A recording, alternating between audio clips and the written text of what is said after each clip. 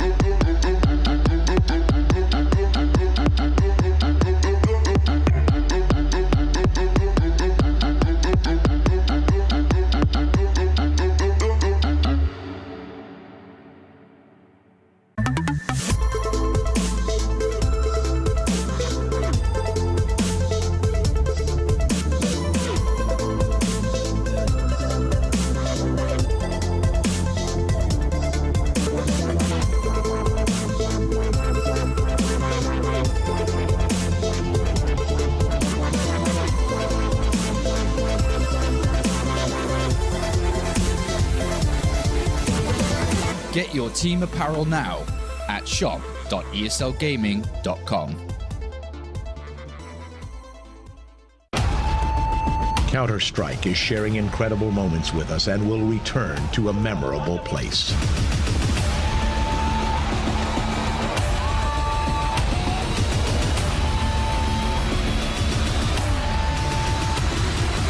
Get your tickets now at proleague.com/Dallas.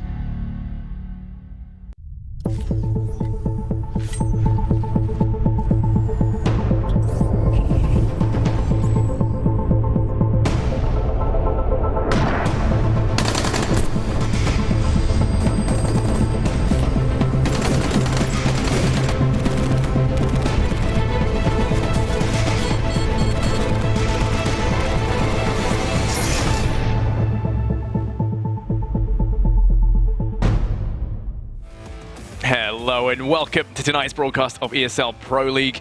We have some fantastic games coming up tonight. And when I say we, I mean the handsome gentleman over to my left, Hugo Byron. Some call him the Hugh Grant of CS, others Budget Henry G. But how you doing, buddy? I'm great, I'm great. Excited for the games tonight, of course. We've got a really good one to start things off. Yeah, no, definitely.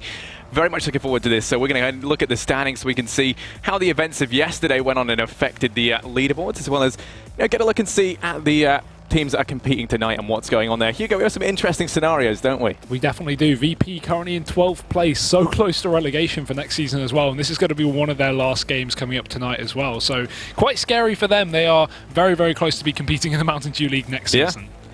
Yeah, and you know, there's a lot going on in terms of the points distribution and the way that that can work out, which we can bring up in a little bit, I imagine. But first, let's take a look at the schedule for tonight's game so we can see exactly what we've got coming up. First, it's going to be VP versus G2 across both Nuke and Inferno.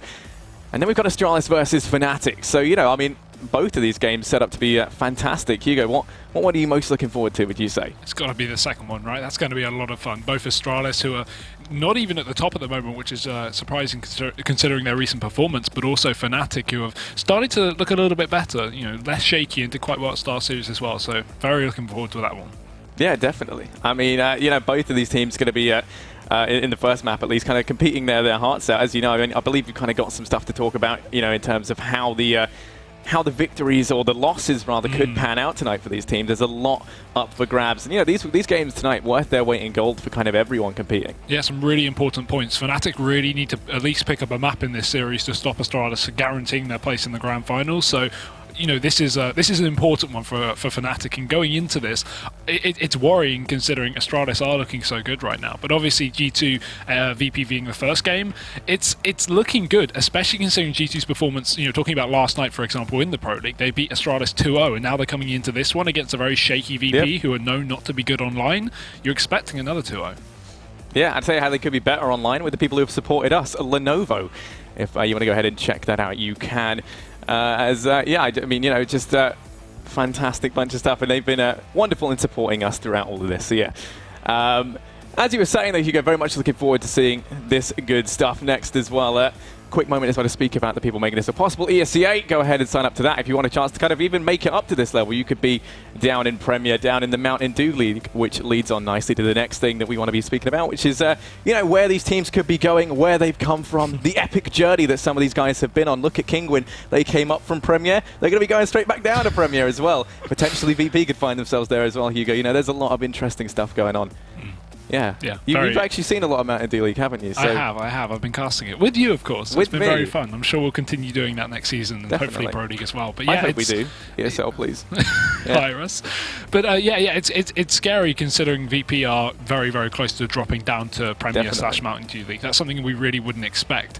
Again, it does depend. They can pick up these wins. They have 4 more matches left, so realistically, they can definitely get out of that relegation spot. But they've got to win a lot of their matches, and that's easier said than done considering this is VP Online. Yeah, definitely. And you know, speaking of VP Online, you can catch their games online over at the YouTube channel, as well as a selection of helpful kind of VODs, and also tips from all the smoke tutorial videos that we've had pumped out, everything in between. And while you're there, Hugo, what have you got to do? Got to ring that bell. Hey, why you got to ring the bell, Hugo? Keep yourself updated so you get notifications when we do go live here on the ESL channel. Ring that bell over on the YouTube, youtube.com/ESLCS. Yeah, no, that is all good stuff. But yeah, as we were speaking about, Hugo, the game that we've got coming up first, G2 versus VP. The kind of the kickstarter to tonight's games, the kickstarter to the cream of the crop, which is the one that we're really looking forward to coming up second. But still, G2 versus VP, 2 very big names, 2 names that I'm very much excited to see going head to head. Yeah, it's just such an interesting matchup with storylines, right? Because we looked at how G2 at least were when they first formed in the Pro League. They actually formed, I think, a week in. You know, this whole G2 Envy split with the French scene, and they looked incredibly shaky at the start. Envy and G2 were actually 13th and 14th place in the first few weeks. I think the first 3 weeks of the Pro League. And we looked at them, we went, these guys are just, what is happening? When are one of these teams going to start to look good? And recently, G2 have started to look very good. They went to Star Series, they 3-0'd out of their group. They did very, very well in the Swiss format as well. Made it all the way to the quarters and only just lost to FaZe, I think it was, who went on to win the whole event. So no real issue there. But, you know, now, looking at them online as well, they're even continuing that performance. We saw them last night in Pro League on the mainstream. They actually managed to take down Astralis 16-9 and 16-12 over on Cash and Train. Yeah, I don't think anyone saw that kind of coming. That was monumental, even for a team that's been improving. And, you know, we look at G2 as a team that has been kind of getting better and better. And then we look across the board at their opponents, VP, a team that's, if anything, been going the opposite way, showing signs of, you know, getting worse and worse. Like, almost like some sort of illness just, you know, kind of spreading throughout the team, gradually dropping that performance off. And, you know, it's VP Online, so as we would expect, you know, they're not going to be doing fantastic, but still, I mean, this recent stint is one that even the players themselves are saying that they are very much disappointed in themselves in. You can't even just talk about online, though, with VP. That's the weird thing as well. This team has been famous throughout the whole of CSGO, and being able to show up on LAN, having terrible online performance and making it to finals, and just stomping and winning events. And you know, going back to the beginning of the year, they came second place in the major. They won Las Vegas, you know, a month later, and then we were just thinking, okay, this is VP, they're back. They go to Katowice, they go to the home crowd. They don't even make it out of groups. They go to Star Series. They get 1 win out of the 4 matches they played, and that was against MVP, an Asian team. You know, no expectations for them to win that matchup as well. And so now looking at them even online as well, just to follow up on their terrible LAN results, they are currently, you know, only a couple of games away from being relegated down to at least the relegation matches, which could put them in Mountain Dew League next season. This is, again, I don't want to say expected VP online, but a very unexpected VP on LAN, at least in terms of recent performance across all the events they played. It has been pretty shocking. Yeah, definitely. I mean, you know, even when you kind of look over at, you know, the Pro League last season for VP, things didn't end too well for them there, and they were kind of lucky enough to even maintain their position in it this time around, and now things look to be even worse. It is crucial for them that they start to pick something up. They've only got 4 games left. And, you know, that's if you include the 2 that they've got today. So you know, I mean, their time is very, very quickly running out, and that's something that we kind of have to bear in mind. The pressure is going to be monumental, to say the least. When you look at, you know, over at G2, there's a lot that they've got to do as well, but they've been going from strength to strength, and they've kind of solidified themselves, you know, where they are very much so.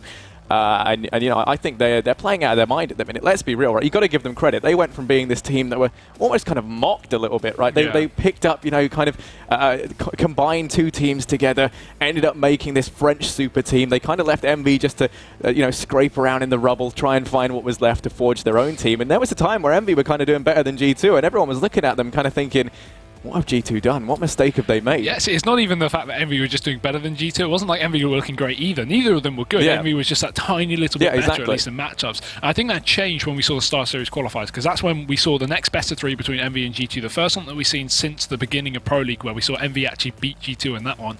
And G2 just mopped the floor. They 2-0'd them in the best of three. They didn't drop more than 10 rounds per map. It was just an absolute rinse. And then they went on to LAN and did very well as well, where Envy couldn't even get anything done. So yeah, G2 are looking very good, and that's a worrying thing again, going back to VP for a little bit, because you think, okay, we have 4 matches left, we're close to relegation, maybe we can get up into kind of like the mid-table, pick us up a couple of wins. You know, they have 4 maps, 2 of their maps are against one of the best teams. I think while we've only seen one LAN, okay, but I think we can agree G2 are looking to becoming one of the best teams in the world, and now VP have to face them. It's just completely knocked away. Their only chance is, if they could have this matchup against G2 maybe a month ago, they might have even won it, but no, apparently not now. Yeah, so, you know, heading into the first map, that is going to be Nuke. What are your thoughts kind of, you know, coming into this? Because we spoke a lot, you know, about these two teams going head to head, how it's going to be, their individual form.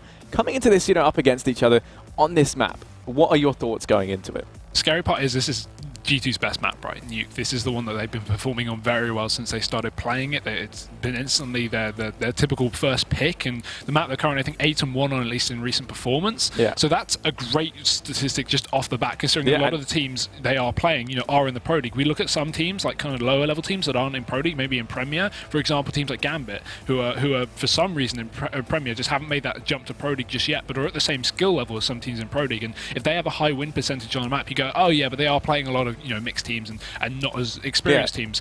But the fact that G2 are 8-1 on a map is pretty phenomenal. Yeah, and you know, when you look over kind of at VP on the flip side of things, they're currently on a 6-match loss streak, just all in all. So, you know, not like it's great. And even when they have played Nuke recently, out of the 7 times they've played it, they've only won it 3 times. That includes both online and at LAN. So their performance has been shaky on it as of late.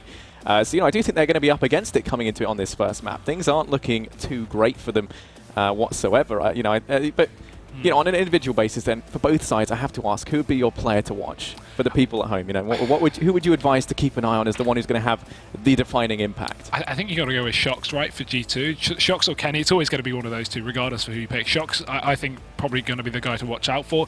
Over on VP, it's a real toss-up. I think Snax has got to be the only man that you can really say is definitely still at that top level, whereas some of the other players seem to have their struggles and seem to have their dips every now and then. But I think Shox versus Snax is going to be the matchup. Kenny is also going to be someone to watch out for if he can hit his shots with the AWP. But up until, you know, recent performance, at least in Pro League, Kenny with the AWP has been very inconsistent. I hope he can at least get that, you know, that level back that we know he can really reach. But we're jumping into the pistol round anyway, Harry. It's going to be on Nuke. First map, VP on the CT side. There in G2, they're wasting no time. Straight outside, you can see that Pasha, he's actually gone aggressive, and he's getting a lot of information on the back of this. Joining him is going to be a bit of a friendly team. Apex is already going to be tagged a little bit here from Bialis. Now they make their way down and in towards B. It's a very quick start coming out from G2 with VP. A little bit slow to react, but they have everyone set up perfectly to head in for this retake as they just bide their time. Bomb's already gone down. Snax is actually well and truly within their sight, letting it get plied, but it's Shox to find the first 2. And actually, he's going to take even more. Finds himself a third. Body chiming in 1 on the back of the Tech9. And these raid boss buys working out in a big way. It's all on Snax, who, poor him, cowering in the corner down here, desperately clinging on to whatever little remnant of life he can find in the shadows as he looks to try and sneak on out. Might opt to try and go for a bit of a sneaky beaky ninja defuse. Going to catch off Kenny, but now he's going to worry because the swarm is coming and he's in the middle of their crosshairs. Down he goes as Apex mops things up at the end. And that's going to be G2 to find themselves the pistol. What an effective round though from Shox. 3 kills. I just call him out as being one of the players to watch out for, and he goes and proves why. Yep, as expected, G2 going to be picking up that first pistol round on the T side. This is a great map for them. VP, as you said earlier, definitely not the same case. They are going to have to pull out something pretty special if they want to upset, especially on this first map. We've got more potential for the second, but let's get to that when we do, as we now go into the force buy coming out here from the CT side. A few pistols, a bit of armor. G2 playing it very safe, and this is something you don't see commonly, especially not on the T side as well. Not a single bit of utility. Not a single UMP as well. I'm questioning this. They're going for the aim battles, which is understandable. A lot of teams do like to prioritize nades, but G2 not even going for a single nade buy in this round is a really risky one. You don't need flashbangs though if you rip through the face of your opponents. I suppose that's how they're looking at it right now. Is, yeah, I mean, no utility is a bit of a ballsy play coming in from G2. MBK, first man on the scene as he sneaks on in out through height, does spot out Bialy. But now just going to fall on back, opting to play this passively. In the meantime, though, we can see that Apex is making some progress all the way down Secret, just sneaking on by in the backline, somehow getting completely past Neo, who's posted up towards outside. And actually, they have no clue that he's here, so this play could be monumental on behalf of G2. They've already got a player well and truly in the backline, no clue of his whereabouts, with Pasha and Taz stacked up over here towards ramp. And the rest of G2 ready to go in. They can pretty much rely on Apex to come in from behind and mop this up for them. The issue is with that position, you can't get anywhere into B without making noise. You have to break the window, you have to open a door, but he actually breaks the window and no one hears. Pasha just sitting cluelessly towards ramp as Apex start to flank him from behind. He'll spot him out, he takes the first kill. Now he can turn back around for more and he gets it. Great stuff. G2 has split this one perfectly, but it's Taz with a CZ. Picks up 3 from above, raining death as he looks in for another one. Will eventually get traded from Apex down the ramp, so at least they pick it back up into a 2-on-2. But that was close to being very dangerous, and VP, they can secure some guns from ramp now. This is a round where they could actually pick up. Yeah, what was looking great for G2 quickly turn around on the back of Taz alone. In comes Snacks with the dig, but he loses the duel and down he goes. Apex on 4, looking for the ace here as it's all on Bialy. And as he climbs down the ladder, witnessing the dead body of his comrade, trying to make his way out through vents, but Apex has his sights firmly lined on this location. Bialy round in the corner will go down, and that's Apex with the ace. That's what you needed after the phenomenal 3K from Taz to secure them that second round. They only keep 2 players alive. Though, so the economic damage is going to be fairly harshly felt considering they bought up rifles across the board. And imagine how badly that round could have gone if Apex's flank and his window break down lower was heard by Pasha. If he turned around and got that kill, that would have completely succumbed anything that came out through ramp. Taz would have got that 3K again, assuming, right? And then G2 wouldn't even had Apex to pick up the ace there. That could have been a really scary round, but this time we're up against full eco. There's only a Deagle and a P250, and G2 know this. They're just running out onto the A side of the map. It's MBK and Kenny S to open things up. Easy pickings for them. And you can see how confident they are with this buy. A Mac 10, a Tech 9, a USB. These guys aren't scared of VP because they know no force is going to come through. VP unlikely to go for any kind of ballsy plays. They will have the rifles up into the next round anyway. So that's all they really need to worry about is Kenny S. He hunts for a little bit more, tries to make some money here. Picking up the final one, it's actually Apex. So clean round from G2, only losing 1 player, but it doesn't really matter at the end of the day because they had SMG. So 3-0, now VP going finally for their buy. Yeah, it's something that I really hope continues is we are just seeing vintage Apex. We are seeing Slaypex, you know, we are seeing him ruin heads. Already a phenomenal start from him. And all you got to hope really now is if Shox and Kenny can step things up as well. You've just got, you know, the terrifying trio of death across the board. But actually, Kenny's going to be on that AWP, and Shox, interestingly enough, going to be keeping the Mac 10 in his possession. Rifles board up for VP. And once again, G2 just soaring through outside. No one there ready to keep an eye on things. The AWP can't peek on over. Thanks to those smokes, but it's Shox to find the first. As Snacks goes down, trying to make his way down the bench. Shox picks it up with a Mac 10. That's $600 farm done up, and now G2 making their way towards this B site. It's been a constant weak point for VP. No one here to try and shut this down, as they haven't even rotated players around just yet. Pasha only just arriving on the scene, now peeking on out. Gonna go down instantaneously to Apex on the entry. Yeah, great stuff from G2, and this should just be a straight-up save round for VP, unless they can pick up some free kills, and they will. Taz takes down MBK, roaming towards the outside, and they're going to start to go for this. They've got themselves a pick. It's far more doable, but with the lack of kit on any of the players on the start of this round, it's going to make it almost impossible, and that kill should seal the fate. VP should just be full-on saving it. There's nothing they can do. They've got no kit. They're at a double-man disadvantage in a 2v4, and Body will be hunting. Taz needs to pick up this kill because he needs to hold onto his gun, but what is he looking at? Turns around at the worst timing ever, and he will be dropped, leaving just Bialy towards a T-spawn. Not a great start for VP at all. It's going to allow G2 to likely get up to 5 rounds, as they won't be buying round a single saved rifle on Bialy, and it will just be another eco coming in for the Polish. Yeah, and as we did just see, it looks like at the minute, a couple of players in the form of, Bialy, Pasha, and Neo, they've taken up a vow no more frags till the major. You thought saving strats was the new meta, well, they're saving kills. They want to just save all that energy up and expel it there. But yeah, G2, they're going to find themselves on 4 frags. VP yet to really put up any form of resistance. Only Taz and Snacks having literally any impact, and that's not even an over-exaggeration. They're the only players with frags right now on the side of VP, so a very shaky start from them, but still plenty of time to try and pick things up. G2, once again, if it ain't broke, don't fix it. Going to be hitting outside, but this time Snacks is here with a P250. He can't get much work done, though, as Body and Apex, they completely cut this outside area in half. Now we can see Apex trying to find a second. He's hungry for more. Can't quite find the frag as Neo just falls on back with 14 HP to his name. Looking to try and stay alive. The nade's raining on him, but he does prevail for the time being. Lands a bit of damage out on a Kenny, but now just falls away, allowing Pasha to be the player to take the peak. G2 don't need to be scared here. They've got all the control they need. The outside is typically where you go on anti-ecos because pistols are really not going to be effective at this kind of range. You can see this is exactly why Shox is sitting so open taking these fights. Kenny drops to Neo over in heaven, and that just removes another issue from G2. VP are now relegated to 2 people left remaining on the side of theirs. Pasha sits in towards the hell area, waiting for some kind of push. Taz over in heaven in the meantime might be able to catch out Shox here. He does have an AK though, so only going to require 1 bullet as he runs around the corner. Good damage by Taz. He's not going to be able to close him out as he drops back towards the site. Already flanks coming in, and Pasha, he does spot the shadow, but really shouldn't get more than 1 kill here. There will be a trade, you'd assume, but apparently he just makes it back on in. G2 have got all their players on the site here. Kenny, unable to shoot things in the back, will finally make his way outside, but the rifle should be grabbed by Pasha. Unfortunately, he gets dropped before he can secure it, and leaves just Taz over towards the hut area. He has made his way in secretly. They don't actually know, but he's only going to get 1 before he falls down. And G2, clean round, keep 3 alive, build that T-side economy, and 5-0 will be found before VP now go for their buy once again. Yeah, this time though we're going to be seeing Pasha on that AWP, and this is their kind of real chance now to start to try and chain some rounds together.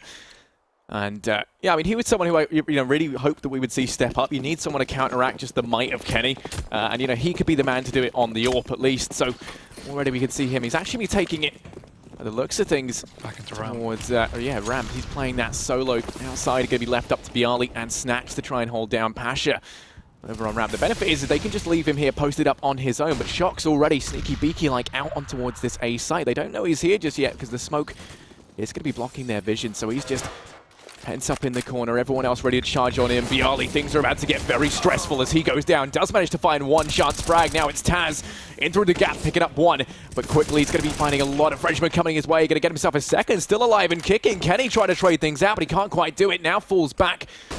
Going to find himself in the 1v4 with the AWP in hand. Picks up the first. Kenny's not ready to give this up just yet. Making his way into the site. Still got 1 minute left to play around with plenty of time as he flashes himself out. Bombs down in the middle of the site, but they haven't rotated players around to try and deal with him just yet. Kenny picking up a second. Okay, this is where things get threatening here. Snacks coming in from behind. Pasha's all the way over towards Ramp still and only has the AWP to play around with, so the 9 HP on Kenny going to be much to their advantage. Somehow he crosses to the site, but Snacks, he had to have spotted it. Kenny does get the bomb. 40 seconds left as he makes his way up towards the vents. Taking this cautiously.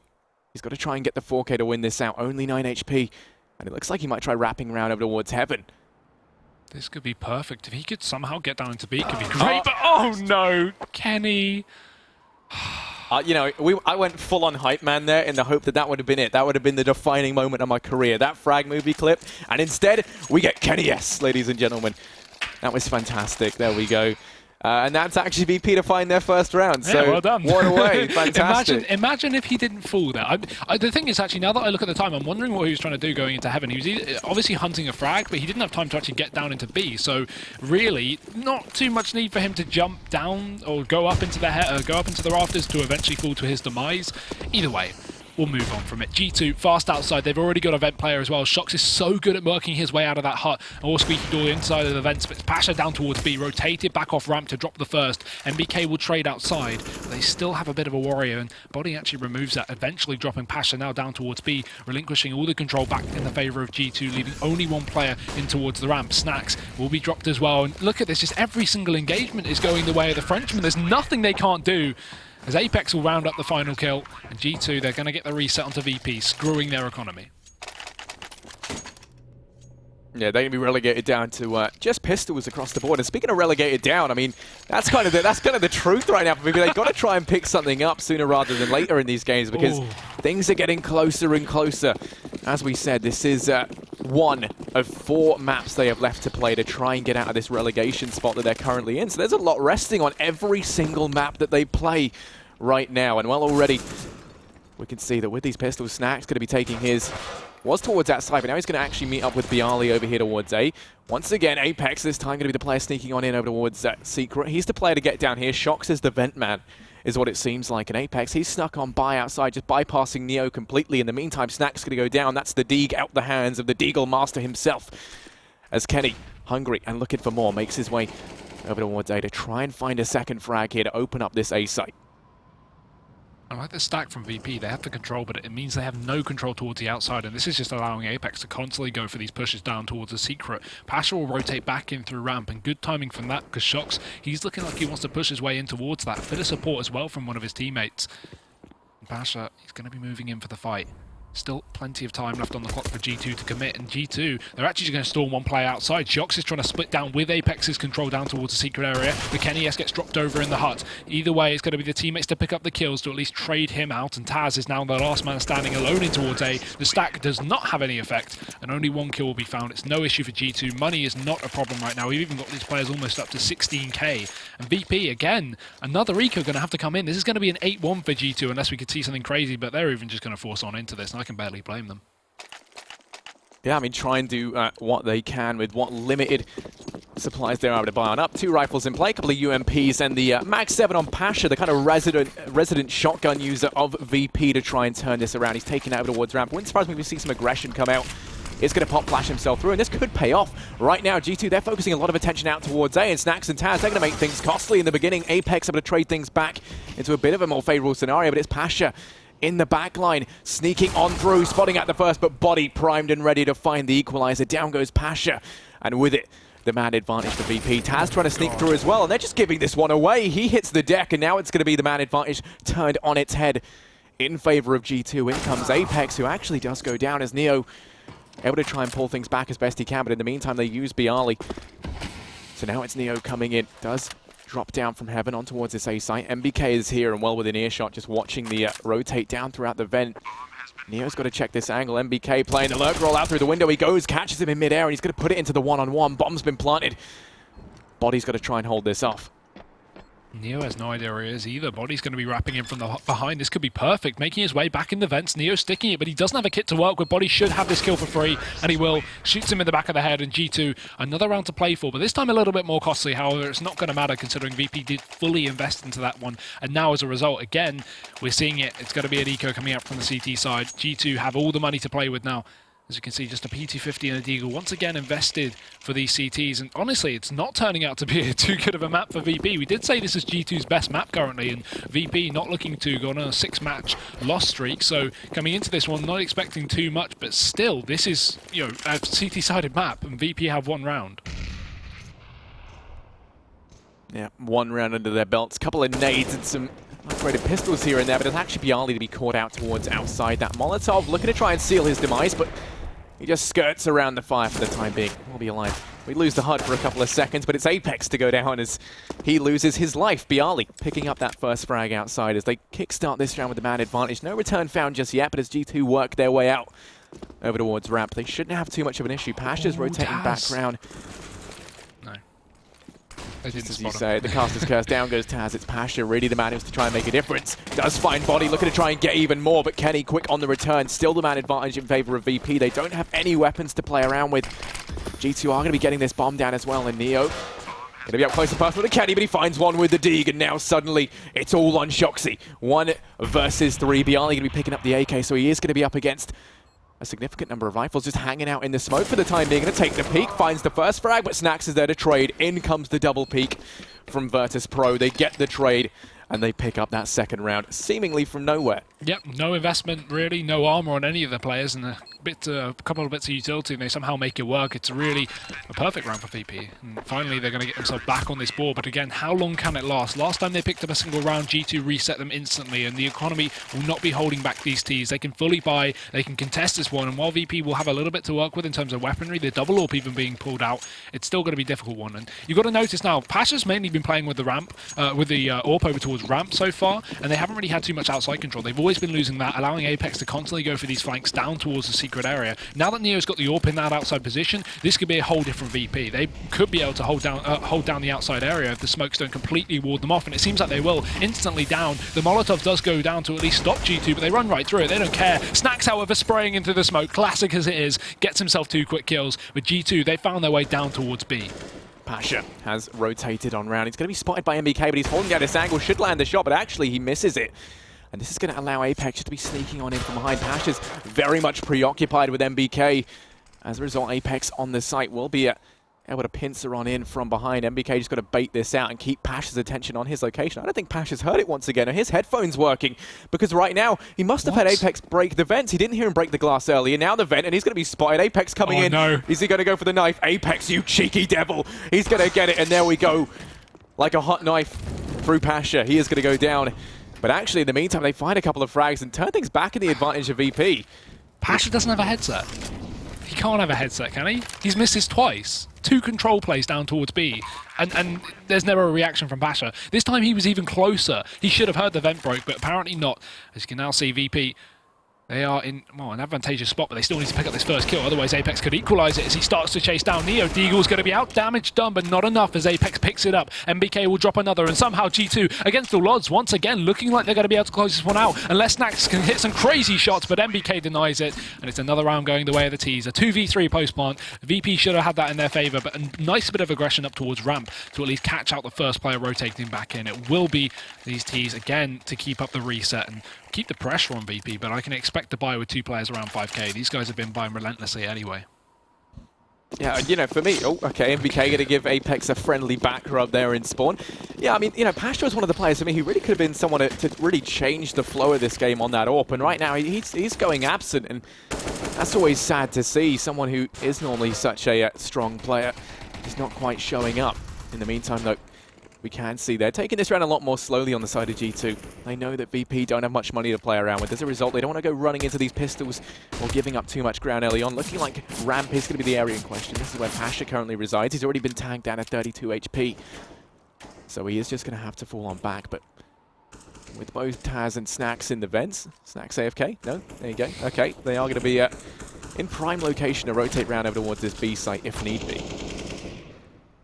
No reason for G2 to really rush this one. They don't fully know what VP are going to be holding in terms of weaponry, expecting just pistols, but again, we have had a couple of surprise forces from this CT side, and Kenny S going to remove B alley from the equation instantly.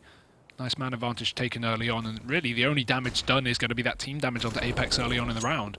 As you can see, G2 starting to put a bit of pressure on towards ramp. Only 1 player committing just for the time being, but there is a bit of a double stack there, so got to be careful, Shox, because you can't afford to lose a gun and throw it over to this CT side with no teammates to trade, but instead they're bursting A. They've spotted this ramp control, and instead they're going to be taking it towards another area of the map. Both kills coming in for MBK. He gets control, and VP again left in on the retake. And Pasha sneaking in from behind. Taz going to be very, very close to follow. Both of them coming in from the same area, and I doubt we're even going to really see them probe into this too much. Instead, they might just wait and see if G2 get a little bit hungry, go on the hunt. But I mean, Shox is the one watching the angle, and he is a terrifying beast, a completely different kind of animal of what they're used to, and he's just waiting for them to round this corner. It looks like Taz is getting curious, and curiosity killed the cat, my friend. No, he's just not to play things safe. Now peeking around the corner. Shox is still very much there, but they're just going to leave throughout the same way, making their way out towards outside. They know it's clear, in no present danger, and they're not going to throw any weapons away to the side of VP, which means not any damage done for Virtus Pro.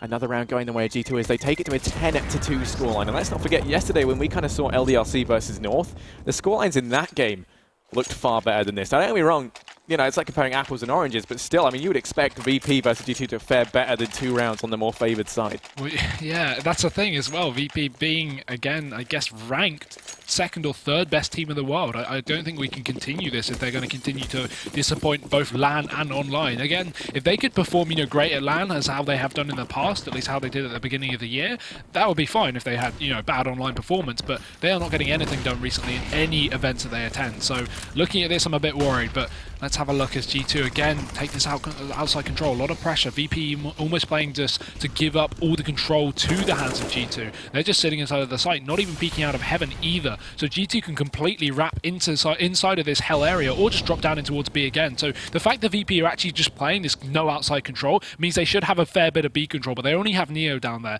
This means he could easily be flanked in through ramp or could just be taken down through secret, but at least he's aware of that matter. He has the door that he can escape from if nades do come through. But he's just holding a passive angle, waiting for G2 to make the first move. There's no point for VP to get aggressive here, especially considering they really don't have any eggs in their basket. G2 still just sitting pretty, holding for some aggression from the CT side, and Shox will be wrapping back around through heaven. This is perfect for the A split. I think as Pasha went very aggressive towards B, so they should have an inkling that it is going to be A, the site in question, as Shox finds the first. Down goes Taz. There's no stopping this man, looking for even more, but Bialy says no as he does find the refrag. MBK watching the flank. Pasha is just around the corner, looking to try and come on in now, and if he continues holding this angle, then things could get bad very, very quickly, but no, MBK will go down. Kenny to try and equalize it out to a 3-on-3, but Bialy finally stepping up to the mark, and then Snacks to find Apex as well. It's all on body, and then it's Pasha in on that flank to finish off the round. VP, they picked themselves up a third, but once again, close to having that economy reset potentially. Plenty of money on the board right now for G2. Don't have to worry about buying into this round or the last of the half. They can afford AWPs, they can afford whatever they want, so they are well and truly set. Pretty much every single fight we saw from G2 in that previous round was a one-on-one. There was no trade potential, no buddy system in play. It seems like at this point these guys know what's happening. They just want to take the aim duels, and frankly it does work to some extent, but they're not going to be able to pick up the round because of it. They just still need to play safe despite the scoreline, and this time they're even going to be picking up the double AWP. Kenny and Shox both donning that, and I mean we've seen Shox be very effective with this AWP past and present, so it's not exactly a handicap to G2 despite, you know, Nuke not really being the map for double T side AWPs. Pasha, a bit of a switch up in positioning here, going to be playing towards the secret area where we've been seeing a lot of control in the hands of G2 down towards this angle, so they might not actually expect his switch up. The issue is he's not peeking out at all, he's just waiting for them to push him, and considering the amount of nades that are being held out in the hands of G2, he could easily take a quick pick here if he does decide to go for the fight.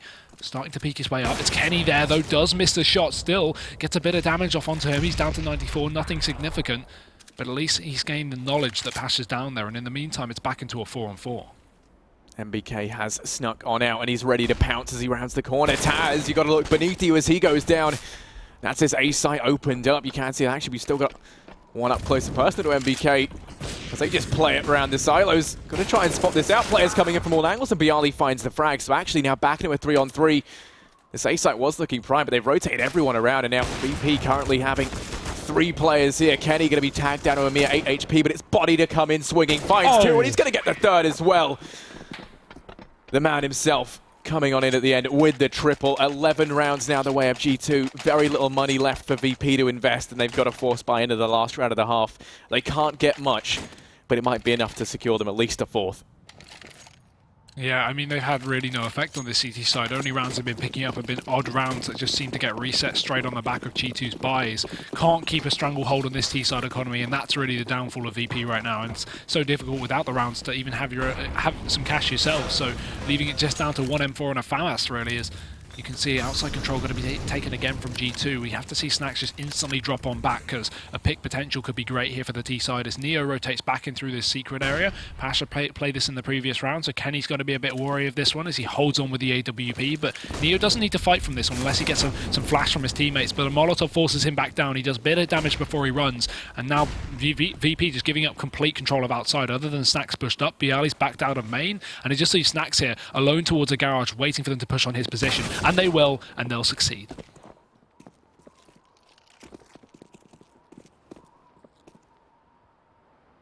Pasha and Bialy, the 2 players to try and bring this back into the realms of possibility. But Bialy, he hits the deck, so now it's the shining light of hope passed on to Pasha Biceps as he does just wait. Over towards Hell, just allowing these players to cross for the time being. Taz posted up over towards the heart on this A site as well. And actually, MBK's coming his way as he wants to try and turn this around. Neo's rotating up in the vent so he can quickly make his way out towards A. But oh, this MBK, and he's quick on the entries. He's really quick on the entries. Down goes Neo. And now it's all on Pasha. He was waiting in the backlines. He found one. Now he has an AK to play around with it. He's looking angry, but angry isn't good enough. Let's see how the second half turns out. But we're going to have to go for a very quick break.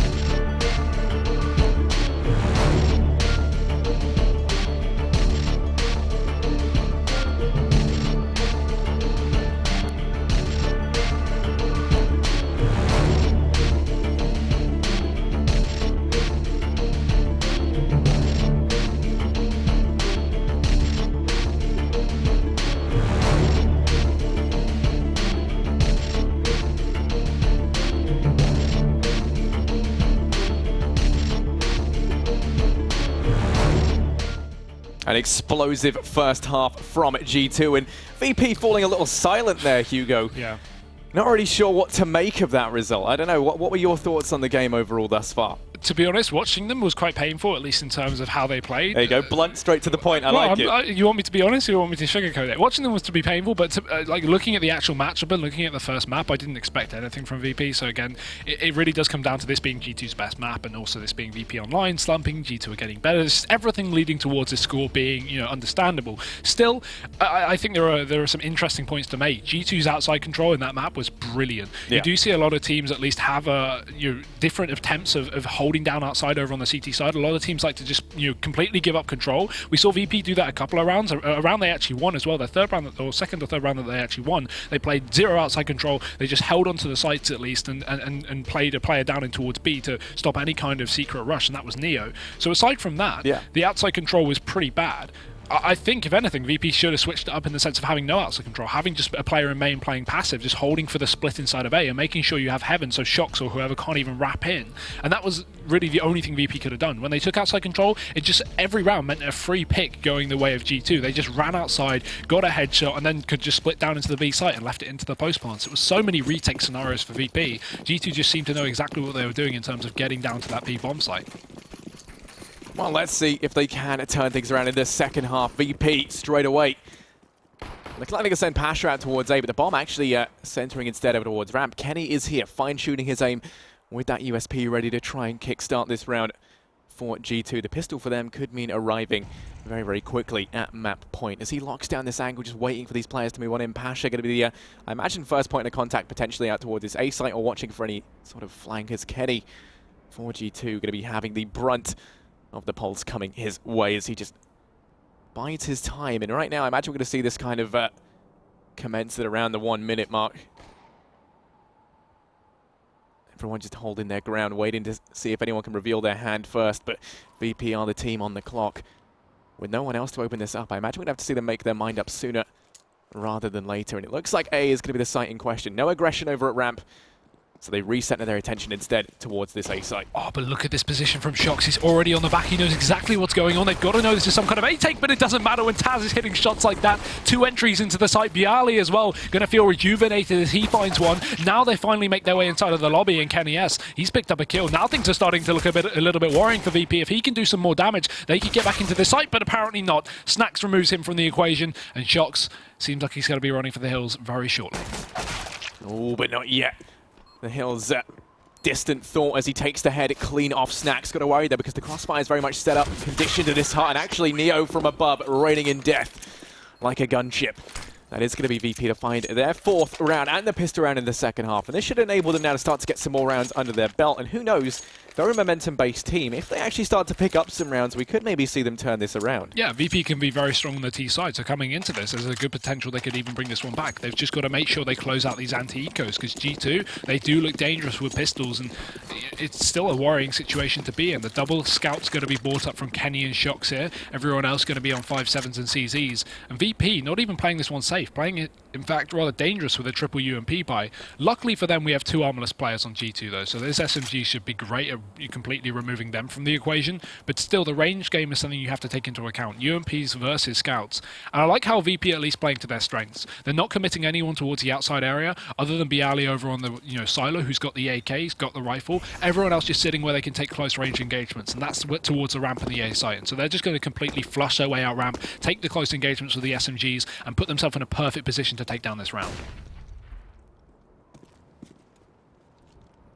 Only thing is, MBK trying to come in from behind will be at least snuffed out by Pasha. Kenny posted on up on the other side of Squeaky now, opening this up, and he faces the same demise.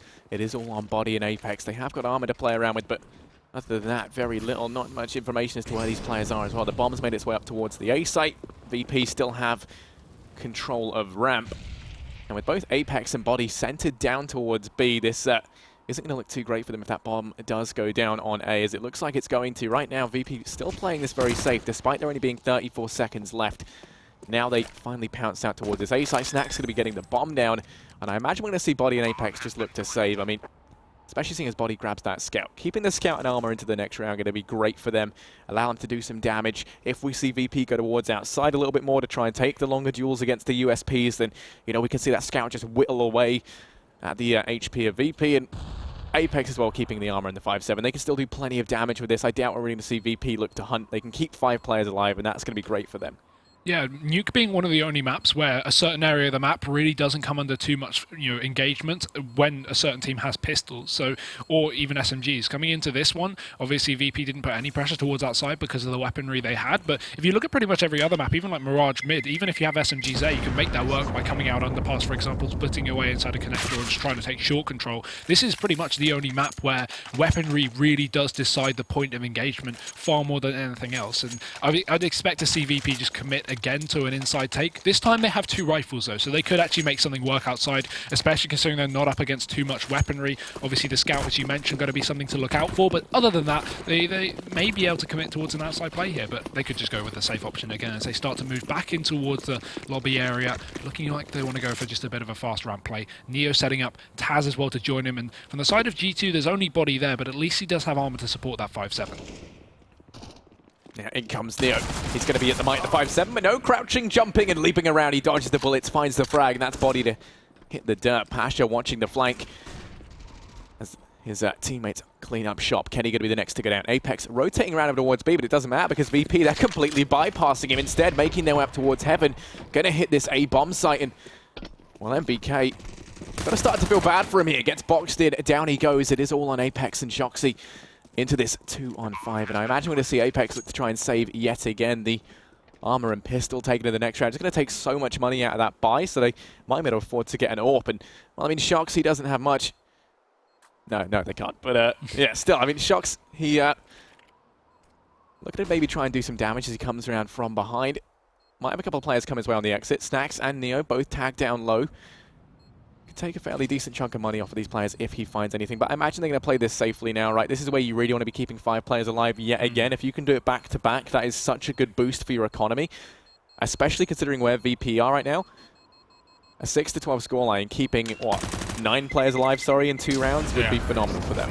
Perfect for building up money as well. Pasha's even going to eliminate another one of the issues which could have been Shox. So yeah, 9 players alive in 2 rounds for VP is going to really be good for the economy to build up. The only issue here is we go into a bonus round. VP going to stick with these SMGs, and while this is good in the sense that it gives them, another round to not have to reinvest in rifles, and if they do lose it, they can buy up again and reset G2. It means because G2 are already up to 12 rounds, if VP lose this bonus round, G2 are only 1 step closer to picking up the map, and bonus rounds are so risky when when your opposing team has so many rounds on their side. So G2 are very, very close to closing out this map. So VP probably do need to pick up this this bonus round, even if they could get the reset next round. It's just safer to at least get something done with SMGs. But let's have a look as they start to make their way. This time a little more pressure outside. Pasha's going to be there, but he only has a UMP, so can't exactly do too much without the support of Bialy. At least he's over towards the silo to watch down towards lower, allowing Pasha to have a bit of a safe passage. But Shox is in position down there. Kenny's holding towards a garage as well, passively.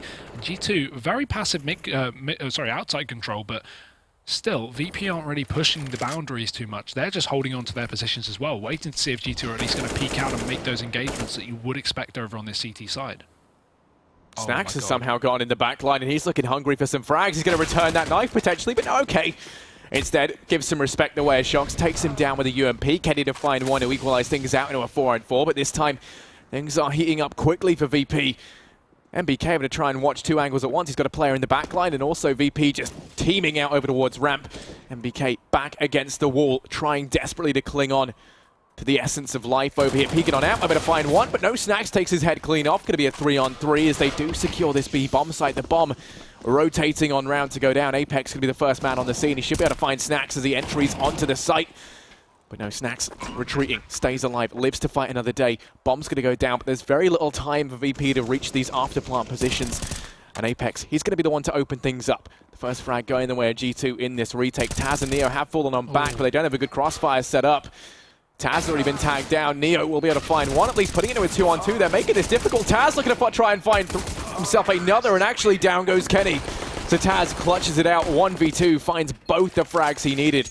And VP, they take the bonus round, 7-12. Great performance, especially so based off of Snax' drop down in towards that secret area to try and get the flank onto Shox. Without that, that would have been a very difficult B take, because they really didn't have the knowledge of the outside control. I think the reason Snax actually checked that angle is because, you know, we had Bialy outside, we had Pasha outside, and they went, guys, there's no contesting outside. G2 aren't fighting at all in this position, so that means they must have this secret control. How else would they be stopping our B presence? So as a result, Snax knew that he could wrap down and kill Shox, but Kenny, what an opener to this round. Gonna dig out Pasha outside, looking for a little bit more. Nice angle towards the edge of the smoke, and he might catch a second, and maybe even a third. He's already dropped 2 by now. Low on ammo, has to get in that reload, but he's going for a third, and he lands into the headshot. Neo's been dropped. These pistols so dangerous for G2. They've got barely anything invested into this round, and they're making it work. MBK's wrapped towards a CT area as well, and he's going to do it. He gets himself another. Snax now the last man standing, and this is a 1v2 in a situation that VP never should have let themselves get into. Yeah, it's all on Snax. He's going to get deeked through the wall, but he counts himself lucky, somehow still alive and kicking as he makes his way down in towards this B-bomb site. A lot on his plate right now, but he's the player you would want in this scenario. Already wrapping round, though. It's going to be MBK who just executes him. Merciless play there from the Frenchman as they lock down that 13th round. They secure it. They don't succeed in ruining the economy of VP just yet, but they pick up a round from nowhere on the back of Kenny with his high-powered hand cannon pocket orb. Crazy performance. The only positive for VP out of this is they can work off if they can get the reset once again. It does allow G2 to have a lot of money, considering they did eco that round, kept a lot of saved cash, and now are going to go for the buy, meaning they still have something in their bank as well if they do lose this one. But still, VP now looking to reset things, and a nice shot from Pasha to open things up. Peeking in through the squeaky door, takes down Shox. Kenny does get the refrag, at least with his own AWP.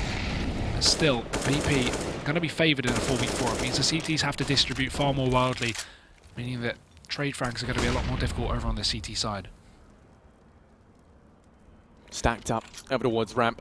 Looks like they want to try and make their way in, and actually MBK, he's going to fall on back, gives them control of it for the time being.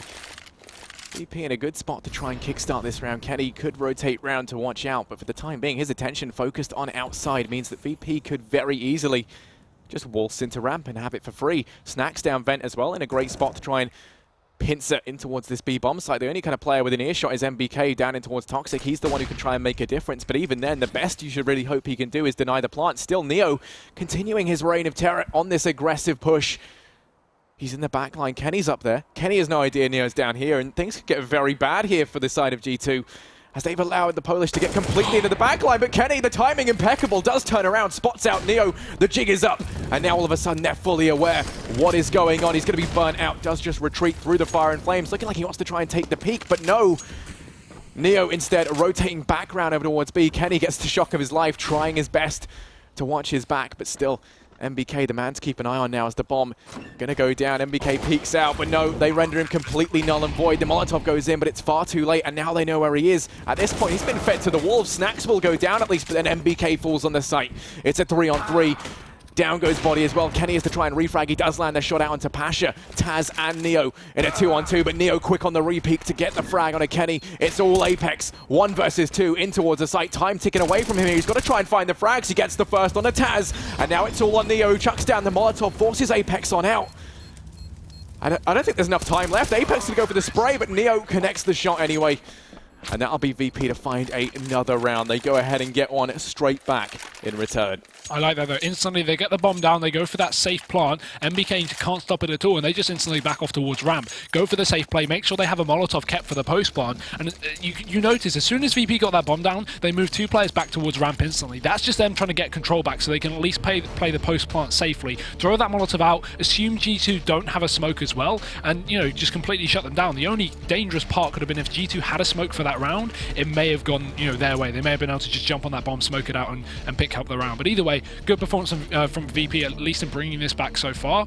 They've brought it back to 8-13, which, considering the first half scoreline, this is a victory for them so far. Yeah, definitely. And in that first half, we saw Shox being the kind of fluid, aggressive player. That now, in the second half, now that VP have their turn on the T side, I would say it's kind of gone over towards Snax. We see him sneaking on into the back line. He's been the player to open up a couple of these rounds. But, you know, who would say he's kind of been the defining factor right now for VP? Well, yeah, as you just say, Snax. He's I constantly been getting think control. it's going to be Snax or Taz, right? I mean, one of those two. He's constantly been getting control of that B site. We've seen 2 or 3 rounds now where he's just snuck into Secret, obviously. We saw the same a little bit on the side of G2 in Shocks, because he's very good at playing outside of that, you know, squeaky door, getting himself down into the vent. But I think VP, you know, over on their side, they're doing it just as well. They constantly have Snax in the back line, catching out these players. I mean, we saw that round where they had the outside control, and as a result, Snax knew that Shocks would be playing, or someone at least would be playing down in Secret, so he could just easily back off, get that frag, and then just, you know, take control of B-side instantly. So it's just a lot of his kind of lurking style, his jumping around the map and getting himself into awkward spots, and really just being a nuisance for G2. Yeah, so this is G2's tack pause, or, you know, just coming to an end. Surely that's kind of showing the pressure they're under right now. I mean, they're giving a lot of respect away at VP. This is very quickly turned into something that was looking like it could have been an easy win to them, to now quite a worrying scenario for the French side. And, well, into this round, let's see if the little hiatus from the action is going to help out. As we can see, just pistols across the board. A couple of PT50s on Shocks and MBK, but everyone else relegated down to the mighty USP. And as Snax to open things up. Does find the first into MBK. Apex down on the ladder, looking to try and connect some shots, but not while you're climbing up the ladder, my friend. Down he goes. Shocks aggro out towards ramp. Joining him is Kenny, but he's going to go down, as does Shoxy. Now it's all on body. Once again, just seen his 2 comrades get slaughtered before his very eyes. A harrowing experience as he looks to try and refrag and avenge them, but not going to be the case, as Neo will swiftly deliver him unto death. It is a 9-13 scoreline. 4 rounds the difference now between these two sides. Let's not forget, Hugo, it's an incredible comeback right now from VP. A phenomenal comeback at that. And I would say, you know, they're looking to be quite refreshed. They're looking to be in their element, I would say. Yeah, I mean, don't hold your tongue just yet. Let's see what G2 have to fair offer. Enough. We still have a couple more buy rounds before time. VP have even caught up with the same scoreline, and even when they catch the same scoreline, doesn't necessarily guarantee themselves to win. So I'm interested to see if G2 can at least switch things up over on their CT side. They've got the AWP back in play for Kenny, and they have a bit of utility as well, but once again, no kits here to the CT side. This could really limit them in the post-plants, and VP have been getting a lot of control down towards that B site early on, as we talked about. Snax always been the thorn in G2's side, so if now we continue to see the same kind of play and VP to get themselves down into B round after round, if G2 don't have these kits, they're going to be put into a really awkward spot. But this time it's the outside control from VP. They're pushing their way deep in towards the hell. We instantly have the back off down towards ramp here, so no control taken from MBK, but actually moving back on in. Oh no, Snax doesn't spot it, he gets dropped, and MBK's found himself a free frag. That should never have happened. G2 are now sitting pretty in this round. Shocks will pick up a second one as well. Taz should be able to trade out this first original pick, but he actually doesn't check the corner, and MBK are going to drop him as well. Bomb in the open, 1 player left. VP look out. Yeah, it's all on Neo, and sadly couldn't make anything happen there in the 1v5. Does go down at the hands of Shocks, who picks up the 2k in that round. That's going to be G2 now 1 round away from map point. And VP, well, they've got money left to buy up into this round. We're going to get the AWP on Pasha as well. But, you know, what really went wrong there? A lot of it was the fact that, you know, you saw Snax and Taz towards that side. They were making a lot of ground. Looks like they were going to pick up that first frag to MBK. And then just a couple of seconds, he was watching the angle. And then MBK goes back, checks it, and picks up both of those frags. Anyway, into this round, we can see Shoxy watching the inside play. Door's going to open up, and down goes Pasha. What an opener. 2 AWPs for G2 is going to be the thing that will switch things up for VP. But look at Snax again. He's been having the control to down towards B. This time it's outside. He might be able to sneak into the behind of Shocks. I don't think he realizes he's crossed so far, and Snax gets it. There's a free pick. Back into a 4-on-4, and he needs to make use of this position soon. He needs to jump into a site. There will be 1 player, MBK, rotating back from the ramp position. And if Snax isn't aware of this potential, he could get caught out once again. He needs to be holding the right angle, looking towards heaven now as he makes his way around the corner. MBK is going to be close, but Snax is too quick. He gets the headshot. Back into a 3-on-3, always on fire with the refrags. And in the meantime, now that they know that MBK's been drawn off to the ramp, Taz will be able to push him down. They should be taking B control. They have set themselves up for the perfect B control round, and Apex is going to be the only man to stop them. Yeah, Apex opening up the door now, emerging, finding the first, taking the head of Bialy just right off. It is going to be the 2-on-3, but Taz to find 1 in retort as Kenny will be eliminated. Apex self-flashes himself through and towards the site. They don't know he's here just yet as he just edges on around the smoke. Taz can be the player to discover it, and he does find that frag. It's all on body. 1 versus 2. Snax to try and protect Taz, but he does a very poor job of it. Instantaneously, though, on the refrag. 10-14. They're looking to try and keep this competitive. Don't want to let G2 arrive at map point. And that's the reset for VP there, onto G2. This could be where things start to go very, very south here for the French side now, because if you look at their money, they're just on the edge of a buy. They can invest a little bit, but considering they don't have a loss bonus, they don't want to drop below 3k in this round. Keeping a fair bit in their bank, but still a couple of pistols going to be bought up, and Apex with some armor, but VP still looking strong. As soon as G2 have found themselves around, getting themselves up to 14, they've been crushed again, and we are going to see VP start to bring things back. This should be an 11th before we see G2 get back on their buy. Snacks dropping shots straight away. And Apex repositioning to try and get himself into a better angle to drop Pasha, but VP aren't contesting towards the A side of the map. It's instead Ramp, where MBK already down and out as Neo finds him. And VP are just taking all these 1v1s in their stride. Kenny still has his trusty deagle, but it's Bialy sneaking in through outside. No one here to watch him, so he's going to go completely unchecked. And right now, he could just ravage this A site if he comes in. Instead, sneaking on by up towards Heaven. He's going to be in a prime location to try and shut this down. Apex alone and over towards B. It looks like VP have made their minds up. A is going to be the site in question. Pasha, man on the scene with the AWP as the rest of the team now looking to try and team on in. And it's Bialy, the one who can make the difference. Kenny does here, but he's stuck between a rock and a hard place. Finds the first. Kenny still got the Deeg, but Taz has the AK, and that's even better. Down goes Kenny. Body and Apex now locked in the 2-on-4. Body frantically looking for his teammate's gun. MBK, of course, had the Deeg over towards Ramp, but he can't find it. MBK hit it when he died. It is going to be the last two players now locked in this 2-on-4. Time's been ticking down for quite some time, so I imagine we're just going to see them go for the save here. Look and try and do some exit frag damage on these players as they leave the site. It's just been a huge step up kind of across the board from VP. I mean, we were saying that, Snacks and Taz were the two we were looking at, but look at Neo as well. Pasha really stepping up to the mark. And then when you look across the board, G2, it's all Apex. Yeah, and even on the actual round on the scoreboard as well, it's very, very similar to the first half. G2 only picking up a couple, and both of them instantly reset, much as how the same was for VP over on their CT side. They took a couple, but were instantly reset every single time. Apparently this map is now T-sided because VP are doing some serious damage. And we do have the buy coming out from G2, some weaponry to play with. Shox has that AWP alongside Kenny as per usual. The double up's still in play, but can they shut out this round? Because if they can't, VP are not only going to be up to 12, but we'll see G2 again on an eco, meaning a 13-14 scoreline looking extremely likely. But let's have a look. No team damage done to start things off as we get late into this game. We were seeing that a fair bit on G2's T side, but at least stopping knifing their teammates as VP. Fast outside this round, it's going to be Kenny. Different position, different angle, but does miss the shot, has to fall on back. Yeah, they just skirt on by. The wall of smoke's down outside to obscure the vision, and Kenny missing those shots means they do get players down in towards Secret. Pasha going to be able to find Kenny as well. So this is the start that VP needed to secure themselves a 12th and the reset onto G2. A perfect beginning to the most fairy tale rounds. And well, over towards Ramp, Shox is here with an AWP of his own. It looks like potentially we could see Bialy try and take that engagement. And if we do, then I imagine we should see him go down. Shox has been on the mark right now with the AWP, but as they start to send some players over towards here, wouldn't surprise me if they look to try and collapse in towards B. It's just, can Shox hold things off? Apex as well, equal amount of responsibility in towards this B bomb site. Shox finds the first on the Pasha. They lose the AWP, but then he's instantly traded out by Bialy. Body's coming around to try and help out as best he can. Watching the push down over towards Ramp, goes for the spray, but nope. Bialy says no. It's Apex to try and step up, but he can't get it done. Down he goes, and that is VP to find a 12th. The reset onto G2, and this is where this comeback is looking terrifying if you're a G2 fan. Yeah, no money to play with here for the CT side. Just pistols are going to be pulled in as VP are just inches away from getting themselves up to an equal scoreline. 13 rounds should be gifted here, assuming we don't see any crazy Deeks. Obviously, we've seen a couple of close rounds and even a win from G2 on these pistols, but this time not looking as likely, as far less is invested than usual.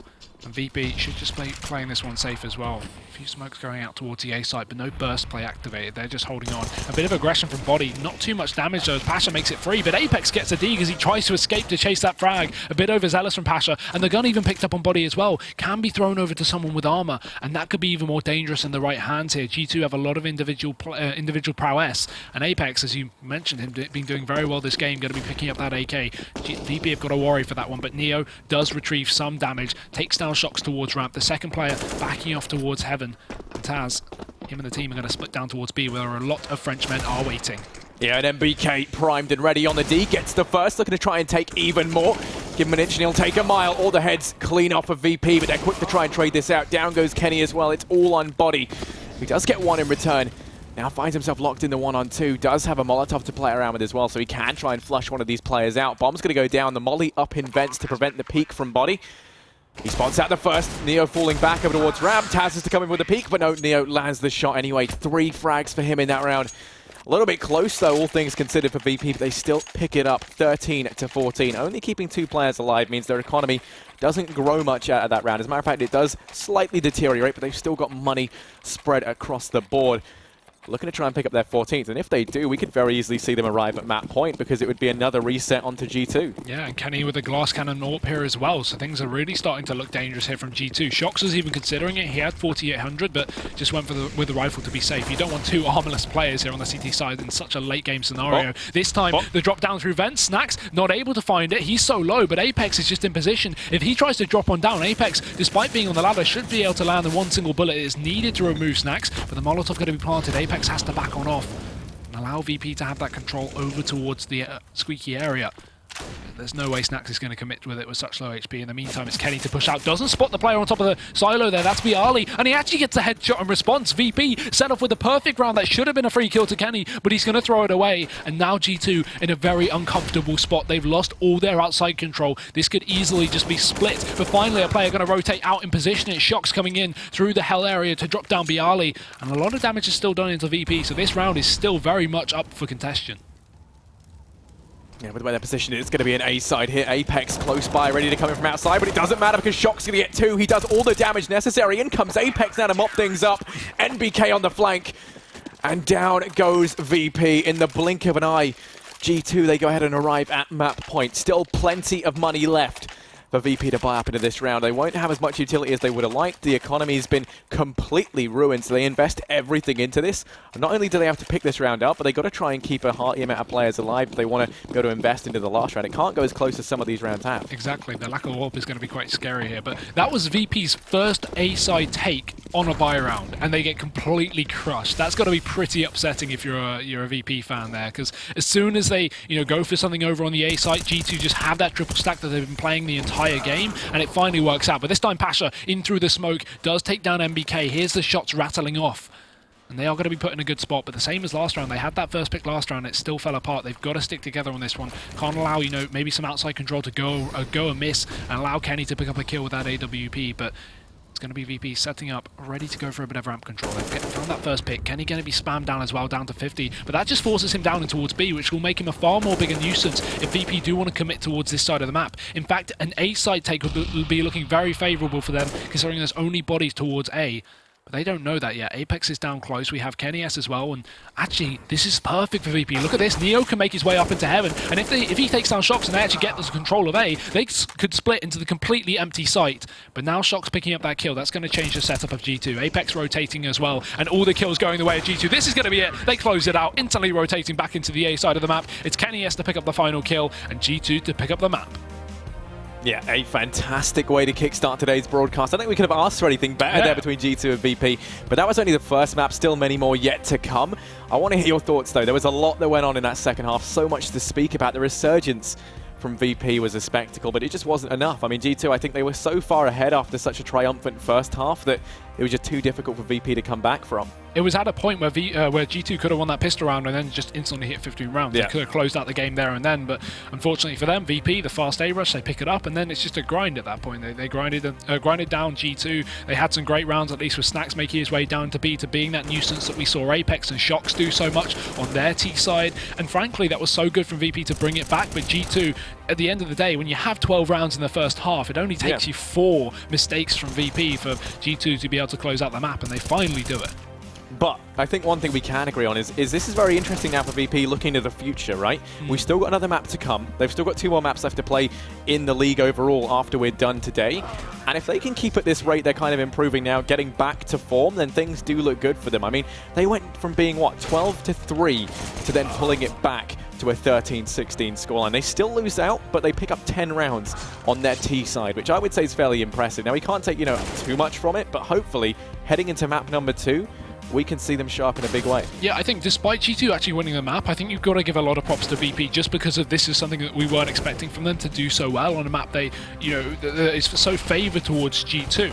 So going into the second one being Inferno, this is another chance for VP to maybe even get an upset win, take a map off of G2. It's possible. It's still going to be difficult, that being said, but it's definitely on the card. So I'm interested to go into the second map. I'm still going to stick with my prediction of G2 picking it up, but I mean, the fact that this was so close means there's always a chance. Yeah, and let's not forget, I mean, one thing that we have to kind of address, which I think we can speak about more in a minute, is just kind of how VP are on Inferno, right? I mean, after what we just saw, we know Inferno isn't a great map for them. They're actually on a 7-loss streak on it right now. Yeah. But this could be the one that breaks it. I mean, G2, they're good on Inferno. They've had a lot of success on it.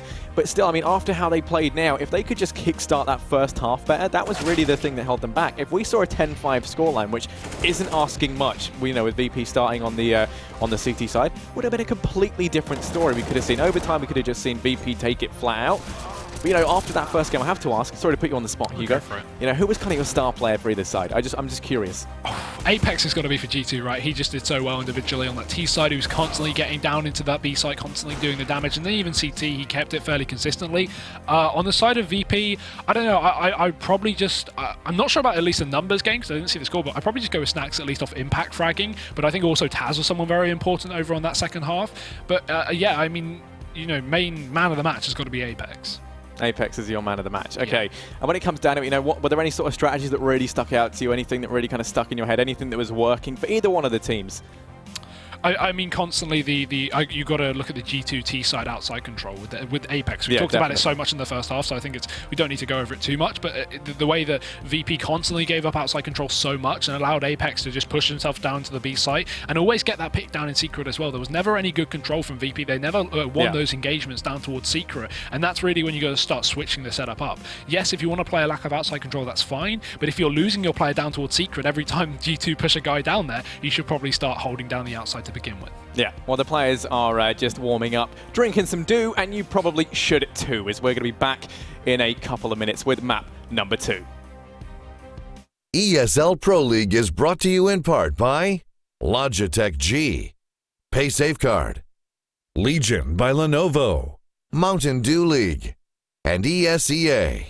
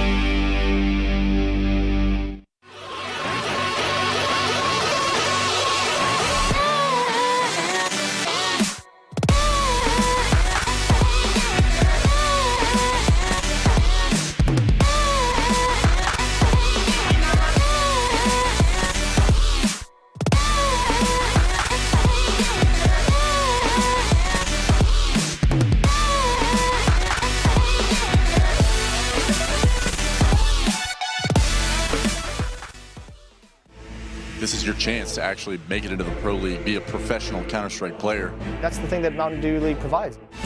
Penguin, you know what? If anybody has a shot at 2-0, it's Penguin. Beautiful Counter-Strike. You usually only see that into the professional level of things. We are one of the youngest team in top 20. many teams can underestimate us, and we can surprise them with our tactics, show our Polish power.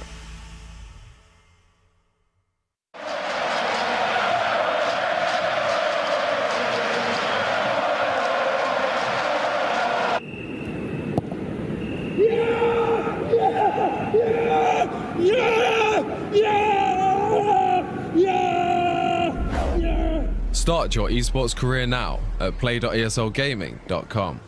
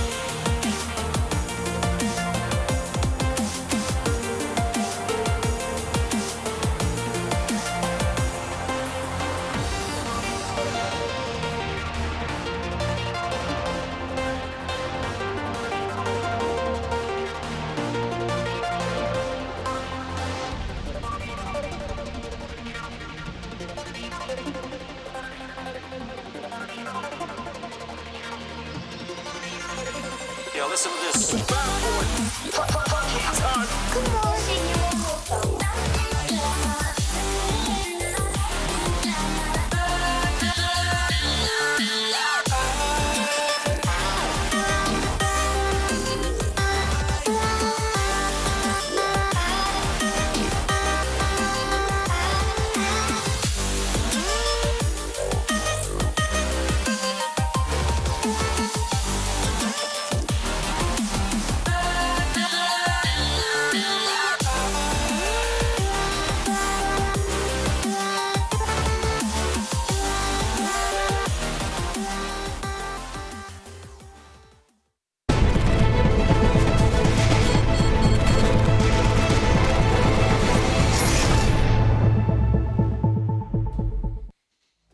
An explosive first game out the way as we get ready to head to the second one on Inferno, G2 versus VP. And while joining me today is going to be Hugo Byron. Still here. How you doing, buddy? I haven't gone anywhere. No, excited for the second game, obviously. Yeah. Bit of an interesting performance to see VP bringing it so far back, almost closing out the map, but G2 obviously, so you would expect being able to take away their best map, and I assume their map pick going into this one. So, 1-0, expecting a 2-0, but there's still potential for upset. Yeah, definitely, especially after we kind of saw how well VP played in that second half. I mean, you can't take that away from them. I think they did phenomenally well, and I'm very much looking forward to see if we kind of start to maybe see them pick things up a little bit. I remember kind of seeing that Pasha and a couple of the other players on the team are saying how they're really motivated to try and pick things up because they know they've been playing bad, right? So hopefully we see them kind of get out of that fall from grace and make themselves back up to the top team we know they can be. But heading into Inferno, I'm curious to hear your thoughts on this based on what we know from the past and what we've seen today. I mean, this is neither a good map for either team. Both teams are kind of stagnated on it. This is a bit better for G2 just off of recent performance, currently 4-3 in the last few months. VP, I think, something like 3-7, as you said earlier, 7-loss streak currently. Yeah. So not exactly a great map for VP, but when you go into 7-loss streak, they've been losing everything pretty much as they play. Right. So it's not exactly a huge statistic. Yeah. I think most maps are probably on a loss streak on anyway. So yeah, going into this one, still favour towards G2, but it really does depend, right? It just depends, what we see. It's a map that, at least on the T side, you don't see as much prevalent AWPing as you do on, say, for example, Nuke, that we saw quite a lot from both teams. Even, at least moving on to the CT side, we saw a lot of double AWPing here from G2. Moving on to this map, yes, AWPing on the CT side is very important, but not so much on the T side. So we could see maybe, G2 have if they don't bring in that AWPing prowess, so that we can obviously see them do a lot, VP may be able to exploit it in the sense of using those rifles. But I can imagine, see, G2 are one of those teams where I wouldn't be surprised if we saw the double AWP T side just because of Kenny S and Shox and that star factor that they have as a duo.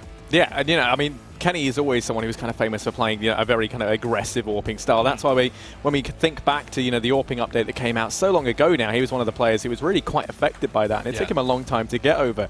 To the point where, I mean, in a lot of ways, he even kind of argued that he only, I say recently, but not really like that recently, came out of that slump from the AWP changes. It took him a very long time to adapt.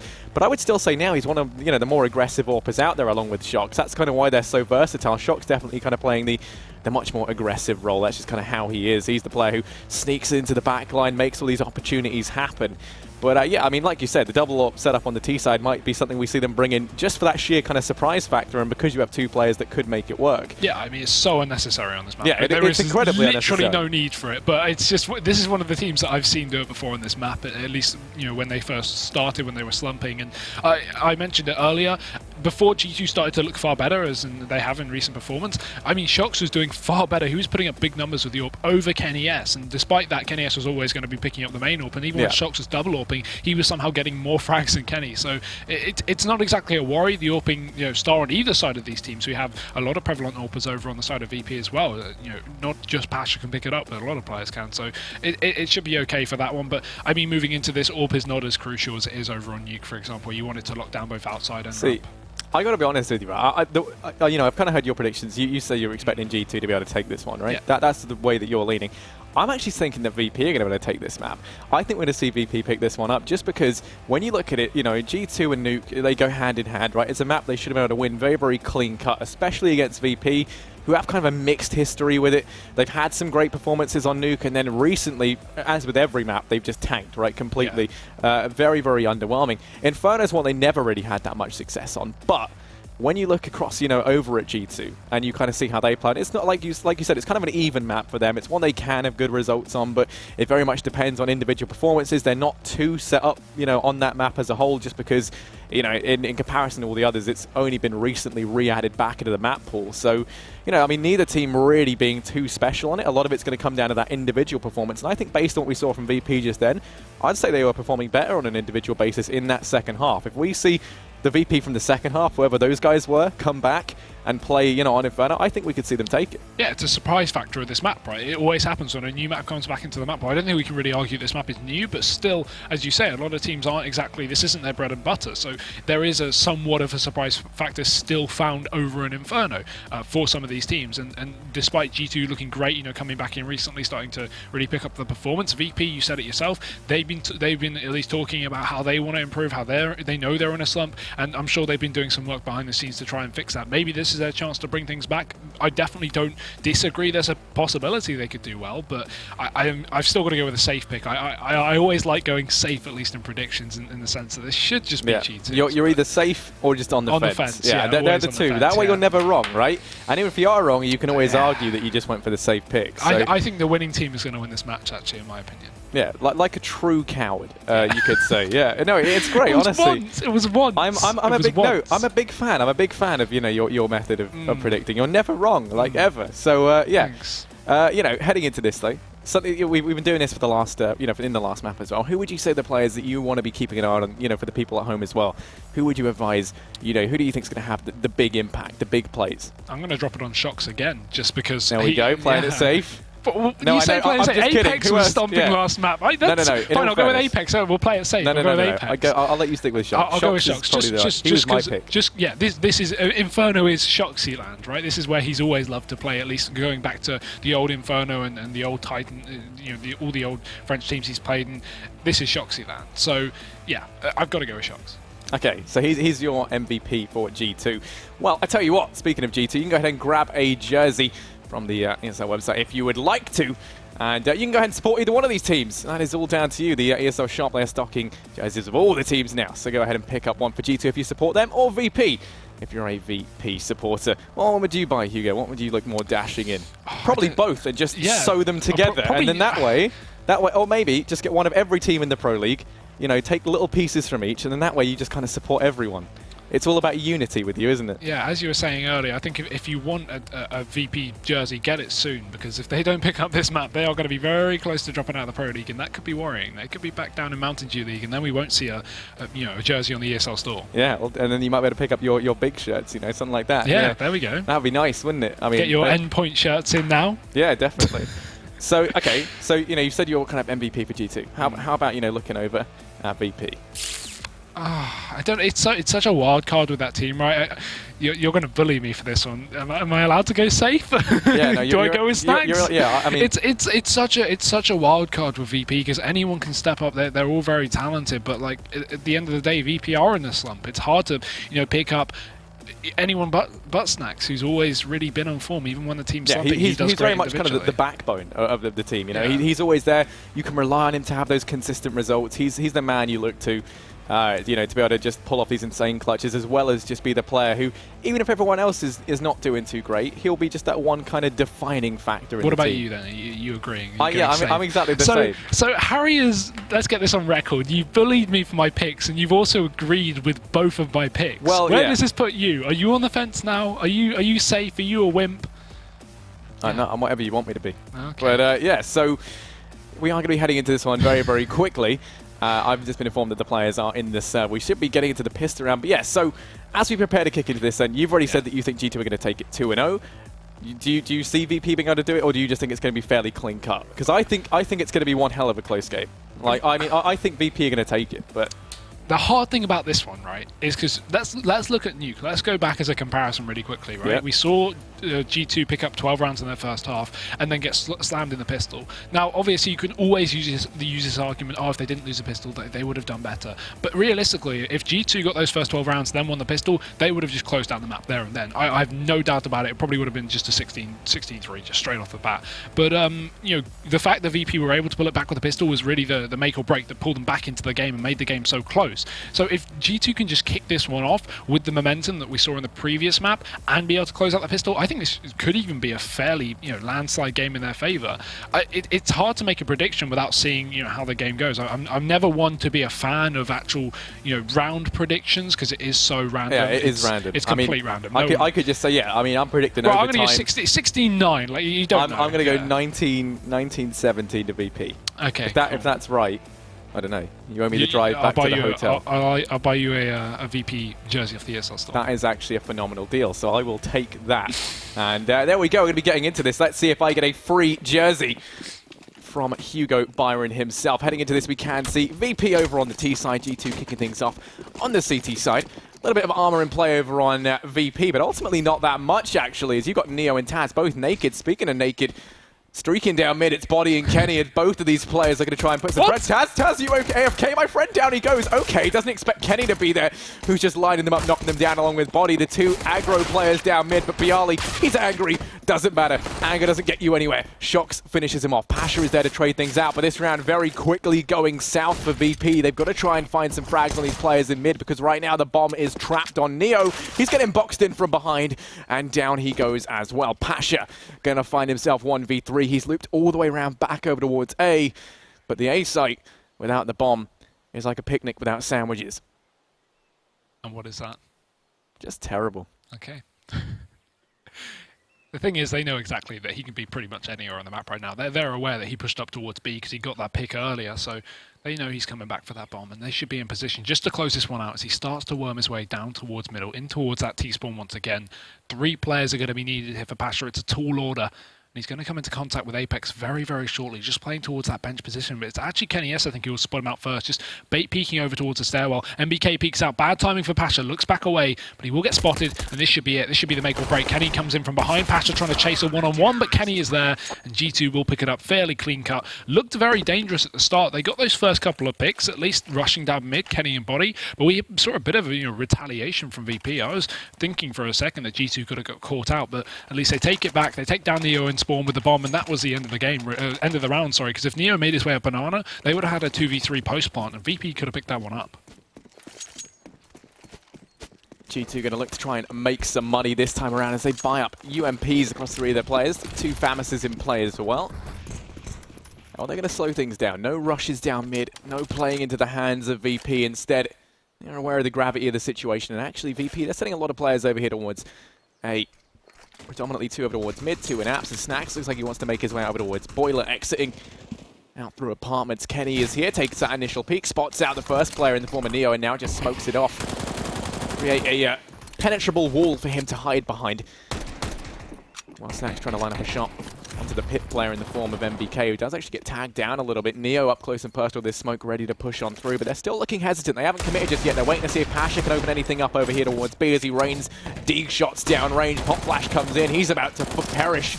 And down he goes. Kenny, however, going to face a similar fate. And Apex trying to trade things out. Going to fall at the hands of Snacks, who's now on 2 frags. It might not be the big apple, but Snacks is hungry. And MBK, well, he's over towards Pick. Got to try and hold these players back off the site, but it doesn't matter because Neo is there, penetrating through his face hole. Bomb down as well. This is an almost undoable retake situation for G2, considering not only the weaponry, but the amount of players the VP have left standing. Shock's coming in from short. Might be able to drop Neo, but he's already playing passive. Does go for the fight, though, and that will give a free kill back in the favor of G2. Now things start to look doable. No utility left, and Body's going to be dinked as well. Down to 3 HP, caught in the open by Bialy, and Shock's now alone, trying to move back in towards his site. He doesn't have a kit to play with, just seconds remaining, but Bialy will shoot him in the face. Virtus Pro to pick up the second round as well, pick up that force buy, and actually crush G2's money, who invested quite a lot into that one in terms of rifles as well. They had full utility. Now they're just playing with loss bonus. As you can see, really nothing on this CT side. Surprised they don't even go for the instant force, because again, it is going to be a double eco regardless of what happens. Now they will. Yeah, there we go. Force buying down on the side of G2. Shock's going to have that scout to play around with. Kenny's got himself a dig and a nade. Just to see where that end up playing this. We can see that actually MBK and Shock's over towards mid right now. And Shock's with the scout looking to try and be a force of nature to be reckoned with. Just looking downrange. Not going to be able to find anything just yet. As currently VP, there reside 3 players at Banana, 2 waiting to see if any aggression does come out over towards mid or A as they just hold their ground for the time being. Now Snacks are going to go rejoin the rest of the team. Bialy looking like he might be the player to watch the flank as everyone else stacked up outside of this B site. The only issue is now they're rotating Shocks around. They've got a good grip on what's going on, G2. As you can see, 4 players over towards B. And VP, they haven't bothered probing for any sort of information. They're going to be going into a very stacked site here. Shocks to watch the cross. We can't see them just lining up these smokes and flashes ready to go in. He's actually going to rotate back around. The timing couldn't be worse as very quickly the Polish are coming, charging in through the smokes here in towards this B bomb site. Body just rubbing their shoulders as they head on through. The nade finds a whole bunch of damage. Finally, he realizes that he's face to face with Taz. Only finds 1, but it's Kenny to do some damage. Back and forth, but Kenny's still alive and kicking. It Shocks in from CT to back up Kenny. 3 frags for him as he gets himself the mythical triple. G2, they go ahead and bite straight back. Yeah. Eco to eco, and I can imagine VP are going to be forcing up here as well, just trying to get back into this one. They have the money for 2 AKs as well, so that would actually be a fairly considerable buy. You know, you don't want to see them eco this one out, especially when G2 haven't built up their CT start economy. You would like to see some kind of force, and yeah, 2 AKs, a couple of pistols, and a UMP, not too bad for VP, given the odds. And now we are going to see G2 at least leading this one in terms of weaponry, but again, we've said that before, and look how well it went. As VP are going to be the ones to be the aggressors, pushing down towards middle. Bit of a passive control from G2. They're just holding off towards a bait peek on long. That's going to be Kenny, not even committing to the angle.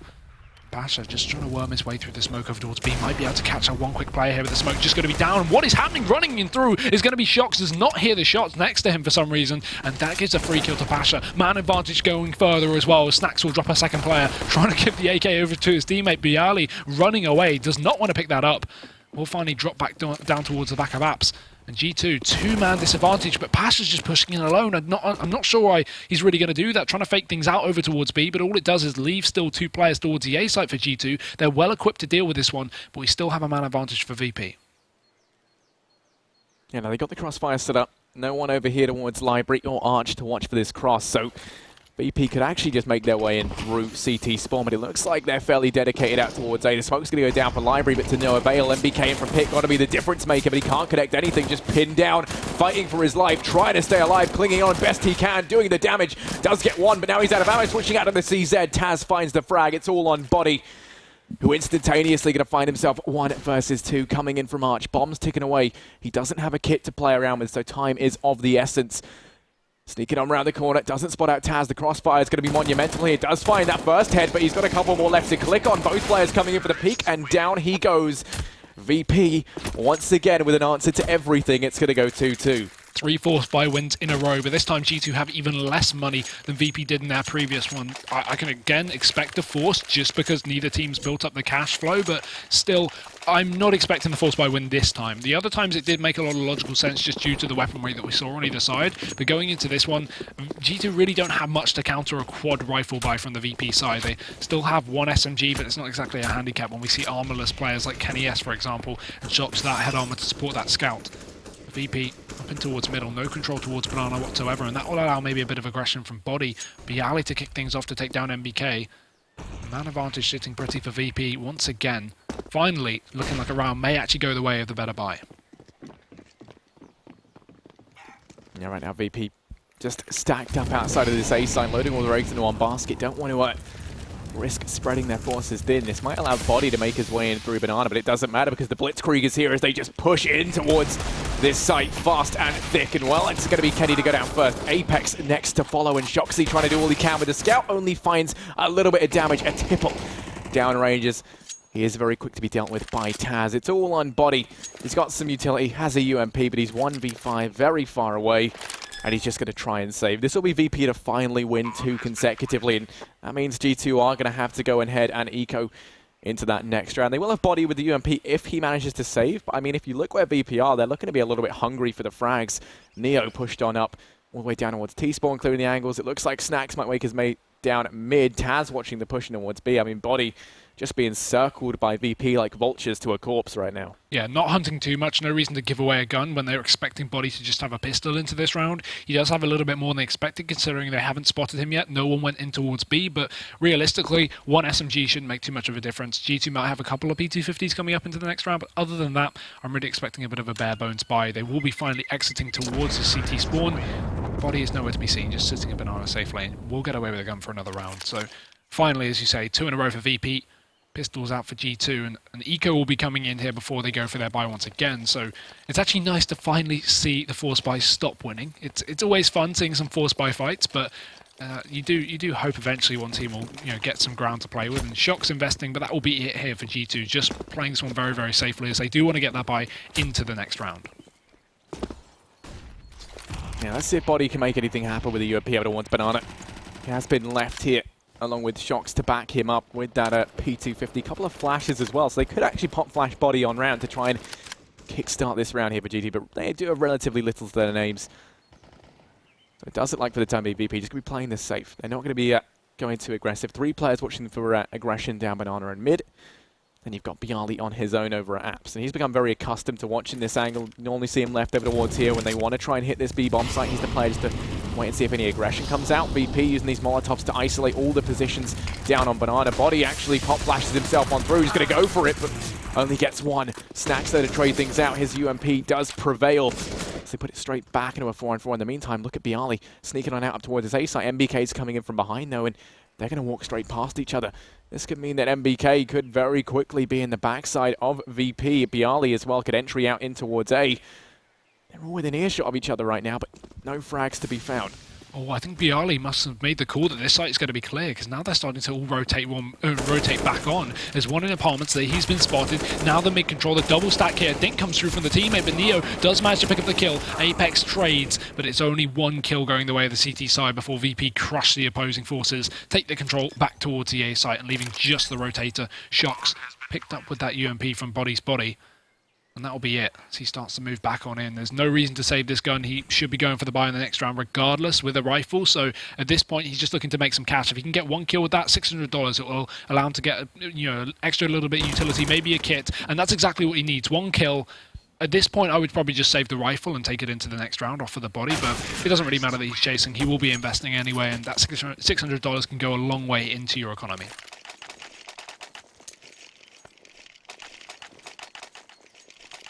Kenny going to be naked with an AWP. That's exactly what you would like it.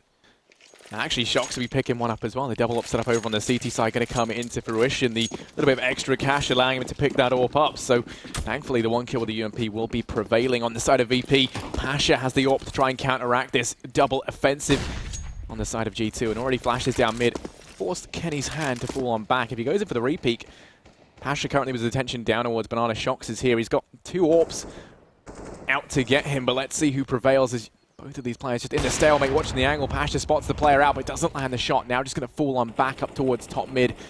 Join in with the rest of the team. Kenny watching the angle. Round comes Pasha, and he's faster on the trigger. Kenny going to hit the deck like a sack of spuds, and now we can see the rest of VP just charging in towards this A bomb site. Apex is here. Shox is rotating around with the AWP, but already they're crawling over this A site. Taz going to be able to find one. It's Apex to try and hold the site down, but he doesn't get much work done. Shox and Body going to find themselves 2-on-4. Very, very far locked down out of this site, and it looks like they're just going to have to save, which means a 5th round for VP. Yeah, the VP are looking so good right now. My prediction is looking a bit worrying because every time it seems like they just run up mid, get that pick, and completely work off it instantly. The smokes go down to hold down G2 on the rotations. They can never get back into the sites, and VP winning a lot of the engagement so far. 5 rounds to 2.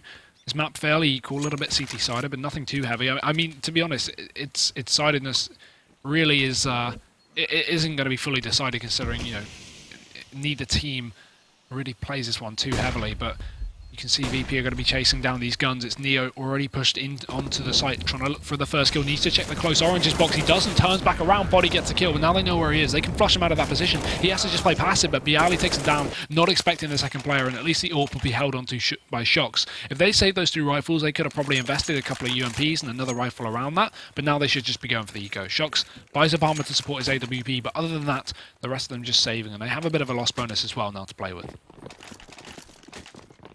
Still, though, it is a shaky start here for G2 and a great one for VP at that. And, well, we can see to this round once again.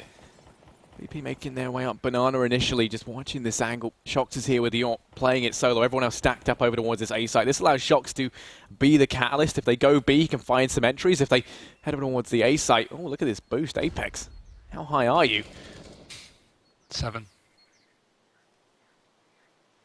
That's a nice double stack, though. And with the player playing the bait corner towards Arch, that's pretty impressive as well. It will actually catch VP off guard if they do commit towards A. But, oh, Shox, what? Gets 2 kills there with the AWP. 1 bullet, backs off towards the site, and he doesn't even need to port towards this side of the map. VP have been crushed, and now suddenly this pistol round going to start to look a hell of a lot more dangerous.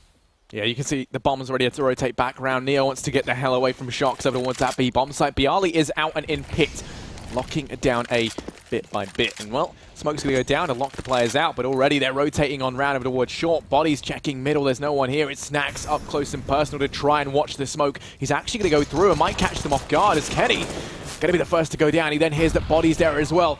Body does find the refrag, however, now Apex and Body coming up through mid. Shox is rotating around through Banana, but he's going very, very slow and steady on this rotate. Had so many angles to clear and also didn't want to risk giving the AWP away. We might actually not see them go for this one. Time's ticking down, but they've got to find an entry soon because they don't have a kit to play around with.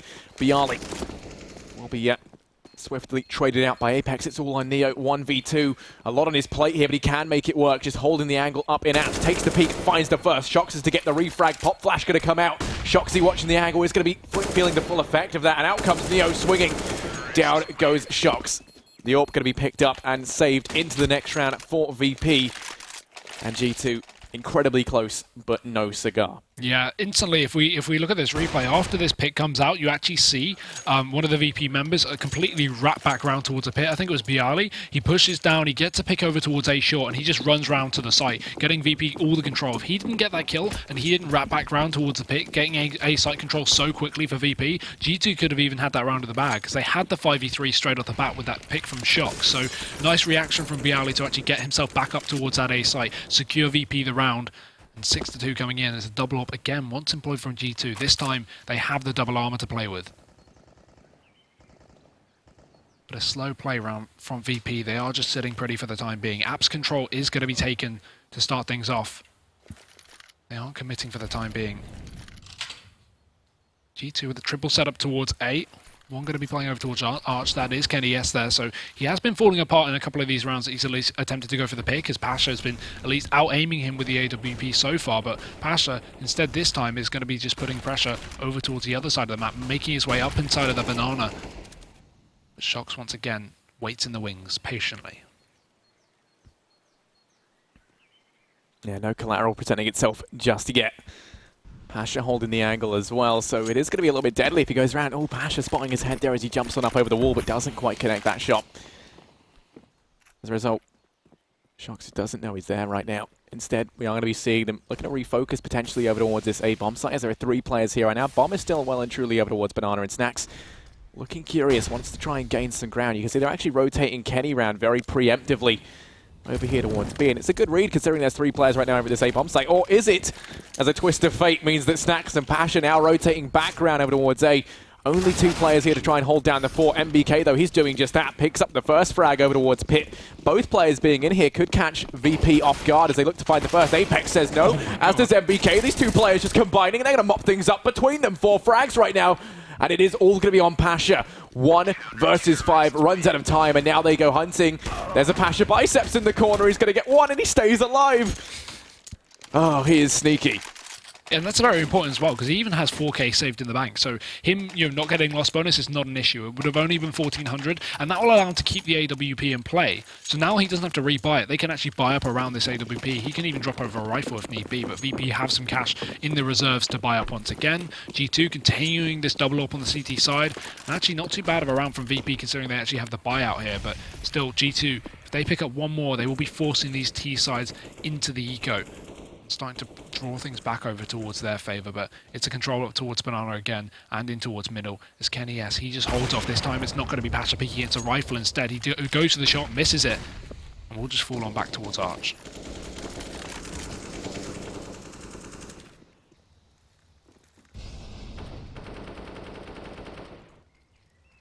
Currently making their way out mid. Still undecided as to where they are eventually going to end up going, as we can see G2, 3 players over here towards A, with a 4th able to rotate on round, and Shoxy finding Neo over towards Banana. Pasha does them the courtesy of putting it back into a 4-on-4 at least, as he just completely annihilates KennyS there over towards mid. This is going to get them some presence out towards this A bomb site. You can see Body positioned in CT over towards the Speedway, can rotate on round at the drop of a hat. Apex, once again, just loving being high as a kite over towards this A bomb site.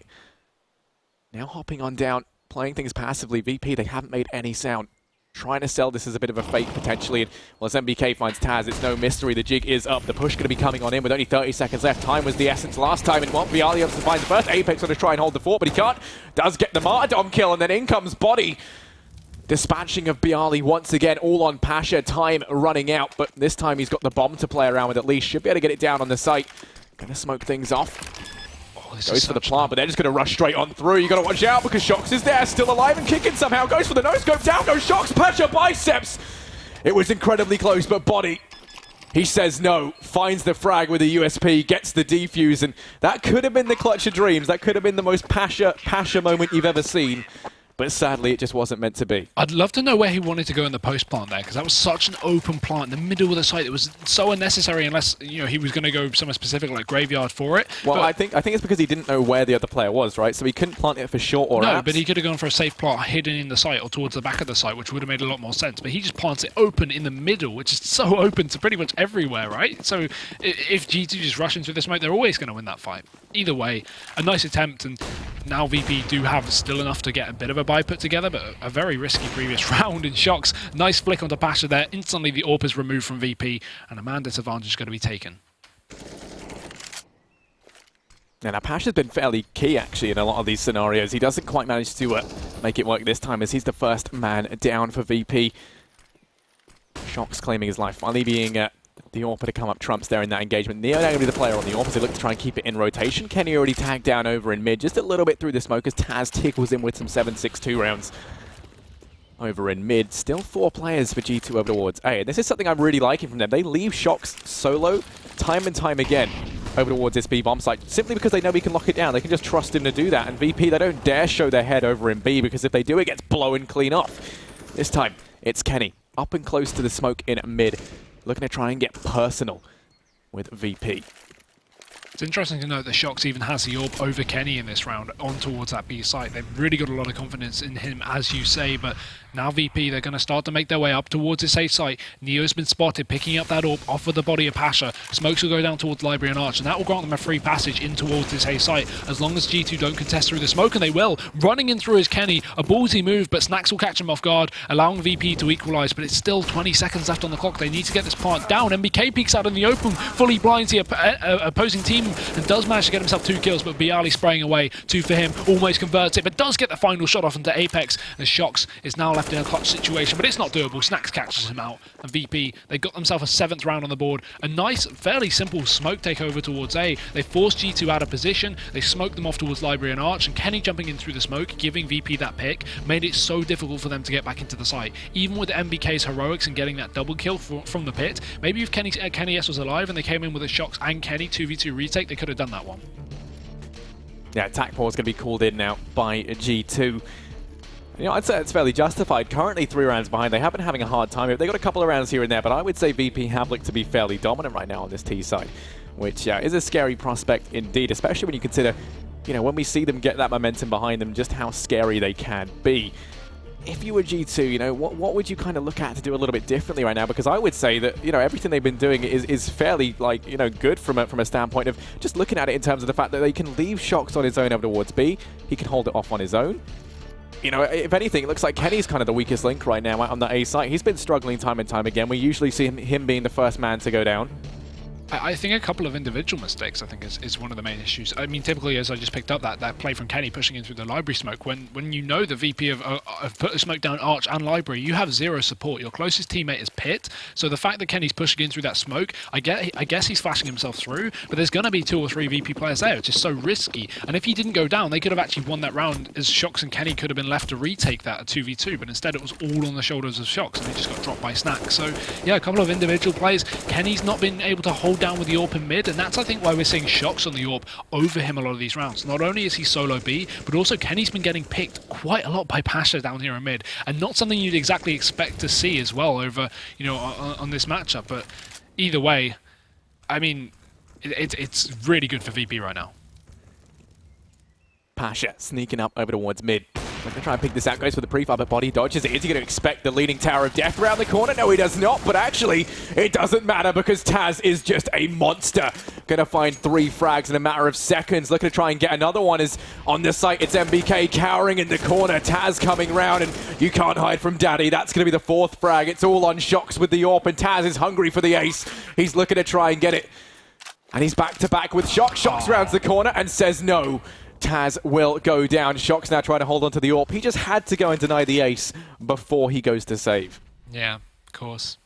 Most BM part of it, but either way, still looking for exits here. The thing is, VP's economy is not too bad at the moment, so there's oh, okay, actually, no, apparently it is. I thought they had a little bit more than that, but no, it's understandable now why he's chasing here. They are cripplingly poor, actually, right now. They are. Yeah, let's just not draw up on my mistake. I've miscounted. But yeah, no, this is a perfect opportunity to get exits. Damage our economy more, they'll be limited. If they don't keep 3 players alive, they can't fully buy without, you know, being limited in some sense of either utility or nades, or, you know, utility or weaponry, or maybe a lack of an AWP if they don't hold on to it. But either way, they will get away with that AWP, which is the most important part, throwing them back towards Pasha, who's been doing perfectly fine now. Snacks, as I did predict, second top from the scoreboard, 13-6. Bialy as well, 14-6. A very good performance from him as well. So actually, my prediction was fairly safe. Yeah, I mean, Bialy was someone who was quite absent on Nuke, in all honesty. He did kind of find his feet a little bit in the second half. This time, though, on Inferno, definitely showing up. And speaking of showing up, that's what they're about to find out over here towards B is G2, they have showed up in towards this B bomb site. This time stacking 4 players here. VP looking to just go charging on in, and this could spell disaster. Body boosted on up with the USP, looking to try and rain death from above, but instead he just provides them a free frag. Kills going all the way of VP as this B bomb site falls in a matter of seconds. In comes Shox with the AWP, but already locked out the site in a 1v5. Has to try and save, and the uncomfortable thing is here is VP have so much time to go hunting that it's going to be a little bit hard for him to save this, especially as he misses that shot. That's just going to telegraph his position, so now they know where to start looking. It seems like VP have like an anti-Shox radar. Every time Shox goes to a site, VP take the other one. And Shox is getting no action here. He's always left to save or get exits, and he does go down to Neo, who just chases him down with a Mac-10. Not even... Oh, okay. No, he does take the AWP, actually. So double AWP for VP. Questionable, but we'll see how it works out. Either way, I mean, at this point, yeah, they are avoiding Shox very, very well. He sits himself over towards that A site, they charge into B, catch him off guard, and then boom, there's another round for them. As 9-4 does come in. G2 can't afford their own AWP, so we're not going to see the Shox show anymore. Really, G2 are looking very, very, poor on the CT side, not being able to hold down at all, missing all these aim battles, and VP are doing a great job so far, but either way, looking to continue it.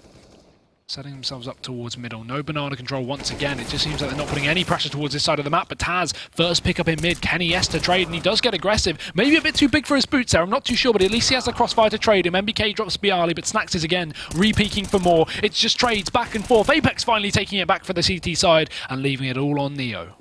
Yeah, Slaypex in mid, looking to try and mop this one up. Tired the Frenchman's mistakes, but this time it's Neo round in the corner, stuck between a rock and a hard place as Body and Apex, they combine and they find that frag. G2 go ahead and fight back by picking up a 5th, but they need to get a little bit more. 9-6 is the best scenario we could see. Kenny S going to be chucked the AWP on over. And I do hope they know that this is not allowed. There's an AK on the floor. I'm hoping Snacks takes it. I'm pretty confident this gun is not allowed in Pro League. Okay, phew. Oh, that would have been that would have been that would have been heartbreaking if VP got. He's amazing a fragger, and also now a bit of a cheater by picking up the Negev. So he didn't use it at least, which is all good. But there we go. AKs across the board. See, it's actually a next level strategy from Snacks. What he's done is he's bought the Negev and he's left it in spawn. If G2 get into the spawn, they pick up the Negev and they use it and they get instantly disqualified. He is one step ahead of the meta game. Yeah, definitely so. That's a strategy you would only see VP do. Neo to find the first, but then there's Apex quick in return to put it back into a 4-on-4. Not a Negev given by the players over in mid. And well, rotating back around over towards this B bomb site. Pasha boosted on up to try and spot the player in CT, but this time there's no one there. Instead, it's Body playing it from spools or coffins, depending on what callout you want to bother using for that position. But still, Molotov raining on in, and we can see now the smokes and flashes pouring on through after. Body's got his work cut out from the rotate already coming on round. He's got to buy time for these players to get into the site. Instead, he's going to fall on back. And playing it this passively, he has to stay alive now. He's given up the site. The only advantage is now they have a 4-on-4 in the retake, and he doesn't go down, which is the best scenario for them here. Bomb has been planted though, so G2 going to find themselves on the clock. Kenny trying to land the wall bang there, but retake well and truly underway. It's Apex to find the first 2. Things are heating up over towards this B bomb site, and all the heat radiating off Apex as he's on 3. Body looking to try and pick up one more, but Snacks does one better, going to pick up 2 frags for himself as MBK and Apex coming on through. Apex is on 4. He's looking for the ace.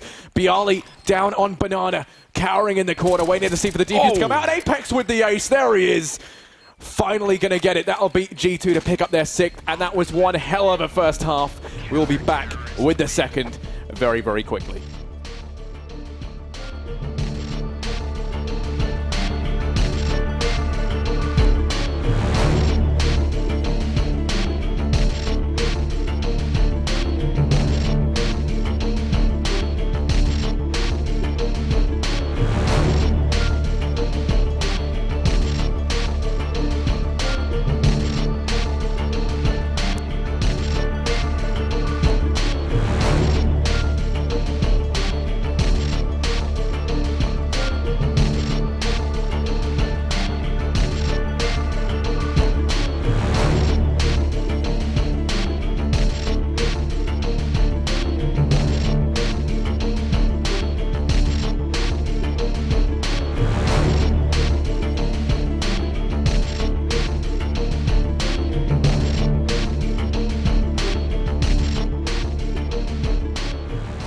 an explosive and insane first half there as VP look to be pulling things ahead. Will it continue, however, in the second half? Hugo, what were your thoughts on that? I don't know. Maybe. I'm expecting them to, right? 9-6, great scoreline for the T side of Inferno as well. They looked like they were winning most of the engagements there. Aside from the ace that we saw picking up by Apex at the end, I didn't see a huge amount coming out from G2 in that first half. Shox was really the only one picking up the AWP a lot of the time. We saw double AWP predominantly towards the start of the game, and after the economy started to get flattened, they were limited to one AWP. It typically was just Shox soloing that B site, but unfortunately for him, every single time he soloed that B site, it seemed like VP would just chase up towards A and get those kills. I think Kenny noticeably having a couple of issues, not only individually, but also not only with the AWP, I mean individually, but just in terms of decision making. A couple of rounds really went a bit off for him. But yeah, I mean, great performance from VP. Can't take it away from them. Yeah, definitely. And, you know, the thing that I've really liked in this kind of resurgence is the transition from one player in particular that's really kind of caught my eye, and that is Pasha. You know, when you look at him, right, he went from just being kind of food for both the Shox and Kenny, right, just to be able to pick off whenever they wanted, little extra frag they could get, because he couldn't out-AWP either of them when we saw them on Nuke, right? Now we've come into this. Shox is still being a bit of a beast over towards that B-bomb site, but Kenny, like you said, he's having some issues of his own, and we always see kind of Pasha picking him off over in mid, be it with the AWP, or alternatively, you know, we see Snacks coming on in, finding that first frag. Kenny's having some real issues, and Pasha's picked up the pace with the AWP. Alongside him, I would say Taz is having a really strong performance, Bialy as well, and then of course, you know, Snacks. I mean, everyone right now pulling their own way. I literally just named everyone. So, yeah, I mean, it has How's been... Neo doing? He's doing all right, I've heard. But yeah, I mean, you know, they are having a very good game. When you look over at G2, it's been kind of a mixed bag of results. Apex still doing well. He's trying to kind of pull them through, and that's evident from, you know, the kind of, well, we had the ace at the end. We had the, what, 3 or 4K in the previous round just before that. So, you know, he is very much showing up to the party in a big way. It's just, it's a lot of pressure to put on one man. It feels like it's kind of the him and Shox show, you know, with everyone else a little bit quiet. And in particular, you really look over at Kenny, kind of with a blank expression, wondering, where the hell have you been? Yeah, I'm really interested to see how this pistol round goes. If VP pick it up, I'm going to be very worried for G2. On the flip side, though, if G2 pick it up, it could be, you know, a very close game continually, you know, back up to 9 rounds potentially after picking up the anti-ecos. And then who knows, it's anyone's game there on out, just going into the buys. So let's have a look as we go into this second pistol round. G2 on the T side, sorry, going to be forcing their way up towards middle. It's a bit of aggression from the CTs down towards Banana, but it's held back with a hefty use of a Molotov from MBK. No aggression from VP just yet. It's just Neo peeking out into second mid. And finally, Pasha, he's going to make his way down. Nice shot there onto MBK. One quick kill. And there's a couple more down towards middle to hold off his position, such as Apex. But Pasha, he's looking in for more. He's hungry. Neo lands another headshot. Pasha drops back in. Say hello as he removes the head of Apex. And VP doing exactly what G2 did on their pistol round, just rushing all areas of the map, leaving just Shox pushed up. But frankly, I don't expect this to happen. Yeah, they call him Shox because he's simply electric. Making his way out through mid, going to turn it into a 1-on-2. Both these players peeking at the same time, but he's using the pillar perfectly. And Shox, what are you doing, my man? He's going to be able to turn it into a 1-on-1, but then there's Taz. And well, he says no to that. Completely shuts the clutch down.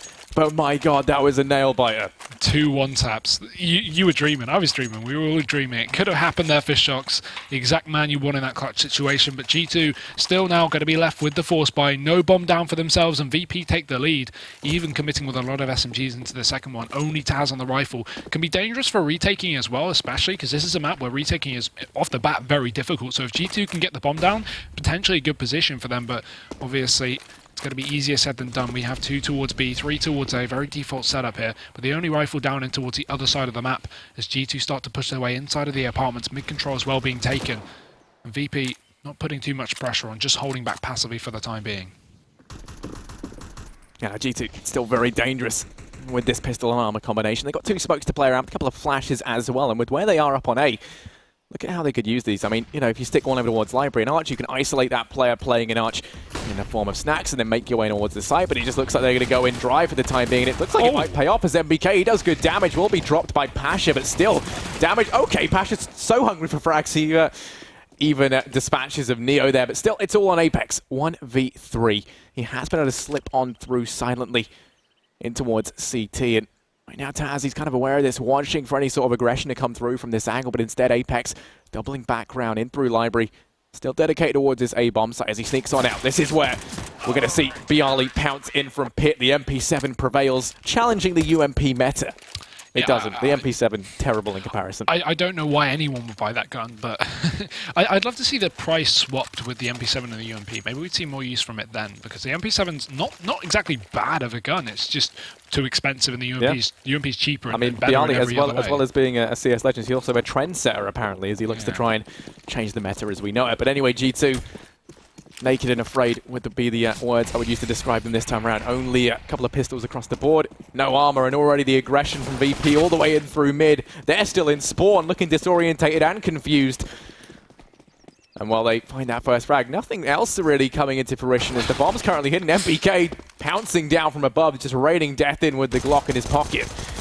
Shoxy as well to try and do some more, but no, Neo won't let him have the satisfaction. VP, they're going to arrive at 12 rounds, but now G2 can get a bye together.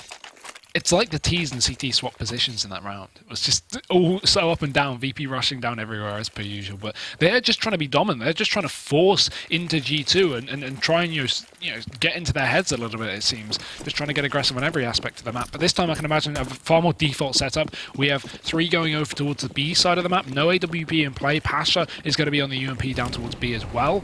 And G2 instantly mollied and smoked out of this banana area and mid as well. This even allows aggression. I mean, VP could push down, and we can already see, if we look at the position of Neo, he's actually pushed a fair bit as well, down towards the bottom of the apartments. Gonna back off finally. But either way, they rotate a third player back towards the A site just to commit to a default setup, and they still have this banana control. They could easily get aggressive down here. They have Taz checking it out, but actually Snack's dropping back down, leaving just Taz solo towards B. He does have a re-smoke for the bottom of Banana here, but this is still a bit of a risky play. Without an AWP, and now Taz left with no utility left. While a quad A stack would work if G2 walk into that, if they just go for a fast B take, Taz is going to be absolutely screwed.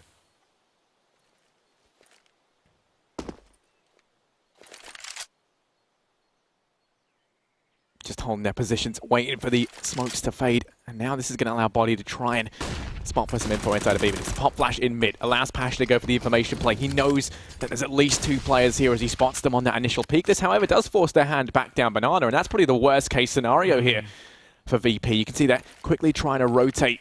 Snacks in through CT to join Taz over here towards this B bomb site as G2, the conga line of death. Pasha does find one at mid, at least in the form of Apex, but now the remaining 4 players pushing out over here towards A. Snacks goes aggressive, and okay, through the smoke, does lots of damage, leaves it on Taz, however, to try and mop this up, and there we go. Once again, the man, the myth, the dad, the legend, as he goes ahead and secures a 13th round for VP.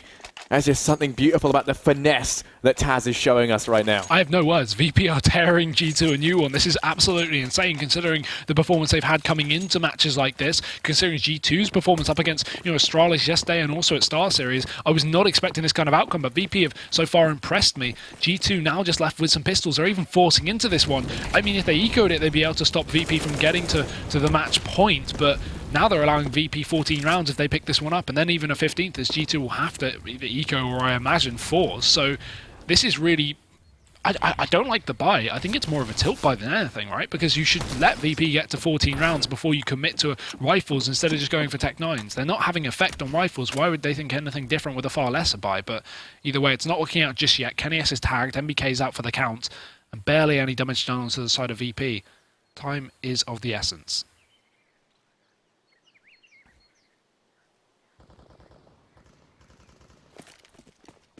Grouping up in mid, huddling together for warmth as it looks like they want to try and push on in towards this A bomb site. 3 players here for VP.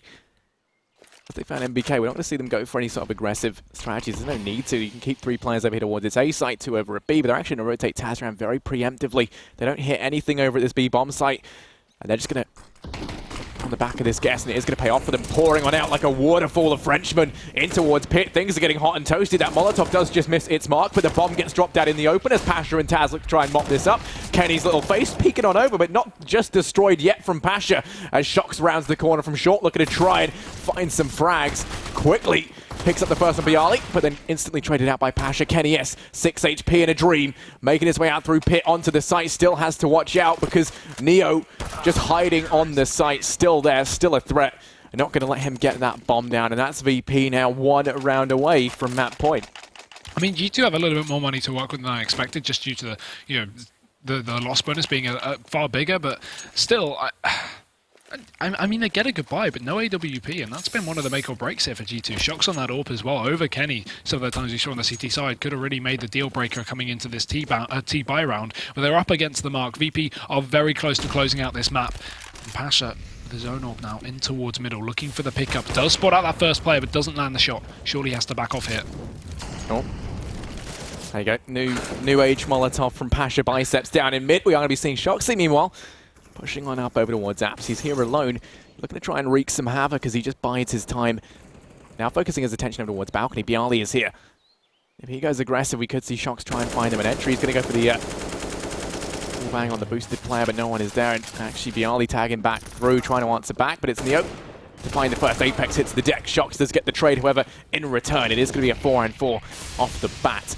They gain control of mid, but now just going to fall on back. Bomb still dropped very passively down towards Banana. You can see two players pushing on up in the form of Body. Kenny's there both here trying to make this work. And while Body finds the first, Snacks now through the smoke, finds one, but then there's MBK instantly in retort. And that's the B-bomb site cut in half and opened up. And now Bialy and Pasha rotating background fast as their legs can carry them to try and retake this bomb site. Not an easy task with an AWP either. They do have a kid on Pasha, but with a man disadvantage, I'm not expecting too much here. G2 might have another round on lockdown to try and bring this one back.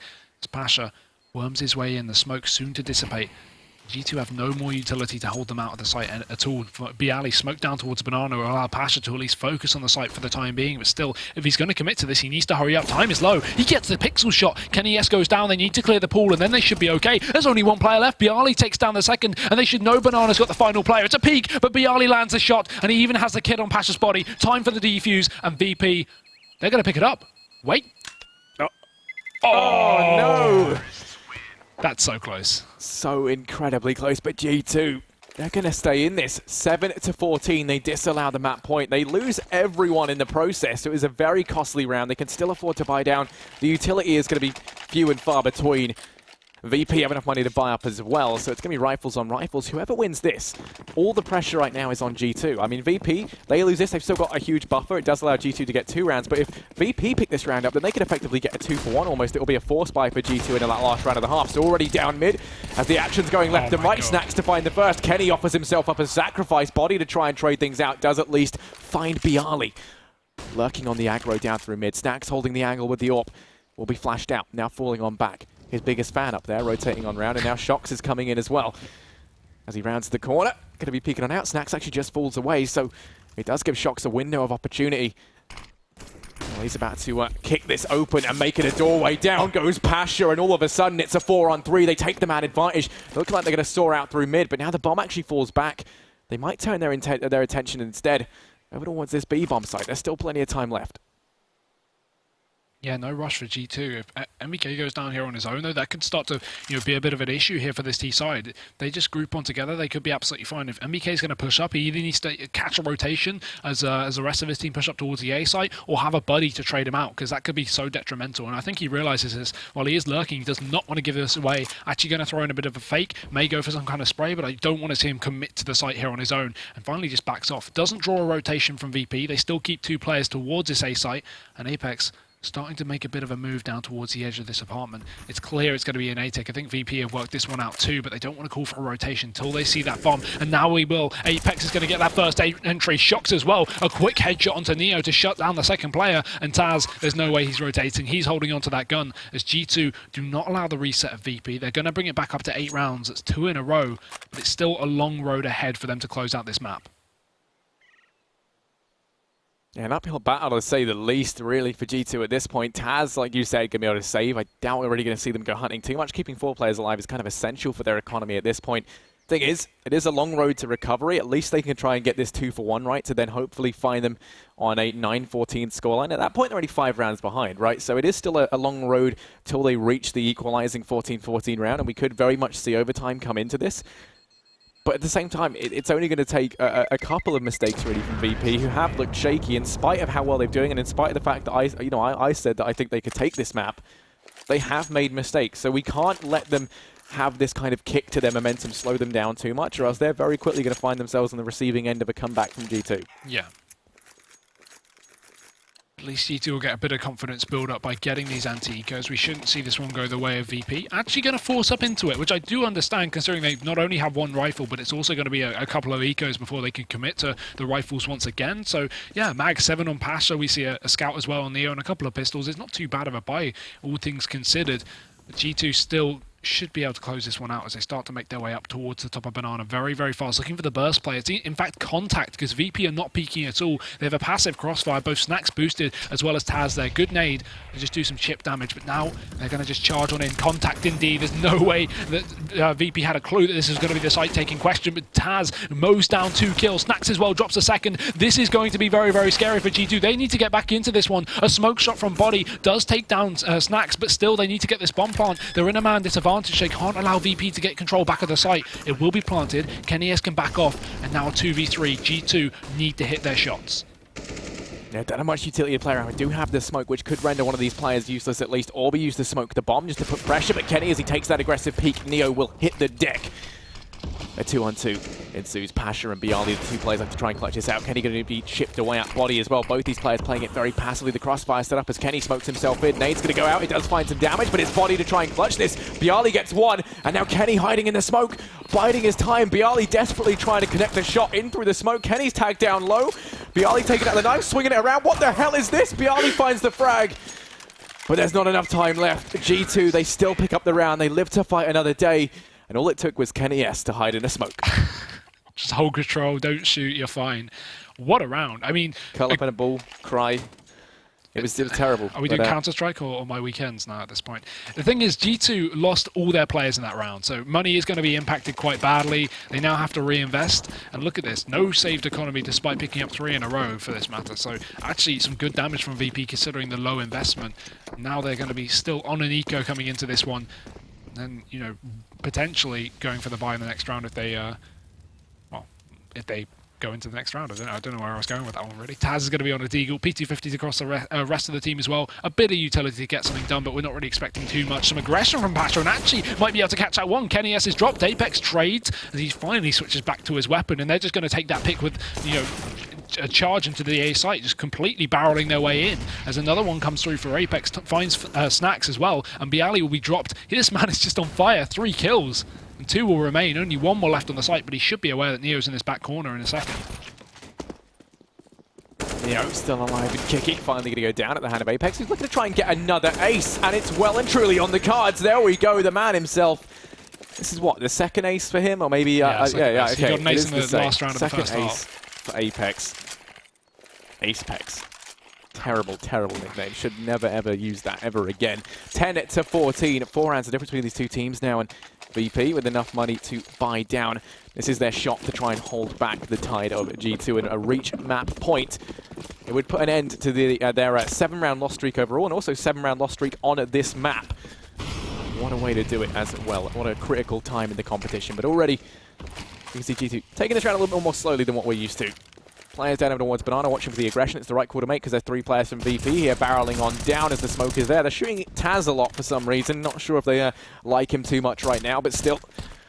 They've gained a lot of ground down towards Banana. Smokes and flashes raining in over towards this A bomb site. Body misses that smoke though, and this isn't going to be too great. I think that was the one meant for Pit, so all of a sudden things get a little bit more difficult. Bialy's boosted himself up to see over the top. Finds 1, finds 2 from the very, very adaptable positioning there. Now falls on back, and it's still doing damage in towards this Snacks and Pasha. They combine, find 2 between them. It's MBK in a 1-on-3 over towards Arch, fighting to keep G2 in this.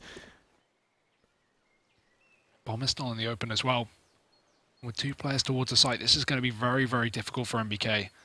Does need to get himself a quick 1v1, but with no trade potential as well. Pasha's going to be close, but so is Bialy. I think he just spotted the barrel there. Actually going to move one in. The worst timing possible. He needs to check this corner. He does. There's one. Spots Pasha too. He actually knows what's up. Taz is coming in from the back and pushing him very fast as well, making a fair bit of noise. MBK should be able to take it, but Pasha, a brave peek there coming up from the site to drop him and secure VP that 15th and crucial round. They've secured overtime. They may be able to take it over the edge as well and pick up a win.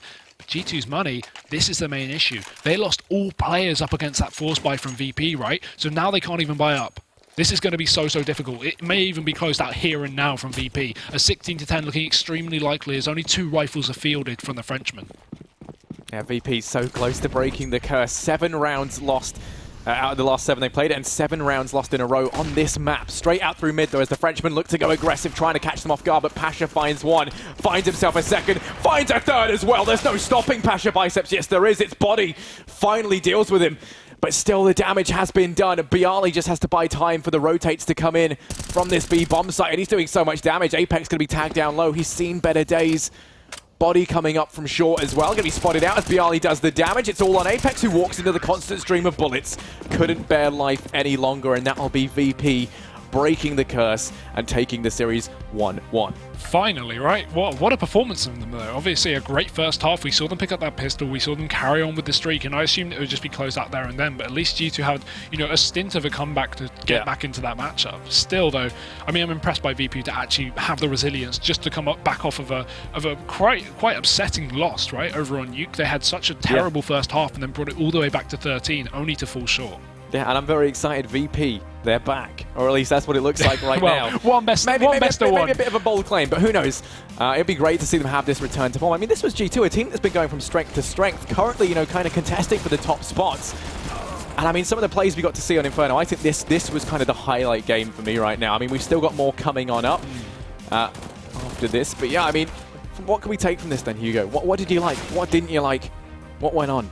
Well, I generally liked the way that VP played the T side. They were extremely dominant. I mean, Pasha was winning all those duels up against Kenny S with the AWP, and it must have affected his confidence somewhat, because we even saw the AWP get thrown over to Shox over in the first half, and that's something really that we don't see very often. While Shox always picks up that secondary AWP, I barely ever, at least personally, see him take the AWP over Kenny S in a situation where either of them could have it. It's not like it's an eco round and Shox has saved it. It's a buy round. Who has the AWP? Apparently Shox now, and yeah, Kenny S really didn't look up to form today. We saw a lot of great performances from people on VP that don't always lead at the top of the scoreboard. Bialy was doing extremely well, especially in that first half, and he even continued it with some extent to the second half. Yeah. A really great match. Yeah, definitely. And I think, what we can say from VP at least is they remained resilient there in Nuke. They took all the energy they were able to build up and just took that into this second game.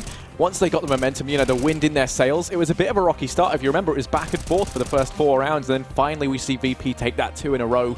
And from that point on, I would just say they kind of took it in their stride, right? I think after we saw that performance from them in the second half on Nuke, it was kind of assumed that they were back in at least good form for today, right? That's something that we can say. And they break the curse. That's kind of something that's nice for them. If you want to look at this from a perspective of in like the long run, they were on a 7-loss streak in the last 7 games they played. Even then, it was kind of a one-off win they got. Let's hope this isn't the case for this one as well. But on Inferno, they lost 7 in a row once again. They finally managed to break it, which makes all these pages and pages of notes literally useless. So they're gone, as I have to go and draft up new ones. But I mean, I think that was phenomenal. We couldn't have asked for a better game to kickstart today. No, not at all. I mean, I just agree with everything you say there. I don't think it was a one-off, though. I think we're going to see a little bit more from VP coming into this, because it wasn't just like it was one great map. They actually did very well on Nuke on that second half as well. So going into this, I think potentially in their last 2 games of the Pro League, they could avoid relegation. It's very, very possible. But again, we will have to see in the upcoming match later on next week.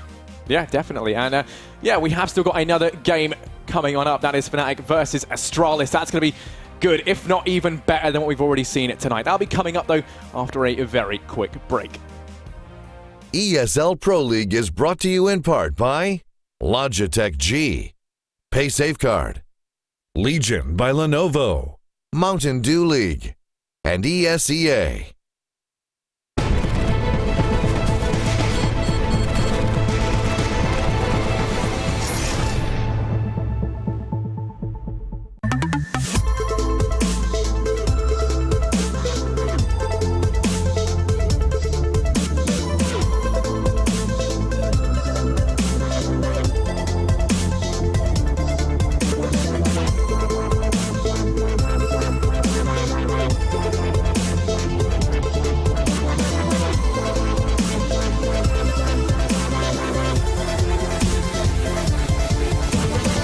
Get your team apparel now at shop.eslgaming.com.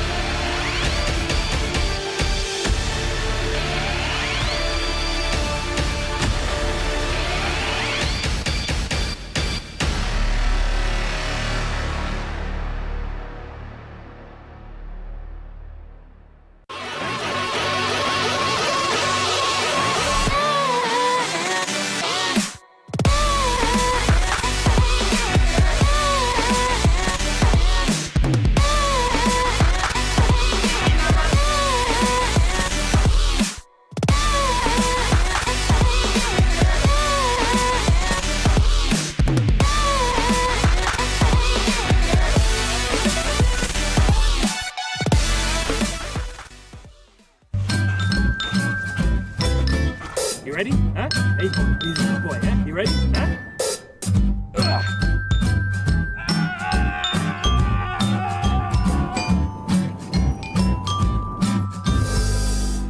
Start your esports career now at play.eslgaming.com.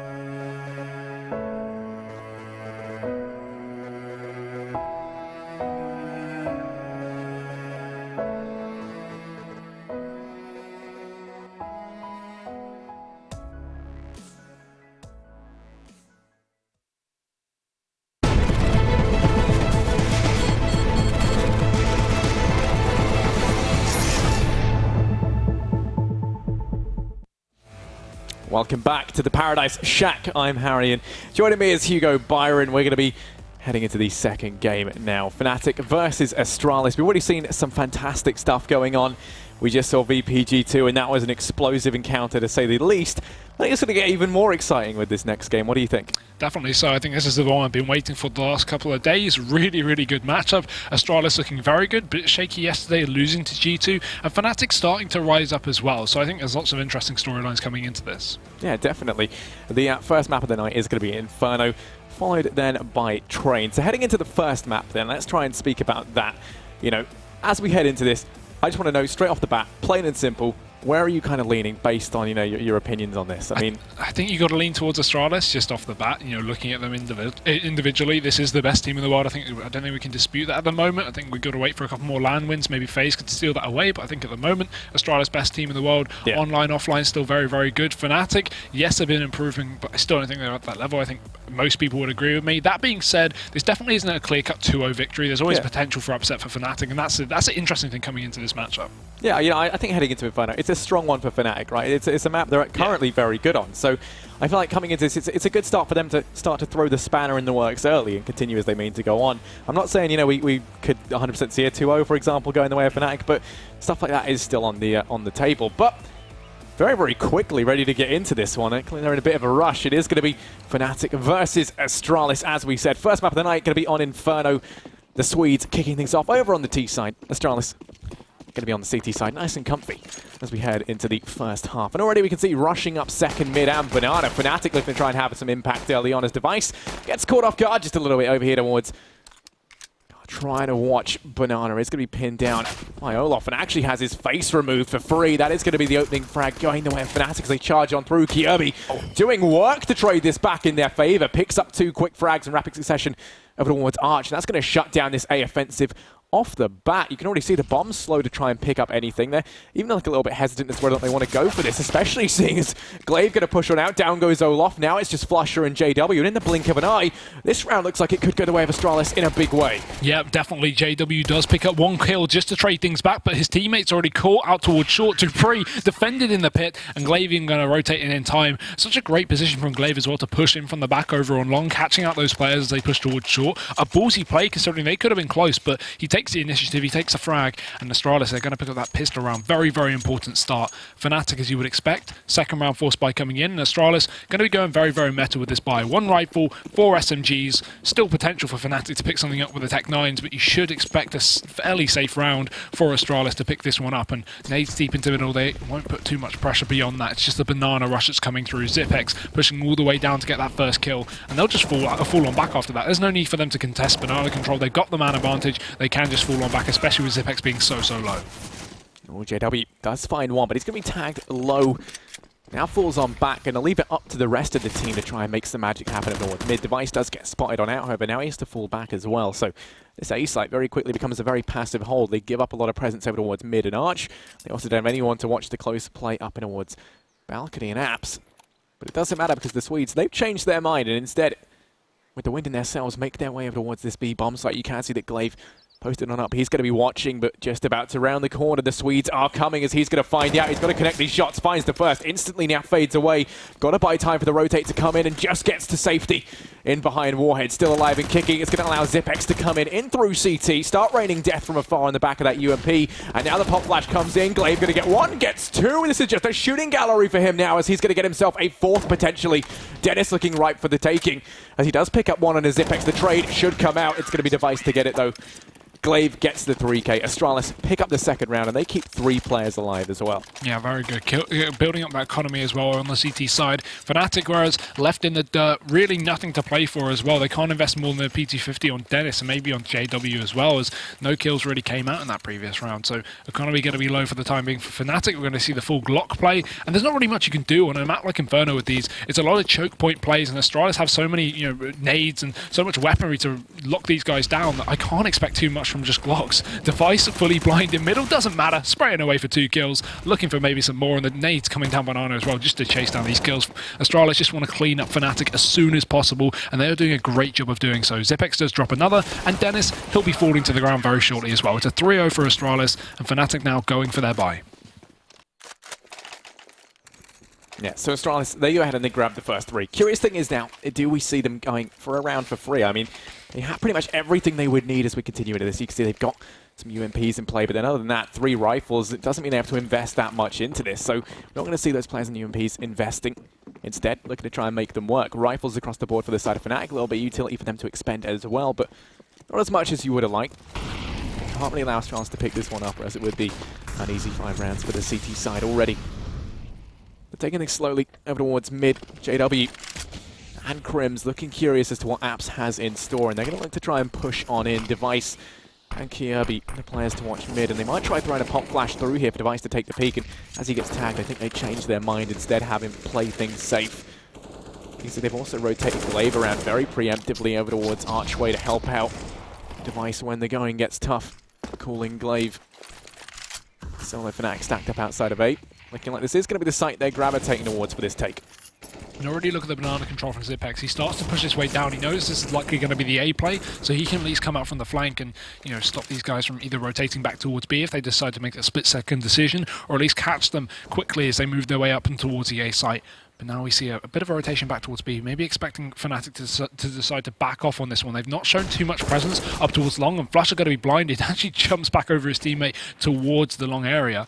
And it's all going to be really left on Device to focus on long here. He actually gives up control. They allow Fnatic to wrap here. These guys could push in through CT and take their way back towards this B side of the map. I don't think they will, given the limited time left in the position of the bomb. But actually, as I say that, it's going to start to move in towards a banana. This is it. They're wrapping, and I think Astralis should work this out in just a second as well. They've realized they've given up long control, and Fnatic should be throwing some fake players over towards this 8 side, but actually finally going to recommit back towards A. These guys seem so unsure. They have 10 seconds left. They need to commit towards a site soon, and Dupree's going to be spraying in through the smoke. JW opens things up, but there's still 2 more players in position. This bomb still isn't down. They need to hurry up and get it planted, but that's it. It's dropped in the open. There's surely nothing JW can do. He grabs it for a split second and does get the plant, but now it's a 1v2. Yeah, JW, he's got fast fingers, going to be able to get that bomb down, but he needs more than that, as it is going to be planted for Apps and Short, wrapping around, clearing out the angles, looking to try and go aggressive. He might be able to catch Zipex and Glaive off guard. Their attention very much focused over towards the site. He's sneaking on by into the back lines now. Zipex going to go down. Glaive's over in library. He's got to watch out. Goes for the pick, but JW, he's the man of the hour. Going to get all 5 frags. The ace, the clutch, and the first round for Fnatic.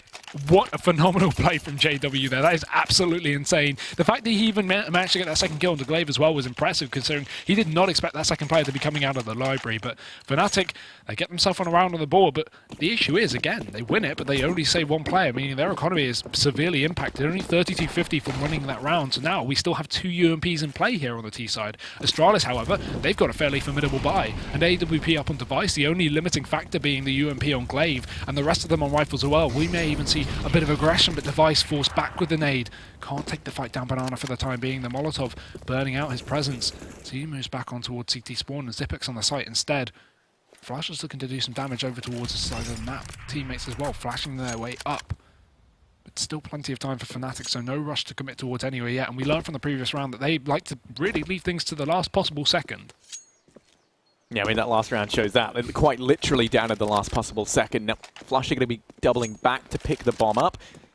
Still fairly undecided, but it looks like A is going to be the main site in question. They leave Olaf Meister to watch the flank. Everyone else gearing up for this A side here. And this means that Glaive, he's going to be all that stands between them and their precious site. He's going to be playing up close to the smoke, goes for the spray on through. It's going to telegraph his position out to Fnatic now, so they know that there's at least 1 player up close in mid. You can see that Dupree's been boosted as well. JW has 2 players to watch out for as he heads out in it through balcony. Kirby up close, honing his sights downrange. But Dupree, first of all, the boost doesn't pay off. Now Glaive coming in to try and refrag, about to get really hot and spicy where he is, but never mind, does find the trade out onto Dennis, putting it into a 4-on-4. The rest of the players, they completely negate Arch side, instead pushing on round over towards Short and Boiler. And it's Crims clearing out the site, methodically allowing time for flushing out. The buddy system going to be employed so they can trade this out as they push on up. Kirby planning for the push in from Short, gets caught off by JW, who's on a bit of a tear right now, pushing on out, finds the entry. Glaive having to rotate quickly on round, does pick himself up. Another UMP to play around with. Bomb's going to go down. Device is the AWP, and it looks like they're just going to have to call the save at this point. 2 players so far away from the site.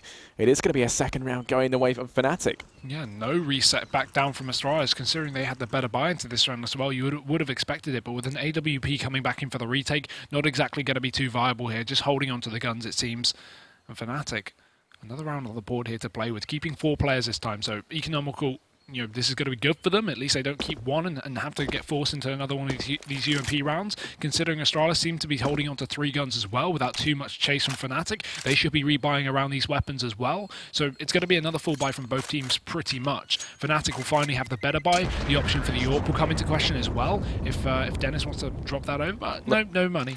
Who would be your star player right now for Fnatic? If you had to hazard a guess. Let me think. I'm going to go Flushy, 0 and 4. No, obviously JW. I mean, the ace, and he's got 3 kills on top of that. Didn't feel like you had to clarify. I'm fairly sure everyone could see through your thinly veiled sarcasm. But anyway, 2-3 is the scoreline right now. Astralis, they will have money to buy down. They kept 3 players alive, so they've still got the AWP on device. That could make all the difference as he goes aggressive in mid to try and get this first pick. The pop flash comes in. Flusher takes the peek instead, and ultimately they don't find that early man advantage. Fnatic allowed to get 2 players up and towards Banana as well. Device still honing his sights down through middle, has to watch out because there are players making their way in through apps. I mean, Crims would relish in the opportunity to find this opening frag. Kjaerbye has got his back somewhat as JW looks to try and peek on up, but that smoke's going to negate Kjaerbye's position. He has to fall on back a little bit now. And this could potentially allow one of these players to cross over in apps and find a frag out through Boiler. Yeah, Dennis lining up these smokes and flashes, going to smoke off Device. Sorry, Dupree.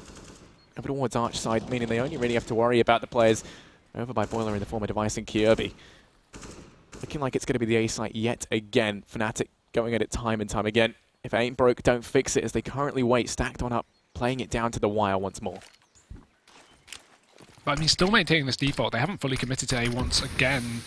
Still 2 players towards Banana, make that a 3rd, and with Kjaerbye picking up JW over in the apartments, may actually force them back onto the other side of the map. They've already lost a man and allow Kjaerbye to pick up a rifle in place of his SMG. And now Fnatic, they're actually just going to reroute back towards the B site, the AWPless site as well. So this gives them a little bit more to work with, considering they're still only on 4 rifles. 30 seconds left, very, very late in the round, as Fnatic have been doing so far on these takes. And it doesn't seem like Astralis have worked it out at all. They've got no information, but finally going to start to rotate Device on back. We need a CT smoke to go down here. They only have 2 bits of utility, and one of them going down towards the CT spawn with a peek from Zipex, in with the flash, he gets himself 1, Glaive finds a double as well, and it's all onto Crims out of the blink of an eye. Astralis seem to have closed out this round, there's nothing Crims can do, and Device's rotation is pitch perfect. Astralis will pick up a 4th and slap back onto the double round of Fnatic. Yeah, also that pop flash that was employed on the site was pivotal. There was only, what, like 18 seconds after they push on in. The flash hits everyone fully, and it was just a shooting gallery for them at that point. You have, what, 4 Swedes just fully blind in front of you. It's just an easy one to blow them away, and that'll be the round going the way of Astralis. So they go ahead and get one straight back in retort. Now Fnatic buying down once again. Gonna have 3 rifles to play around with, 2 UMPs, and Device looking curious down mid. This time gonna be denied by a smoke. But it's Glaive to go aggressive. He's standing in a lot of fire. He doesn't care, still honing his sights. Does the damage onto Olaf, now falling away. Does come off the better one in that duel, albeit barely. In the meantime, JW, once again, over here towards apps, taking things slowly. The rest of his team pushing out through mid, as you can see. Dennis making progress there, along with Crims. Everyone else in tow. 4 players for Astralis over here towards the A site. So they are walking into a bit of a stack here on behalf of Fnatic. A lot of this going to depend on JW finding this frag onto Kjaerbye. He can mop up the players over towards short, if not dealt with. And with where he's playing, I don't think JW is going to spot this one out. He does have the crossfire set up. Kjaerbye and Dupree. They're just waiting. There we go. The shot going to present itself. Okay, Kjaerbye maybe a bit of an error on his part, and it does miss the free frag. Down goes Olafmeister over towards Arch's Device, quick to pick up the man advantage. Now Glaive is here, primed and ready to try and do some more damage, but it's going to be Dennis to dispatch of the lonely player. JW gets one more in return, turning it back into a 3-on-3. They're dedicated in towards this A bomb site now. 40 seconds left to play around with. Dupree's just got to be a wall and hold them back, but sadly he comes crumbling down. It's all on Zipex. 1v3 over towards short. Element of surprise. If he can get in here quickly, he might be gifted a free kill just straight off the bat, but JW's already holding the angle. Will get spotted on the jump. Apparently not, though. Doesn't go for it. Zipex, he rounds his way in, spots the head. Tag comes in. Now they're all going to focus towards him. All 3 of them in position to actually go for the triple peak, and I think they will. He's realised that, just dropping on back, smoking off his cross, and will just run back in towards the T-spawn here, holding onto the gun, allowing Fnatic to get themselves a 3rd round, and that's actually the reset from Fnatic onto Astralis' economy. And with only 1 gun saved, there's no way they can invest back around that. If you look, they're going to get $1,400 on the loss bonus to combine with about 2.5k on the majority of these players. That's not enough to fully commit to a buy unless we see some SMGs, some shotguns, but really this would be the only rifle. So there's no way in how they can reinvest into this one. It's got to be the eco, or at least a light investment to combine with next round's loss bonus. Yeah, I mean, you know, when we look over at the side of Team JW, things have just been kind of going their way, and being handed, you know, the fairly weak buy from Astralis that could be on the cards here. I imagine we're going to see them force down in what, like a little bit? But no, they're just going to go for it. I mean, SMG's right in this. Yeah, fair enough. I mean, the UMP, it's strong. The only thing they've done out of this one, though, is it's really limited them in terms of utility. Two players don't even have any nades, Dupree and KAB. I mean, they get more than I expected, considering, but that's just a UMP, right? Charging up, though, Flusher looking for the opener, finally going to take down Glaive over towards B. And Fnatic, what a way to start off the round. No trade coming in as an instant rotation, but frankly, Device only has an SMG. It's still not the best weaponry to work with, leaving Zipex alone towards the back of the site. And they haven't even committed. Look at the position of Dupree. He's run down mid. Olaf is holding the rotation as well. And Fnatic are just getting free picks as Astralis over-rotate back towards that B site. Crims even drops KRB towards A, and it's another round conceded for Astralis. Yeah, this is where it's going to really start to hit them. They will be able to save up these rifles potentially, but I mean, look at where they are. I mean, Dennis is close enough to go hunting. It looks like we're going to be seeing that as well in the form of Flusher and JW, all getting very aggressive here, looking to go on the hunt. JW doesn't need the AWP as well. It's going to be tossed to Olaf, because frankly, he's having an insane game with the rifles right now, and that's one good thing that is kind of so versatile about this Fnatic side, is that, you know, you can just see them actively switch things up. There's kind of been stints where we see JW not even touch the AWP, and instead he is on those rifles. So Olaf as well being a very talented AWP, but this time they're going to try and take these rifles out the hands of Astralis, closing on in. Device watching the angle. He's got to try and hold off, but oh, the timing couldn't be worse. Device, he goes down. Zipex gets circled like moths to a flame, and JW's not holding back. He's still not stopped, Harry. He's 11-4. There's no, I mean, he actually got, what? Has he got the same amount of frags? No, he's got more than everyone else on the team put together. So there we go. JW, the man, the myth, the legend. This is just insane. What is happening? Well, long may it continue. It's quite entertaining as Astralis now left on just pistols, 2 invested, 1's 3 default. So not too much to work with. And Fnatic, they are going to be walking into an empty site, it seems, if they commit towards the A site. Probably more of a default setup, just trying to get some map control for themselves up towards the apartments, clear out that position. But Astralis have stacked 5 members over towards that B side of the map. In fact, maybe even getting a bit aggressive here, but the Molotov going to hold them back for the time being. I think Fnatic might have a bit of an idea what's up.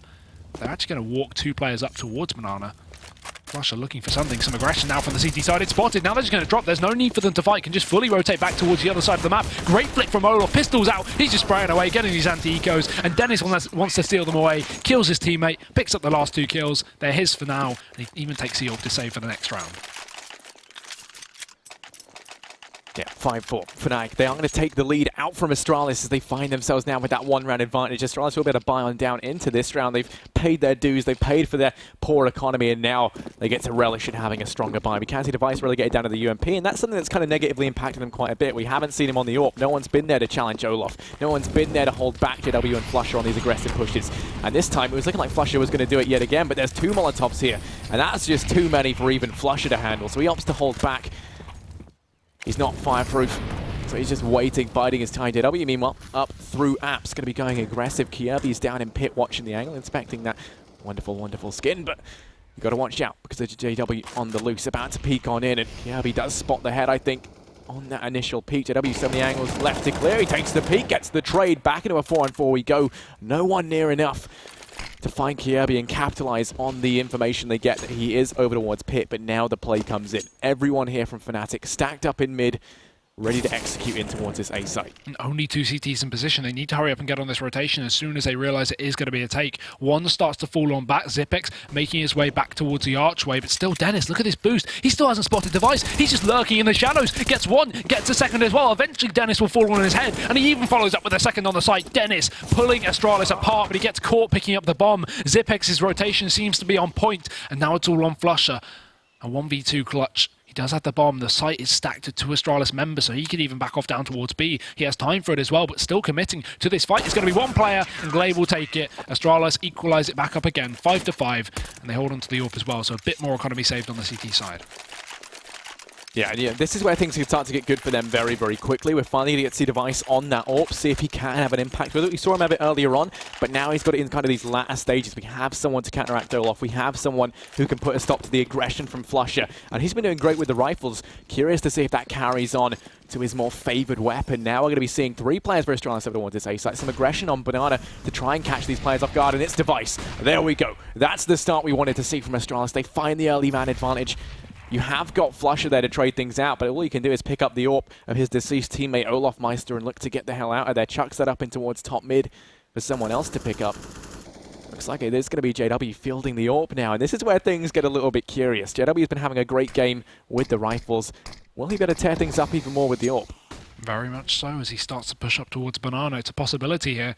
It's going to be Glaive baiting towards the CT spawn, not committing to the fight. And JW about to walk right into this. Could even hit the shot. He does. Bait peaks aren't enough. Glaive will fall. Now only one player left on the site. And a rotation instantly coming in from Device. They know what's going on here. But look at that from Dupree. Pushes down in towards short to drop Crims. And Astralis taking back the man advantage. Well, we may have a couple of Swedes bursting in towards his B side of the map. Zipex is still in position. And now with the crossfire from his teammate, they could make it work. Device's rotation once again seems to be coming into a count as he drops JW, leaving 2 members left to the side of Fnatic. KRB fully blinded by his teammates. That will force him back, allowing Fnatic to not lose another member, but the chase coming in and Flusher drops another one. KRB's dead.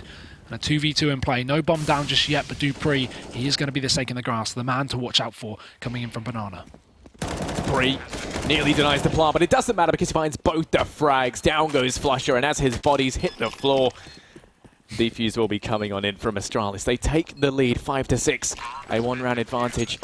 Bomb goes down though, so there's going to be enough money on the side of Fnatic for them to scrape something together. Here they will be going in for the force. JW has money to drop. He could alternatively go ahead and buy himself the AWP, but I imagine it's going to be pivotal to see Olaf with a weapon in his hand. I think they're trying to figure out how best to go ahead and do this, but it will just be rifles across the board. Plenty of utility for them to expend.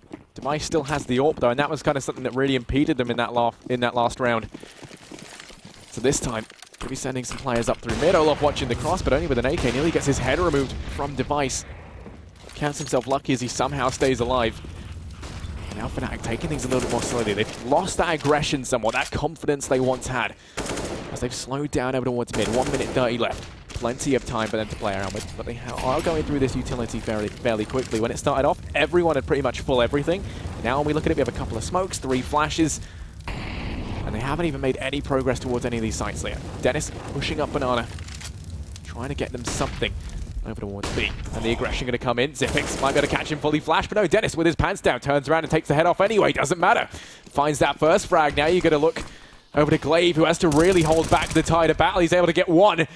Now as they push the smoke in through the meat grinder, Glaive is there, and he will gladly be the butcher to dispatch of these Fnatic players. Looks like they're just going to have to hold on back, bide their time and wait for that smoke to fade, but it's going to buy plenty of time for Astralis to rotate a player around in the form of Device. And look at JW lurking towards Boiler. As these CTs start to rotate, when Fnatic commit towards B, he's going to be able to catch rotations. Dupree just misses him by a second, moving back towards the site. JW's on the hunt. Now we see Fnatic run into the B site, but to no avail as Glaive and Device shut down the first 2 entrances.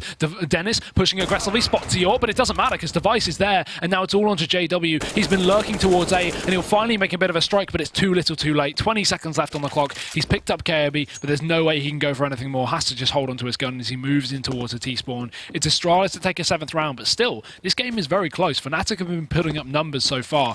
The only issue is for Fnatic now is Astralis keeping 3 players alive, going to build up that economy, keep that CT money looking fairly good, whereas Fnatic themselves, they're going to be forced down to an eco. Yeah, they do have this Catalyst rifle on JW though, and that's going to be worth its weight in gold. I mean, with how he's been playing, you know, we could still see them pull something off here. You can't discount the fact that he's been going absolutely insane. Dennis has enough money to buy something as well, at least behind it, to complement the rifle. We're probably going to see them invest a tiny bit. Maybe Olaf could buy pistol armor as well, and I imagine that's what we're going to see. And okay, fully buy up what they can. 2 rifles, a UMP, and 2 Tech 9s as they opt to go for a ballsy play. Let's see if this pays off. Peek into middle from Device, unable to land, but it's KRB and Glaive down towards Banana to do the damage as Force. Has not worked out so far, and it looks continuing to fail as Glaive continues to spray in through the smoke. Dennis is 2 HP as he backs off, and Olaf even tagged down to 50, has to fall on back. So good damage done by Astralis so far, and with no rebuttal from Fnatic at all, barely anything onto the side of Astralis other than Glaive here. They're all looking pretty healthy for the time being, and JW going to focus back up towards this A side of the map to try and find himself a pick. There's a crossfire setup as per usual. Device and Zipex. Sorry, make that Dupree. He starts to walk on through. Device may be here with the AWP. He may be able to hit the shot, and he does. There's one. Looking in for more, and Device is shut down 2 towards middle so far. It's even going to be Dennis to chase, but he doesn't get a thing done as Dupree shuts him down on the final kill. And Astralis, a flawless round against Fnatic's 4s. And that's going to be quite difficult now, because Astralis not only keep 3 players alive in the previous round, and then 5 in the next. Now we go into this round. Fnatic are going to have to eco, and Astralis are likely going to keep quite a few players alive as well, meaning their economy is not going to build up in 2 rounds, but make that 3. Yeah, Fnatic, they go ahead and leave themselves in a very dire situation now. What was a very close game, quickly starting to slip through their fingers a little bit here. But already 3 players up second mid, looking to go fast and aggressive, and they might be able to catch these players in mid off guard as Device gets chipped away at Dennis looking to try and wreak more havoc. Dupree falls as well as Crims making this Tech-9 work out through mid, finds himself the second frag of the round. Kierby able to equalize it back into a 4-on-4. JW no luck today out towards balcony. Doesn't enjoy the views and instead will go down. Glaive rotating on round, going to be over towards Library. Doesn't get caught off guard by Crims with the AWP. He's rallying shots down range. It's going to be signaling his position. Right now, we could be seeing some aggression down from Banana from Astralis. We can see that there's actually still Zipex over towards B, but they're playing it very passively. He's already rotated off the site, and he's not entirely sure if anyone's actually been able to sneak up through Banana in the meantime, so he's just having to hold it from CT. If Fnatic rotate back round, this could bode very badly here for Astralis on that B site, but they're going to continue in towards A, and with all this uncertainty, Glaive isn't in a great place to help out Kierby, so as they sneak on up, he's got to buy time for the rotate to come around. As he takes this first peek, does the damage downrange, now just plays it safe, goes to try and hide. Olaf hops in towards Pit, up close and personal with the Tech-9, finds one. Glaive going to be tagged down low as well on the rotate round. Zipex is already here, thanks to the passive play in CT, but the bomb's going to be going down any second now.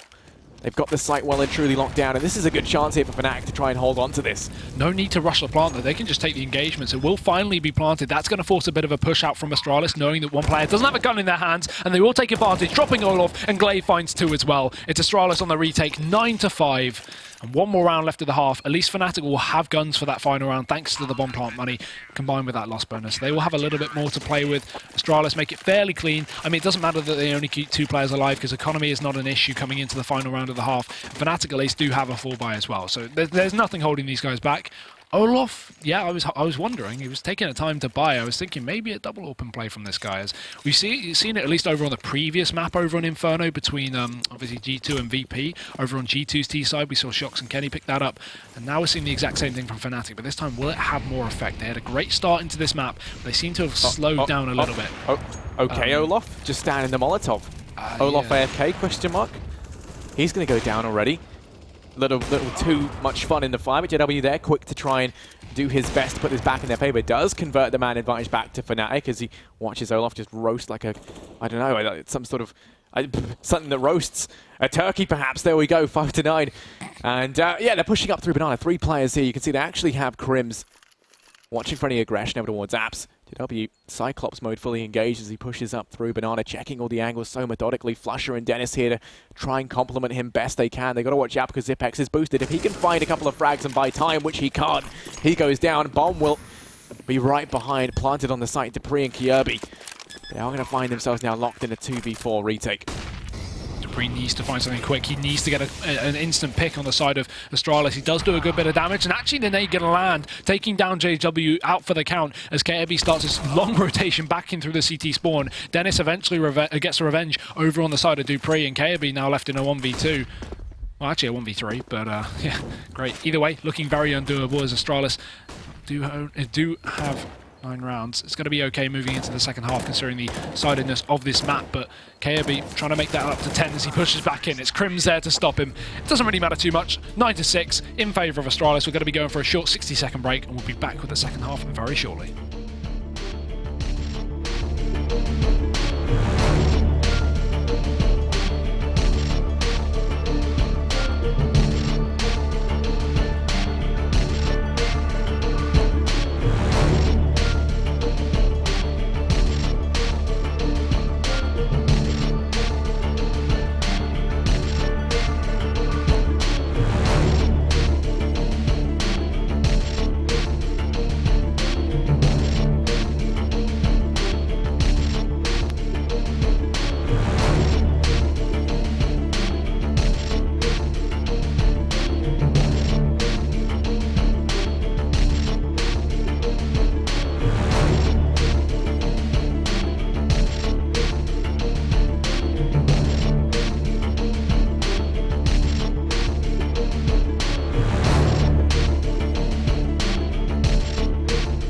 An amazing first half there, and it only looks to get better as we continue on in. We had the ups, the downs, and everything in between, but one thing is for certain, it was a very, very strong game for one Swede in particular, JW. Correct. Yeah, great performance to start things off. I mean, ace early on in the game, and they just carried on the same performance. So, yeah, it did slow down a little bit towards the latter stages, but so did the rest of his team. There's only so much one man can do. And I think, all in all, considering not only Astralis are favoured coming into this matchup, and this is also a very good map for both teams, as well as them starting on the City side, 9-6 I think is a very, very cool and very fair scoreline for this match. Yeah, one thing I do want to say is if I were Fnatic right now, I'll be printing out posters, you know, making flyers, posting them up, asking where's Flusher? He was absent throughout a lot of that. I mean, he wasn't, you know, he's not only someone who we look to have these amazing standout plays. He's been the subject of more witch hunts than I care to count. He is a very talented individual. And I mean, I just thought it was a little bit underwhelming from him. If we see him turn up, I think Fnatic are going to look threatening, to say the least. Yeah, we're moving on to the CT side now, where individual performance is not as favoured as much as a team-based performance. On the T side, if you have one player like JW who's going off, he can just rush up mid and get all the kills, right? We saw that. But moving on to the CT side, if you have a weak player, Astralis are going to exploit that. If they know that Flush is playing towards B, for example, they are going to, you know, put a lot of pressure on B, try and get Flusher out while he's playing weak. So that's got to be something that, you know, Fnatic need to take into account. They need to not only switch up positions, which is something a lot of teams don't like to do, but also, you know, we need to see Fnatic, at least individually, a lot of them step up and reach to the level that JW is, obviously. But yeah, we're going into the second half now anyway. It's going to be interesting to see who picks up that pistol round. If Astralis can pick it up, they might just completely dominate and close out this map on the T side, on a map that they've been fairly confident on anyway. So yeah, looking at it, Fnatic have got a lot of pressure to pick up this pistol, and they're going to be going for a very default buy. Just Crim's on a kit with an HE, and the rest of them on armor. Yeah, look, looking like he wants to take the aggression down mid early on. Doesn't spot anything out though, as he just peeps on through. You can see 3 players for Astralis stacked up over here towards Banana, thinking they might be able to find a cheeky player pushed on up, but no one is there to greet them. And now they're going to look to double on back, rejoin the rest of the guys over here towards A, and actually looking a little bit uncertain. You can see the bombs kind of was dedicated more up towards Apps, suggesting they might have gone for an A play, but the second they don't find anyone over here towards Banana, I think they're just going to hedge their bets and instead use these 2 smokes. 2 smokes is a great number to have for this B bomb site, by the way. You can smoke off over towards Coffins, deny the rotates in through the church, or, and then you can smoke off the cross from CT, so you basically lock yourself into the site. The limited utility here going to be brilliant for Astralis. As the smokes now go raining in, it's going to block off exactly those 2 positions, rendering not only JW useless, but it also puts a lot of pressure over on Flusher to try and hold this back, and he's completely negated as well. So this B bomb site completely up for the taking. Bomb's going to go down. It just will be a 5-on-5 for the retake. Never see this on Inferno very often, but let's see how it fares for Fnatic as they try and get back in. JW tagged down instantly to 40, and Dennis is going to be pressured down Banana as Glaive holds it down from a range with the Glock. But eventually, Fnatic are going to be regrouped in time to go for this push. They've still got the kid on Crims as well to work with, so maybe able to get back into this one, but they need to hurry on up. Nade and Paul, good damage as well. There's 2 players there, but still Zipex gets a kill. Dennis to open things up, and KMB and Zipex are still combining. Zipex is mad. He's on 3, and KMB will close it out with a double kill as well. I'm not sure how much I like the 5-on-5 retake style. Not very common on Inferno for an exact reason. These sites are very difficult to retake. Yeah, well, it's looking a lot like a retake server there as we headed into it. I mean, it's not, like you said, it's not always see all 5 players stay alive, but the second they got locked out, you know, you have 2 choices. You either push in through the smoke and try and hold it down, or you alternatively fall on back. The issue with that B-bomb site, those smokes lasted so long, it gave Astralis so much time to get into the afterplants because the site was relinquished straight away. This time, they've got SMGs aplenty up against the Forceport Fnatic to try and wreak some havoc and make some money at the same time. It will give them their 11th round if they pick it up, but Fnatic trying to answer back with the Force Fight. Have just got CZs almost across the board. Dennis the only player with a 5-7 to try and make some magic happen. Once again, Astralis focusing on Banana. They have 4 players here. Only Zipex watching the flank in through Apps. And actually, he looks like he might be rotating on off. It does look like Olaf's getting a little bit curious. A little bit too big for his boots, pushing on up. But it's Device to make the first contact over here towards B as he spots out both players on this site. The rotate should be coming in from A sooner or later, I imagine, because they must hear the footsteps at this point. Down goes JW. Flush has got to do a lot of work, and he does absolutely nothing as he enters early retirement over in the corner. Flusher doesn't get any work done. Now it's a 3-on-5, and at this point, Fnatic should just be thinking about saving. Yeah, not too much you can really get out of this one. Maybe some exits, but just to pick up UMPs, it's not really worth it. Maybe hold on to the armor, take it into the next round. Device is going to be hunting, though. Does get dropped from Dennis, so some small victory for Fnatic. But other than that, it seems like Astralis aren't going to be heavily hunting this one. Most of the players still sat in towards the site and Banana in case. But I imagine they'll exit towards Banana just due to the aggressive player they have. They have one player pushed all the way down. That's going to be Kirby. So they can just go regroup with him down to the bottom of tree, hold onto their guns, not let the bomb blow up, but also not let Fnatic get any more exits and pick up some more damage or kills. And that's important. Now that this SMG has been secured from Dennis, every kill he gets adds another $600 to his bank. So Astralis do not want to credit him with that kind of cash, and they will move in to join Kirby, down Banana, hold onto their guns. A 4v3 save, sorry. Not too bad for Fnatic. They can just reposition with these pistols coming into this round, and the buy will come out next round regardless.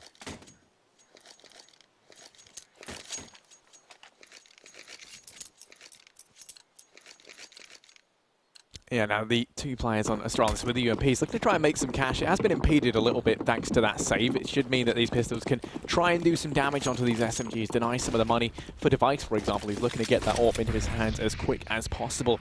This time, though, Astralis a lot more direct. No faffing around on Banana. Instead, just straight up towards this A-bomb site. Device on the entry finds one with the UMP. Picks himself up to CZ as well as a free pistol. But it's Olaf with the backline. Wreaks some havoc. Finds one. Got to quickly reload and get the hell out of there. But he is going to go down on the flank to Zipex as they go charging in towards this A-bomb site. JW sneaking up mid. Sneaky beaky like USP in hand and trying to find a frag if he can. Zipex close to his right, but he gets caught looking the wrong way. Down he goes. It is all on Flusher. 5-7. And a dream in this 1v4. Should all be over in just a mere second.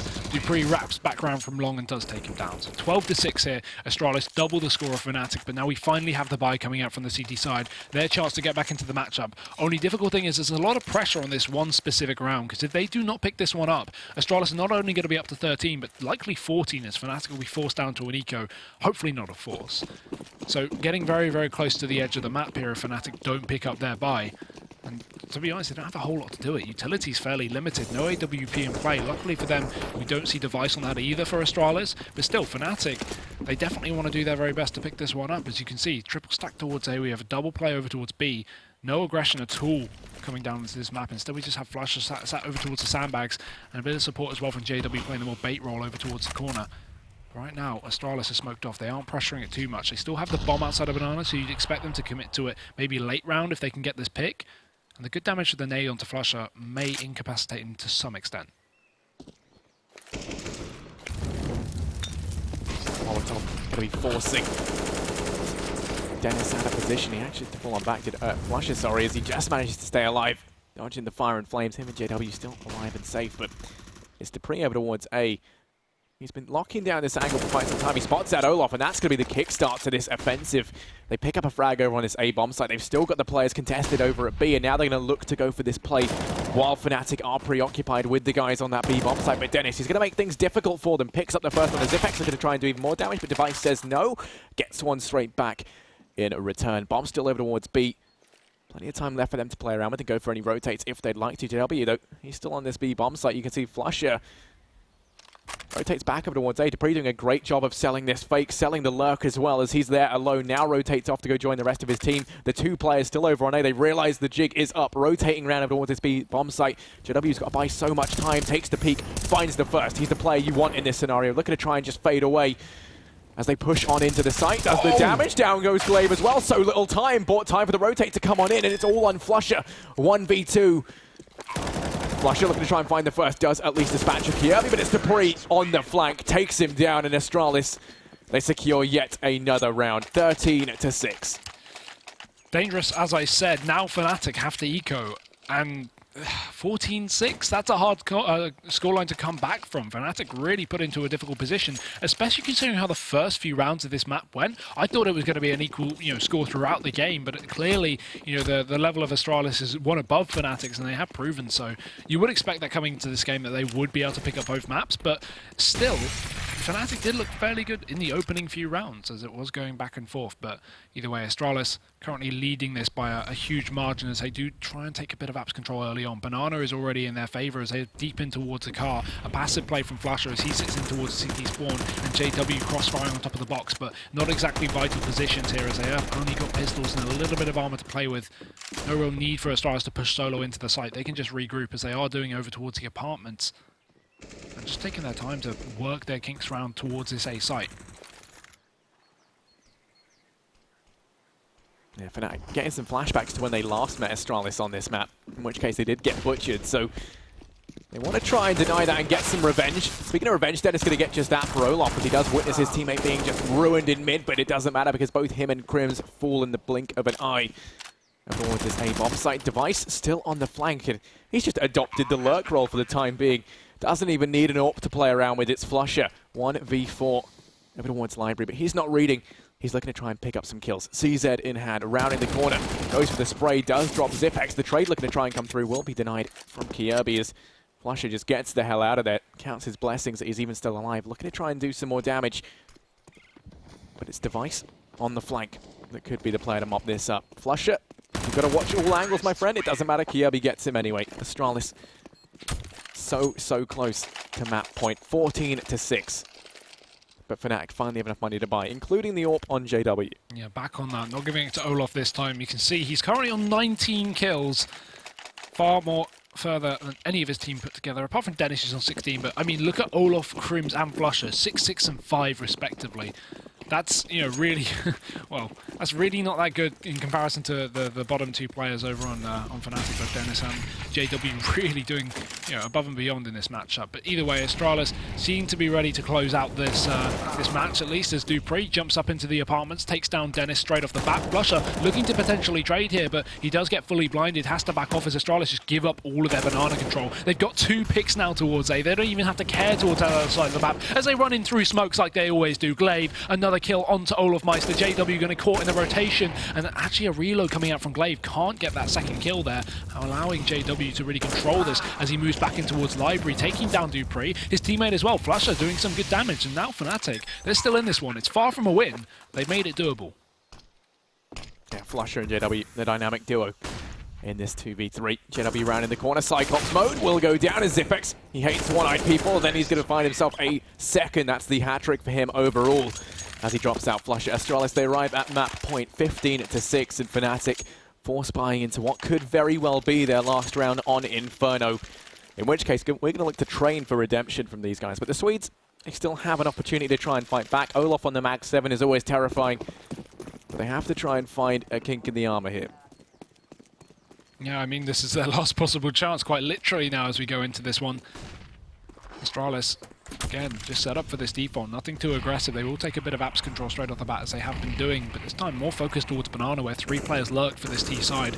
Fnatic trying to maintain control, but really without enough utility to fully commit towards maybe a push down towards the bottom of Banana. They just have to sit towards the sandbags area that Astralis have been so methodically clearing out with Molotovs and nades, really punishing Flusher in this position as well as JW. So now, as you can see, once again, Molotovs and nades going down. Flusher's down to 30 HP. JW going to get shot in as Glaive just runs in through the smoke, balls to the wall on this man as he chases in for more. He spotted that second player as Flusher runs back towards the safety of the new box. He's still going to be spotted as soon as this flashbang runs out, and Glaive will even take the second. Dennis running in through smoke, some more damage, and he might get it. Switches to the pistol, he gets himself 3. Massive stuff from Dennis. It's still a very difficult spot as Astralis rotate their last 2 players back towards A, but Dennis has made it costly. However, cost is not the issue. He needs to pick up this round or it's all over for Fnatic.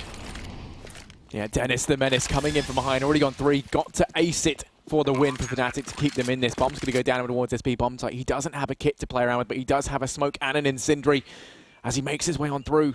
Both Dupree and Zipex playing it very passively, both in pit as well. They have the crossfire set up. They can trade this out easily. And he's going to clear the long angle first. Now this could come back to punish him. It's going to leave him with very little time when he gets into the site, takes the first peek. Zipex rears his head, and now he is to fall on back. Dennis, time is of the essence, my friend. Pop flash comes out. They go for the double peek. He's going to get 1. Okay, Dennis. Spicy 1 tap there. 1 away from the ace, but he's going to get flashed again. Not sure where Dupree even is. He's over towards pit. Fakes out the defuse, there's not enough time. Dupree goes in for the peek. Dennis going to get the ace, but there's no time left. Incredibly close. He gets all 5 frags necessary, but they don't win the round. Astralis, they're going to be picking up Inferno. But what a play from the man himself. Yeah, great way to end the match, even if he does go down and doesn't get the defuse in time. Great performance of skill at least. But Astralis, of course, were peaking due to that being no time left on the clock for the bomb. But either way, what a dominant map for Astralis. You've got to give it to them. I was expecting it to be far closer, but Astralis really did just tear apart Fnatic. And you've got to take into account as well, this is Fnatic who managed to pick up this map recently in Star Series on LAN, both against VP and against I think it was Gambit as well. VP, as we just saw, took out G2 on this map earlier, so it's a great performance for Fnatic there, and now they're just completely getting shut down by Astralis, who are starting to look very good on Inferno. Yeah, you know, it's gone from being a map that they were strong on, and then they just kept getting stronger and stronger as they've learned it more and more, been given more time to kind of adapt to it, and now it's quickly becoming kind of one of their signature maps, almost up there with some of the greats. As we head into trade, I mean, that's going to be a major talking point. It's one that we already know Astralis are very good on, but at the same time, as a Fnatic, their results a little bit more mixed bag, but it's one they play a hell of a lot, and one that we've seen some fantastic results on. Yeah, still, I don't think you can really expect too much from Fnatic going on to train. This is famously, you know, Astralis is one of their favourite maps of all time. So going on to it, you've got to be a little bit worried for Fnatic, especially after they just get butchered on Inferno. Fnatic's arguably statistically best map, and the map that they really should be able to get a few rounds on. Now moving on to train, as you say, they have played it a lot. They've got a lot of experience on this map. Not too bad as a whole, as a team, but nothing to the level of Astralis. Yeah, and you know, before we move on to talking about train, let's speak about Inferno and what we kind of saw, what we've learned, and what went well, what went bad for both of the teams. When we look at Astralis, you know, I mean, they had a bit of a shaky start. Fnatic were actually tearing things up in that first half, I think. A very convincing half from them, and it kind of led me and you to believe that it would be one hell of a close game. The second things get switched around, we see them on the T side.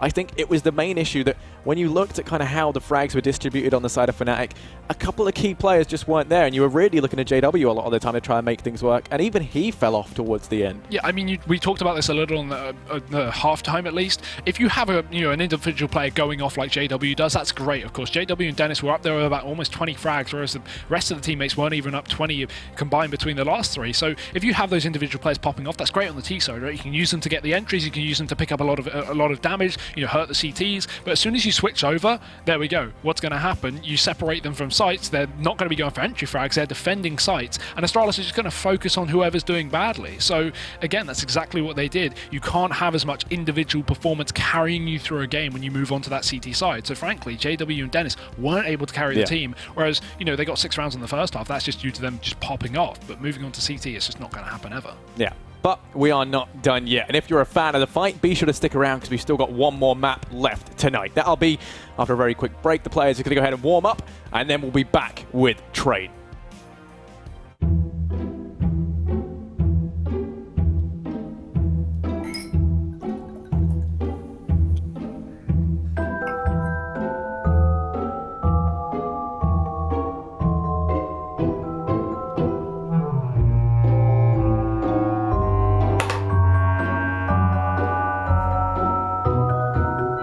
Start your esports career now at play.eslgaming.com.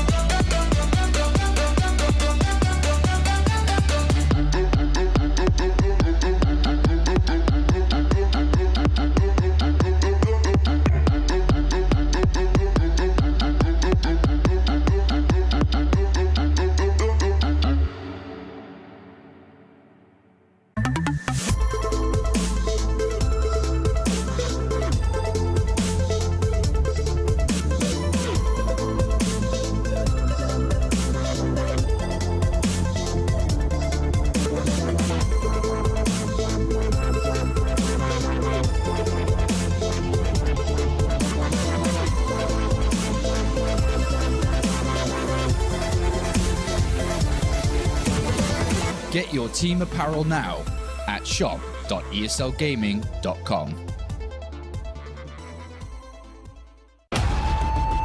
Counter-Strike is sharing incredible moments with us and will return to a memorable place.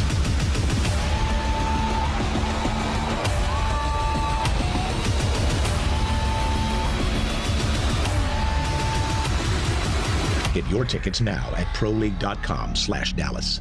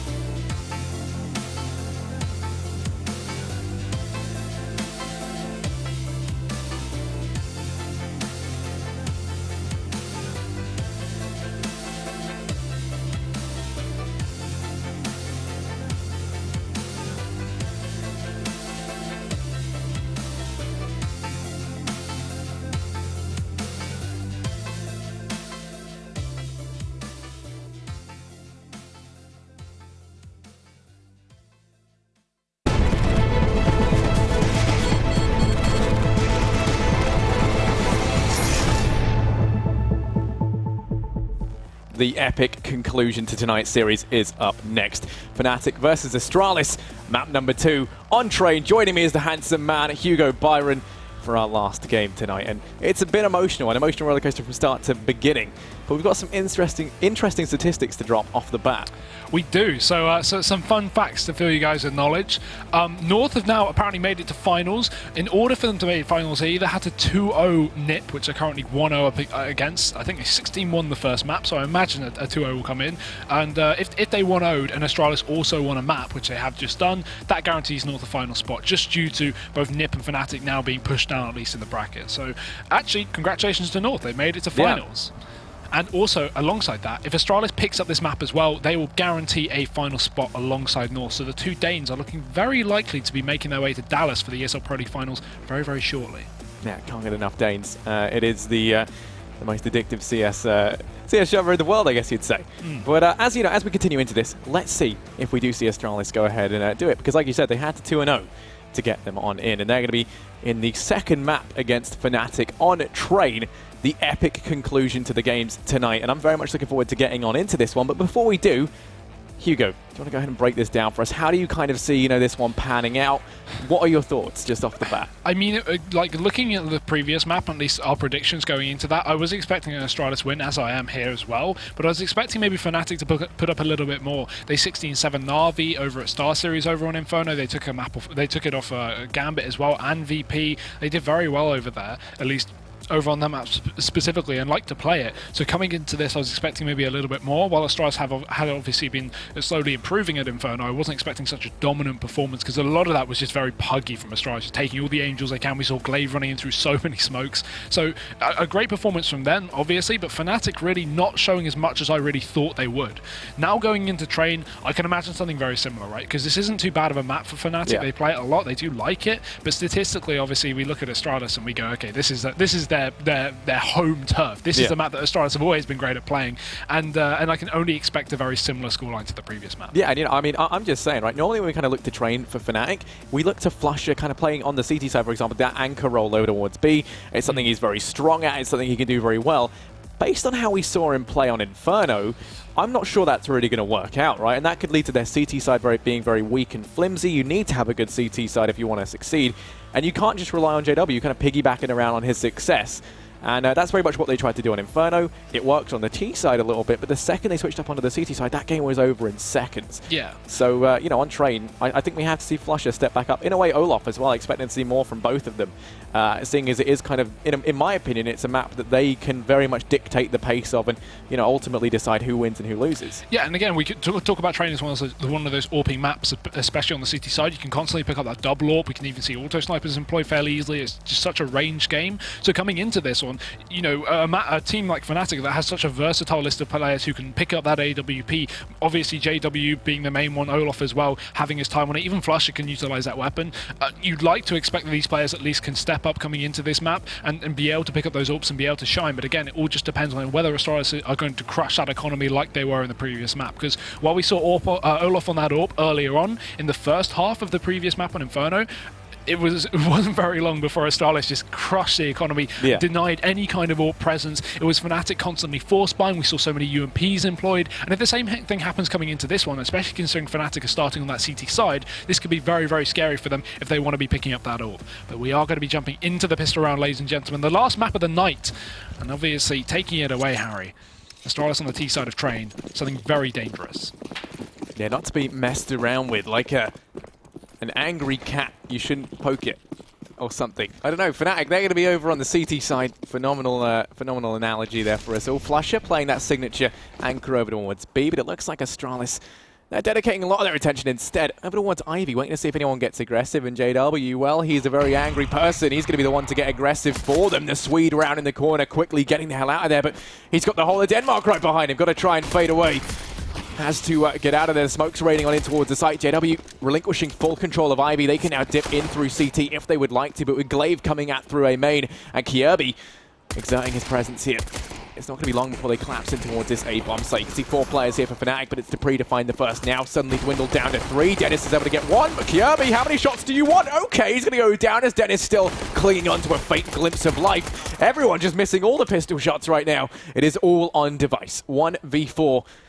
Over towards Pop Dog.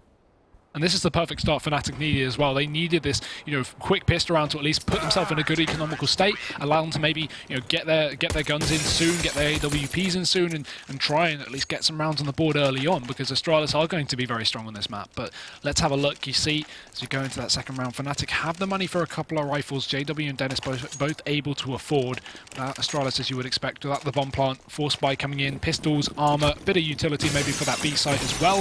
If they want to just go for the contact play, go for that fast bomb plant that is so common, and it seems like most of them are going to be selling up towards those B holes early on. 1 player deep in towards Ivy, it's going to be dupreeh, and this is what a lot of people have been talking about as well. dupreeh, you know, a player that's kind of moved from that maybe entry rollover on Train to be going for that aggressive lurk style. A lot of people have been picking up on this recently. And he's been always that player to really put a lot of pressure down towards Ivy, really, distract the CTs and get in their faces. And he's continuing to do that once again, pushing down to spot JW. 50 damage already done, looking for more, but the shotgun prevails. And now the rest of Astralis, they've got to burst out somewhere else, looking to come out onto this A site through both the Pop Dog and in main. It's going to be Glaive sneaking on out, Kirby backing off with the bomb as well. And these players want to commit towards A, but with only pistols, Fnatic are not giving them close range engagements, just playing at range. Yeah, don't want to let those pistols mop up anything. JW's here in Ivy with the Mag 7, waiting in the corner patiently. And patience is key if you are the J-Dub himself, as he just bides his time, waiting to see if Device presents himself in around the corner. The rest of Astralis ready to make their way out towards A, but they're pretty reliant on Device finding some success in through Ivy to give them this third prong to their approach. And while Kirby's managed to get on in, the smoke is down to cover his approach. He's going to be the player with the bomb, and it's Device. Not going to... Oh, he does check it, but JW finds the shot. He will go down. Dennis falls elsewhere, though, as Kirby able to get one in retort with the Tech 9. Glaive doing some damage with the P250 as well. These pistols actually being a decent force of nature to be reckoned with, but look at this. JW, as he goes running on in, does fall to his death because Zipix railing shots his way, takes him down. Crim's able to get one as well in return, avenging the death of his brother JW. But now it's all on Zipex and Glaive. Down goes Glaive. Zipex shortly follows as Crim's showing he's the pistol king, apparently. Yeah, P250 on a buy round. Who really needs a rifle, right? And they will be able to close it out 2-0 as Astralis now left with really nothing to play with. No extra bomb plants, so they can't reinvest in a couple of pistols into this round. Maybe Kirby and Zipix could go for a P250 at most, but not really much need, as this will just be a bit of a throwaway. I'd like to, in this situation, see a flashbang brought up from Astralis, chuck it into the B site, just go for that contact play to try and get the plant. But the fact of the matter is Fnatic only have one player towards that B site, so it's likely they won't be playing too aggressive at least. Although actually, as I say that, it's Flusher, so watch out. He's going for the contact play up towards B, trying to spot them out. No utility to hold them back off. So maybe a bomb plant's going to be possible here. And as I say that, the rotation from Olof comes in through the connector to stop any kind of ramp shenanigans coming down from Astralis, so they can't plant down on this B site. Flusher, he's wreaking havoc and making money. And well, as is Dennis, wanting to get in on the action, coming in from behind, going to pick up 2 frags of his own. Flusher making a nice tidy bit of money, $1,800 on his UMP. Dennis going to follow up with $1,200. So the economy of Fnatic starting to accrue a nice bit of money already, and I imagine we're going to see Flusher and Dennis both opt to stick with the UMPs into this one because they are just so incredibly viable. And well, Astralis, they're going to be buying down AKs across the board, nothing to counteract the AWP of JW. Well, the AWPing prowess on the back of the Lone Swede here is a terrifying prospect for them as he watches for any aggression out through A main over towards Ivy. He can easily flick his attention between the two. The molly goes down to deny the early play out through main, and Kirby in the meantime, if he peeks in through Ivy, JW is going to be posted up and ready to wipe him off the face of the earth. Jumping up on top as well. It seems like they're going for the jump cross. He might not spot this one as well. I don't think he will. Oh, just sees the legs. JW knows what's up now. He's got to be aware that they could be from either side, and there's going to be at least 2 of them. Actually, aggression coming down. Very ballsy, but it works out. No repeat from Kirby. We need to see a trade, but JW falls on back safely. Good stuff there.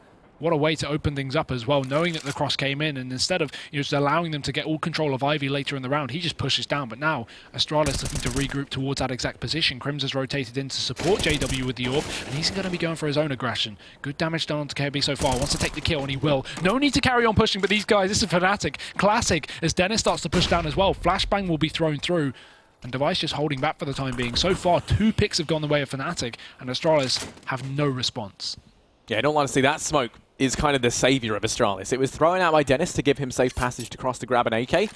What it's done is it's saved Device's life. If they continue the aggression, they drop the bomb, this round would have been over for Astralis. Down over towards Ivy, everyone else is so far away. It still might be over, but at least they have a fighting chance. Glaive able to equalize things out somewhat as he finds the trade on a Crims into a 2-on-4. Makes it just a little bit more doable, but then they lose Device.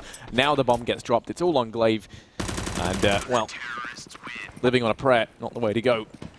As Bon Jovi would tell you, he will hit the deck. Down he goes. Fnatic take it 4-0. And now there's no money left for Astralis to play around with. No, this is a good start for Fnatic, especially to get their economy in a good state as well. Allow themselves to get this AWP up, potentially a double AWP if need be soon. I mean, we see some good money across the board on some of these players.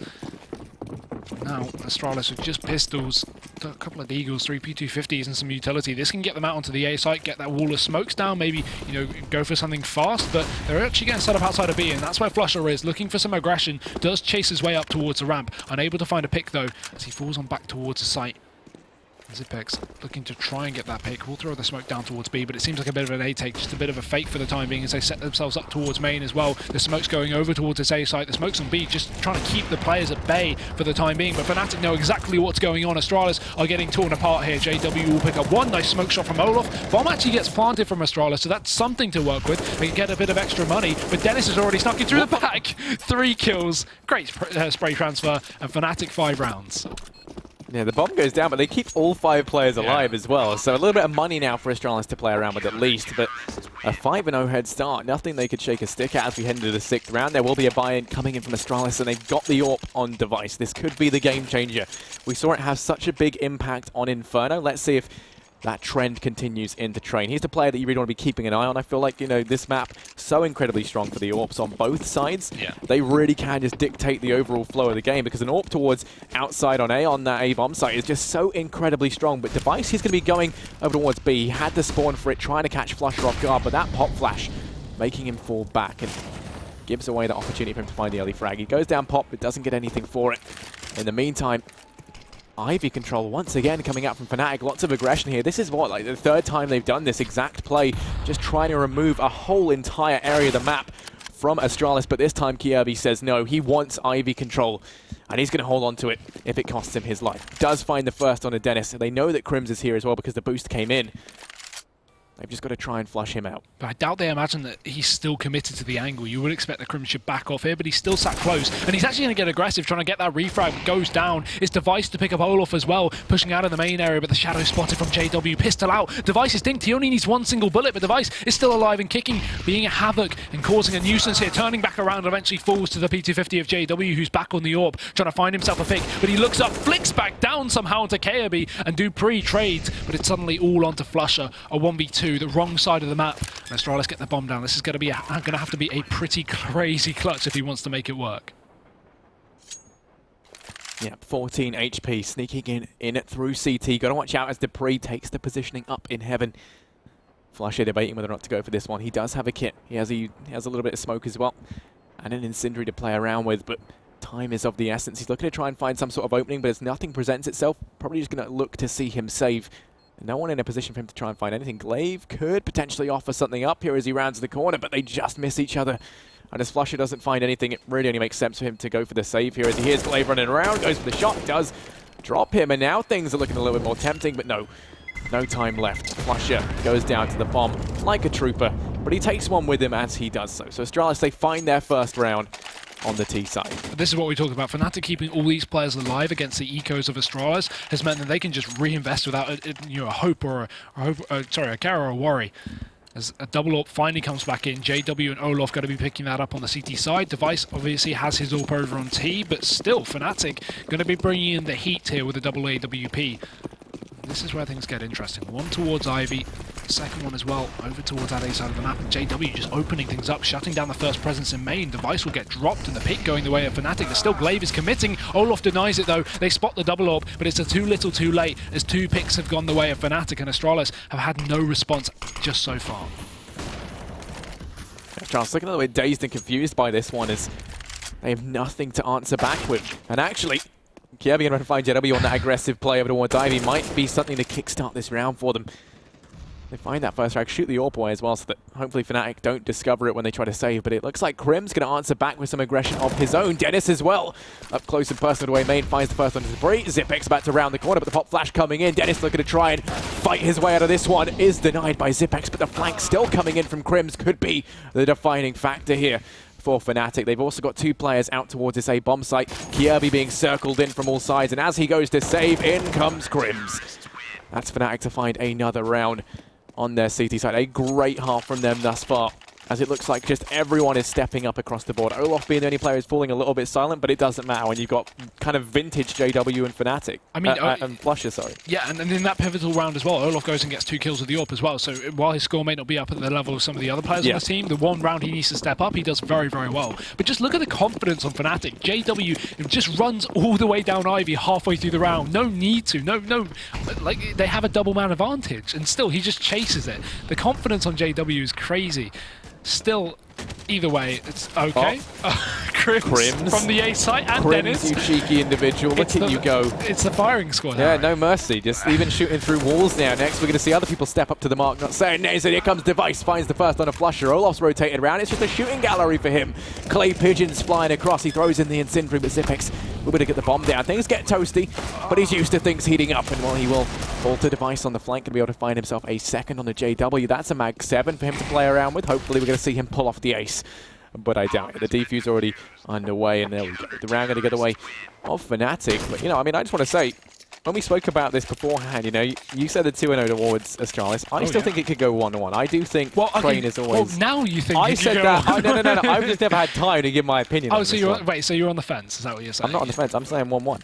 You didn't say 1-1 after when the first we were in the map. hotel, Hugo Byron, but we don't record that. Anyway, you said it could go heading 1-1. into this round, we're going to be seeing Fnatic with the double up set up once again, bickering aside Astralis. They've got the Mag 7 saved up on Device. You've got to watch out for him because he is mental. And he tosses it away to grab himself the AK in favor, so never mind. It is going to be them grouped up over towards Ivy once again. JW, he's been the bane of their existence here, just shutting it down time and time again. Looking to try and hold down the fort, will be forced back. The utility rains through, but Crim's just quick to rotate around and help him lock this down. The boost looking like it could come in as Dupree is in the corner. Kirby, curious about being boosted up, knows that JW would just rip through his soft, fleshy skin, so they opt not to do that. And instead, they're just holding this passively, the default across the map hold. Don't want to allow Fnatic to go aggressive anywhere because they have been taking the aggression. Molly does buy the time though, forces the side of Astralis back for a few more seconds, but JW still in position here. He's still contesting this one, does not want to give the control away at all over to Astralis. And the time ticking down to 50 seconds. They still have plenty of nades to play with to go for some kind of site take. And they should just finally commit towards A, it seems, because they still have these 2 players outside of Ivy. Don't want to go back towards B, but it's JW pushing all the way down, balls to the wall. Kirby will find the headshot, and that's JW picked. That's Astralis' moment to rush out onto the A site. With a man advantage in presence, they can instantly just rush on. But Fnatic, just giving up all control, they're running back towards B. Is this just a risky play, or are they just trying to play for retake? I'm not too sure, but they finally realise the error of their ways and back off and towards the A site. Either way, Astralis in the meantime getting so much control. Kirby, look at the man, getting himself 3 kills so far. Device as well will pick up another one onto Olofmeister, rotating back on in. And a very confusing round for Fnatic to give up all control of A after losing the first pick. Yeah, Flusher just going to have to fall back and save. Now let's hope this doesn't, you know, instantly kind of shut down Fnatic here. What we've kind of seen is when they have these major spanners in the work thrown on him, where they make these huge errors, they enter a bit of a slump almost. It'd be nice to see them just remain resilient, keep on top of things, and then come fighting back. It makes for definitely more entertaining CS to watch, at least. Astralis, they're going to be picking up their second round, though, on the T side. A much needed round at that as well, because up until now, it's really been kind of the Fnatic show for the most part, being shut down at every opportunity. And I think the difference there is that they deny so much of that early aggression. They deny the, the early aggression down through Ivy, or the aggression up towards A main, the early frags found by Flusher over towards the B bomb site. All of it gets completely denied, and suddenly Fnatic, they don't have a leg to stand on in it. I mean, the advantages they've been getting guaranteed every single time and time again, stripped away from them.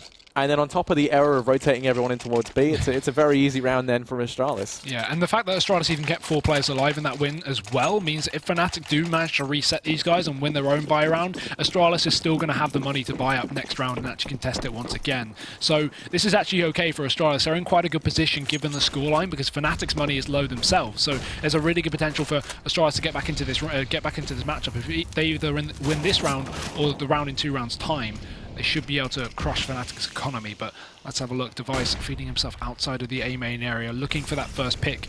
It's Dennis just on the other side of the smoke to try and contest it, but he doesn't want to push on through. Device is just sneaking his way out on towards A, and this could be really dangerous for Device for that matter, because he has no teammate to trade. If he gets picked, that's instantly Fnatic in a perfect spot. Dennis hasn't wrapped though. He's not coming in from behind. Device gives away his position, spots out Crims, doesn't get the kill as well. That's not worth it.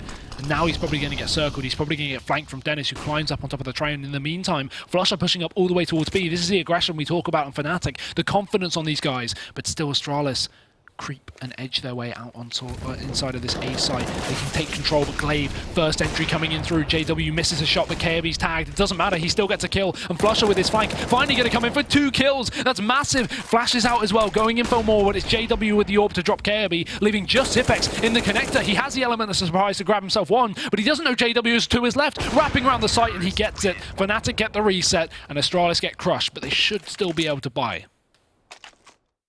Ooh, as they say that though. Yeah, it's debatable. I mean, they got money on a couple of these guys. The one reason why you could maybe see them go for it is that the economy of Fnatic is very low, and yeah, so they're going to go ahead and go for this one. If they can reset Fnatic here, this would be great for them, but it's high risk, high reward for Astralis at this point. Buying on down, they lose this, they've got to eco again, and that's essentially another free round out to Fnatic. If they pick it up, it's the same but vice versa, and it could carry them forward to 4 rounds relatively easily. So high risk, high reward is the nature of the game. JW once again watching Ivy. The bomb this time over towards B.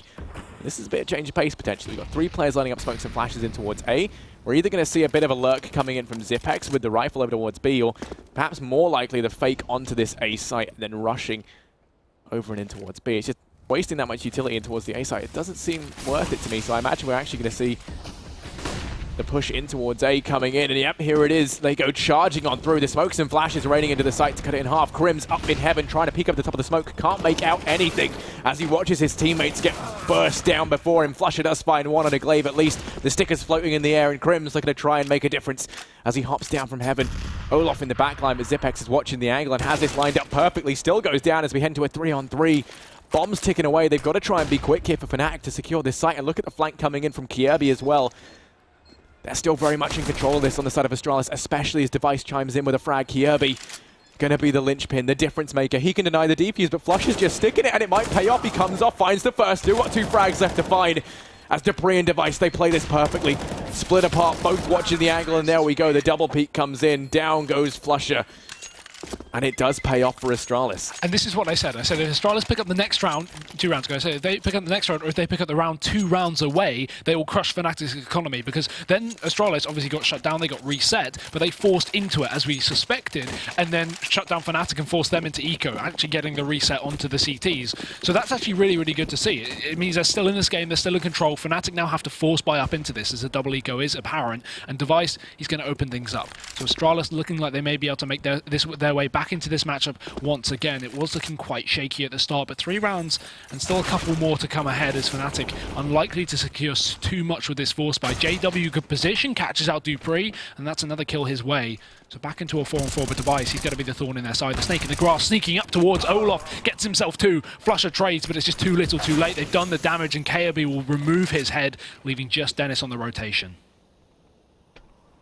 Slowly but surely rounding the corner. KRB is there, and it's no problem. Removing the head of Dennis does secure Astralis that 4th round. The economy of Fnatic still bottomed out because they went for the force, and that's going to give Astralis a 5th on a juicy platter. Don't know why the platter's juicy. That is just awful. It's made entirely out of meat.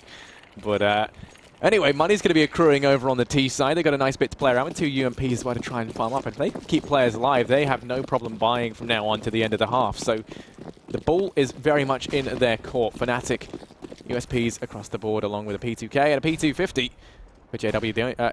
JW on Flusher, sorry, and there we go. Down goes Flusher. JW having to rotate on round from Ivy. Going to be very slow on the rotate as everyone else charges in towards B. He's sure that someone was here. He's going to take such an incredibly long rotate, actually rendezvousing with Olaf as they both come in from behind. But they're so far away. Device, he's going hunted. Finds that first on a Crims. Got to check the close angle because Dennis is there, but he doesn't peek on out. Instead, it's Zipex. We should be able to find this one. And this is a nice, easy, clean round. Clean being the key word for Astralis. Yeah, very important they kept the players alive, as you said earlier on, so they can rebuy and not have any issues until the end of the half. So last player, JW, 1 HP, looking for the knife, a bit overzealous, but he will get taken down by Device, running around the corner. And Astralis, 5 rounds as we go into the last 2 of the half. Fnatic back on their buy. And I mean, realistically, a 7-8 half is not going to be too difficult for Astralis to pick up here. All it requires is this 1 rifle round where Fnatic don't have a lot of utility. They have 1 kit, no AWP. realistically, we could see Astralis pull this back up with a really, really strong T side. Yeah, I mean, they're closing the gap right now, and potentially they could go ahead and take this 8-7. What was looking like it was all Fnatic is now very quickly been flipped on its head. A lot of it falling onto the fate of this very round. This one is pivotal to decide the overall flow of the game. And well, already, you can see actually they've adopted to having the second player over towards B, leaving 3 on this A bomb site. You can see that they've got, I believe it's Flusher and Olaf over towards B. Now they're rotating back out on towards this A bomb site as they start to encounter some resistance. Device through the train finds a headshot on a Dennis, but Olaf in the meantime gets to the trade at least. A 4-on-4 ensues. Glaive going to be picking up the bomb in a great spot to rotate over towards B if necessary. And with where Flusher's playing, all it takes is one smoke and they've got that B bomb site for free. Watch out for Dupree though, he is still positioned up towards Ivy. Not committed just yet, but he has been the person to at least sneak up into that position in previous matches, at least to catch out the CTs. Instead though, this time he's just backing off a little bit. Olaf sat close towards main, and Astralis with 40 seconds left, looking like they want to commit outside of this A site. The smoke setup as well, they have a bit of control towards Popdog. They can easily drop that player back down through the Popdog in towards that A site, and yep, this seems to be clearly flying out towards A as they set themselves up towards main. A fast control round as Olaf, he needs to pick up 1 or 2 kills to make it work. Gets 1, drops off, that's perfect. He can at least reposition and get himself 2. He catches him off guard. Crims as well to follow up, and Fnatic, they are going to bring this closer and closer to a victory for themselves. Glaive is the last man alive, and he only gets 1, tagged in through the smoke. 20 HP remaining, and they should just be able to hunt him down like a dog. It's going to be Olaf to finish him off, and 9 rounds to Fnatic now, and that's what I wanted to see. I wanted to see 9 rounds, so Astralis still have the money to buy for the last round, but it's still just in the favor of Fnatic. So this should be a very interesting match coming into the second half, regardless of how this last round goes. It seems like the intensity today has just been climbing up and up, and this is it, the kind of the pivotal game of the night, and it couldn't be a better one. 5-9 right now is the scoreline. Astralis looking to try and pick up a 6. They've got the AWP for Device, rifles across the board. Fnatic though, they've got the AWP on JW. Everyone else with rifles, plenty of utility split across them, but JW goes down early on, and he's been someone who's been key at holding down Ivy. Losing him off the bat, going to leave Fnatic in a very strong, in a very weak position. Sorry, usually we see them rotate Dennis around to help out, and that's exactly what they've done. He's now taken up position over Ivy, but that's going to significantly weaken the A hold. He's also been fairly pivotal at locking down the longer angle over towards A main, but it doesn't matter because Astralis, they look poised and ready to go in towards B with only Flusher here, playing it so passively at that. This B site is theirs the second they go in. You've got to have some extremely clean shots coming in from Flusher, or dirty shots. Probably the latter. Bit of both. Mix it up. But yeah, they haven't put a huge amount of pressure over towards B anyway, so it's nice to see them finally charging out on a proper buy round. Flusher going to spot it, but look at the aggression. Instantly KRB's pushed up. Don't even wait for the bomb to go down as he takes the head off of Flusher, getting the retribution kill onto Glaive. Molotov to hold off the presence over and connected to stop a rotation. They can't even dive on through that, just have to back off. And with no smoke to get rid of that Molotov to allow them to push back in, this is looking good for Astralis to pick up the final round of the half. Long routes are needed for rotations, and look at the positions as well. Astralis are so forced up. We have KRB all the way at the end as well, and even the support from Zipex as Device drops another player on the back. Dennis goes down, and KRB and Zipex a kill each to catch out the rotations. It's Fnatic to pick up 9 rounds, Astralis to find themselves 6, and we'll see you for the second half in just 60 seconds.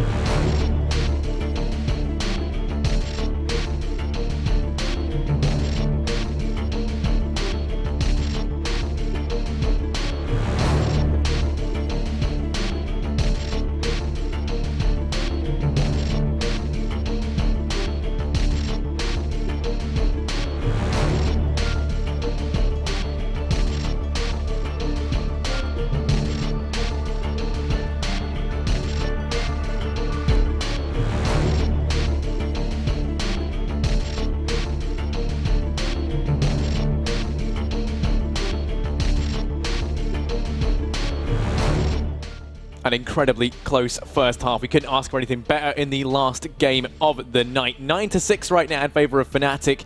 Hugo, a lot went on there in that first half, but what were your overall thoughts on how both of these teams performed, and what really just kind of stood out to you thus far? I mean, great AWPing as well. You've got to look into on the side of Fnatic at least. They had a few shutdown rounds with Olaf and JW spiking up. Not particularly the performance we saw individually over on the first map of Inferno, but definitely being consistent enough to hold down Astralis on a fair amount of rounds. I think it's, despite obviously this being CT sided, Fnatic to actually get 9 rounds over Astralis' 6 is pretty effective, considering Astralis' history on this map as a team and in general their ability to get rounds on the T side. So I'm very impressed by Fnatic so far, but obviously as we move to Astralis being back on the favoured side, their home turf, it's going to be getting very interesting after that pistol round. Yeah, and there's a lot riding on this game. Let's not forget, if Astralis pick this up, then they make it through the finals. If they don't, and Fnatic actually win it out, then that's it. They have to keep, they're not mathematically in. They have to keep going. Yeah. And the grind's nowhere near over at that point. So there's a lot resting on this, as well as this, it's kind of like a little bit of revenge treatment now for Fnatic, where they have the shot to kind of do onto Astralis what Astralis has done to them so many times in the past, not to mention the fact that the last time they've played on both of these maps, it's always been Astralis winning time and time again. Now Fnatic have their shot to get revenge, not only just winning back a map that they've lost to Astralis a hell of a lot, but in terms of being like, you're not making it to the finals just yet, we're not done.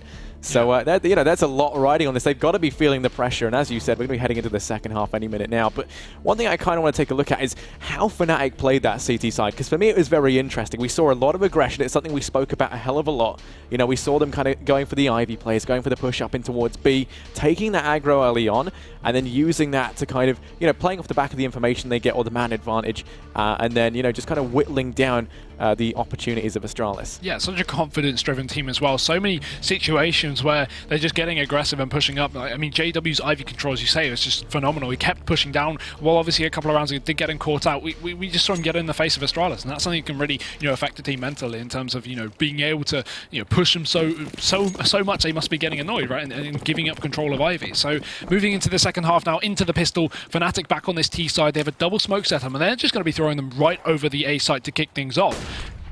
Very interesting to see, just straight off the bat rushing out onto the A site, and JW finding that first pickup. Yeah, Water Smokes goes in, cuts the site in 2, and one Device quick to equalize things back into a 4-on-4, but as the push comes in, Olaf Meister and Flusher, they're going to find 2 between them. The only player really within earshot of this site to try and deny that bomb plant is Kirby, but he doesn't get there in time. Pounces, finds the first on a Crims. And actually, Device going to make things more difficult as he gets 2 back-to-back. Device, what are you doing? As now he's going to be on 3 frags. It's all on Dennis. Bombs down and out in the open for Dennis to go ahead and cover, but they know exactly where he is. And Device, he's sticking the defuse. No, he's not. I lied. He's baiting it out. In comes the peek from Dennis. They know exactly where he is. He's got the kit as well. Now he's sticking it. Dennis going to land the damage, but Kirby shuts him down, and between them, they clutch out that pistol round. Was that 4v2 at one point? What a play from Device to bring that back. Great stuff for Astralis, and they are going to pick up the pistol round. This is what I was scared of. Fnatic could have taken that. That could have been really, really good for them to actually close out this map as well. But now it's still going either way. It's still under question as two M4s are brought out from Astralis. A couple of bits of utility on the rest of the players in Fnatic. They are just going to be sticking with a couple of pistols as they go for their buy in the upcoming round. Flusher on a Deagle, rest of them on P250, so not too much to play with for Fnatic side. And Dupree, instant aggression, going to catch out Dennis. His body just falls to the ground. And the man advantage taken very early on. Yeah, no messing around for Astralis. Glave's got aggressive as well. He is here alone, but now he's got some backup coming in from Dupree to try and keep him warm. And while Crims did get past, but was quickly silenced by the gun of Kirby. As Dupree, Device, and Kirby mop up 3 between them. It's all on Flusher. 1v5, Deagle in hand. Hopes and dreams of Fnatic riding high on his shoulders. And actually, Glave's going to go aggressive, but with no armor and aim punch playing into that a little too much. He had to land the 1D. He doesn't and goes down. So Astralis, they find an 8th. This is where Fnatic can buy up. And that's the advantage of them getting that bomb down, at least initially. They can go for this 3rd round buy in the second half, and that means that they never have the equalizer come in just yet. So they still have, albeit a very small advantage, they've got that 1 round over Astralis, which is going to be good not only for the confidence, but just in terms they have a little bit of extra leeway if they go ahead and lose this one. But Astralis going for the free round. They've still got 3 UMPs in play, have invested relatively little into this. The nades, hoping to do a little bit of damage, but they didn't really do much early on, so the investment there kind of lost. JW does get tagged a little bit on the latter couple of nades, but still, you gain control of A main for the time being. Kirby watching Ivy, about to be peeked by Olaf, and now falling on back, just smokes it off, plays it safe, but the rest of Fnatic pushing out through A main. They get funneled in over towards A main. Glaive falling off the top of the train, trying to exert some pressure with that UMP. It's Dupree to find the first. Dennis to equalize things back into a 4-on-4, but Device up close, personal towards Old Hell, making things costly. Finds a second. Olaf with the backstab takes him down. Olaf still doing work. He's not done yet as he comes on in, swinging. Finds a second frag to his name. Dupree and Glaive, 2v2, the UMP brethren of Astralis to try and defend this A site. Glaive still in a very important position. Can wrap round and catch up this player down towards Ivy. Doesn't need to, can just sit pretty for the time being, as Olaf is going to be holding the angle, just waiting. And this is exactly what Glaive is doing, just waiting for Dupree's rotation, coming in from the back of Ivy. But actually, he's going to double back towards main, just in case. Doesn't want to get caught out here as Olaf finally makes his way out of this position, looking to split himself into the CT spawn. But Glaive's in position. Who will land the shot first? That's the question. Probably Olaf, but Glaive sees him coming, goes for the pre-fire shot. But still, these two Astralis players are such low HP. One of the positions has been worked out, and Crims will finally get the drop over on Glaive, all on Dupree now. And Olaf Meister just down towards a main area will catch him out, trying to escape out of that position. And look at this right now, Fnatic, they're taking the first buy round, 10-8, taking the lead back in the favour. And if we look at the scoreboard, at least from Astralis, they have two players doing a lot of work. Yeah, you know, it's interesting to see that it's, you know, I mean, just how quiet Zipex and Dupree are both being right now. I mean, normally they're players we associate with being kind of higher up on the board, and bringing very little, a very key moment for Astralis, arguably. It's almost what we saw from Fnatic in that first half. This time, though, they're going to be going aggressive over towards B. They've still got a nice buy together, and Device, he finds the first on the JW over towards Ivy. It's Zipex up close, dispatches of Crims, the Mag 7, that's an AK earned, as well as a hefty sum of money on the back of that frag. Now he just retreats into the safety of the B bomb site. Olaf tries to trade, but Device says no. And Fnatic already in an awkward spot now. Like they can pull it back. Flusher does grab one, actually evades the AWP as well from Device. Could potentially pick up a second, and he does. Headshot onto Dupree, but dinked in the process. Very low, and he's separated from his teammate Dennis on the other side of the map as Zipex holds onto the connector. Flusher about to walk into his crosshair, and there's a free kill. Zipex drops him. And now Dennis is alone in a 1v3. They know exactly where he is. The bomb far away towards the T-spawn. Has to run and grab that one. And Astralis, they shouldn't be losing out on another man here. They should just be holding on to the bomb sites. No need to get aggressive. No need to fight Dennis here. Wait for him to get close to the site. Take that kill. And deny any kind of extra money gained by Dennis. But also, keeping 3 players alive on the side of Astralis is going to be important to building up that CT side economy.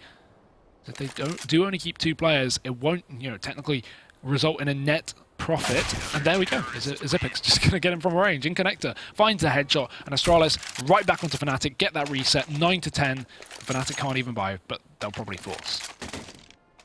I mean, Dennis and Crims both with very little money to their name. You can see Flash has already bought the Tech9 and armor, so yeah, they will be forcing down just a little bit. Actually, not as much as I think we initially thought. Flush has got a Tech9 player, and they got the Flash, so I mean, I'd imagine we would have seen a beat play coming on in on a round like this. It's very easy to go ahead and get the bomb down over towards B, but instead they're taking the bomb out through A main. That Molotov, things are going to get toasty as they start roasting the Swedes. Not a very good method of cooking Swedes, I've heard. I think you meant to boil them, but I'm not overly sure. JW's 1 HP, he's not looking too healthy, and actually he's first to fall as Device picks him up with the AWP. Dupree coming in, swinging as well, gets 2 for himself. Glaive doing damage.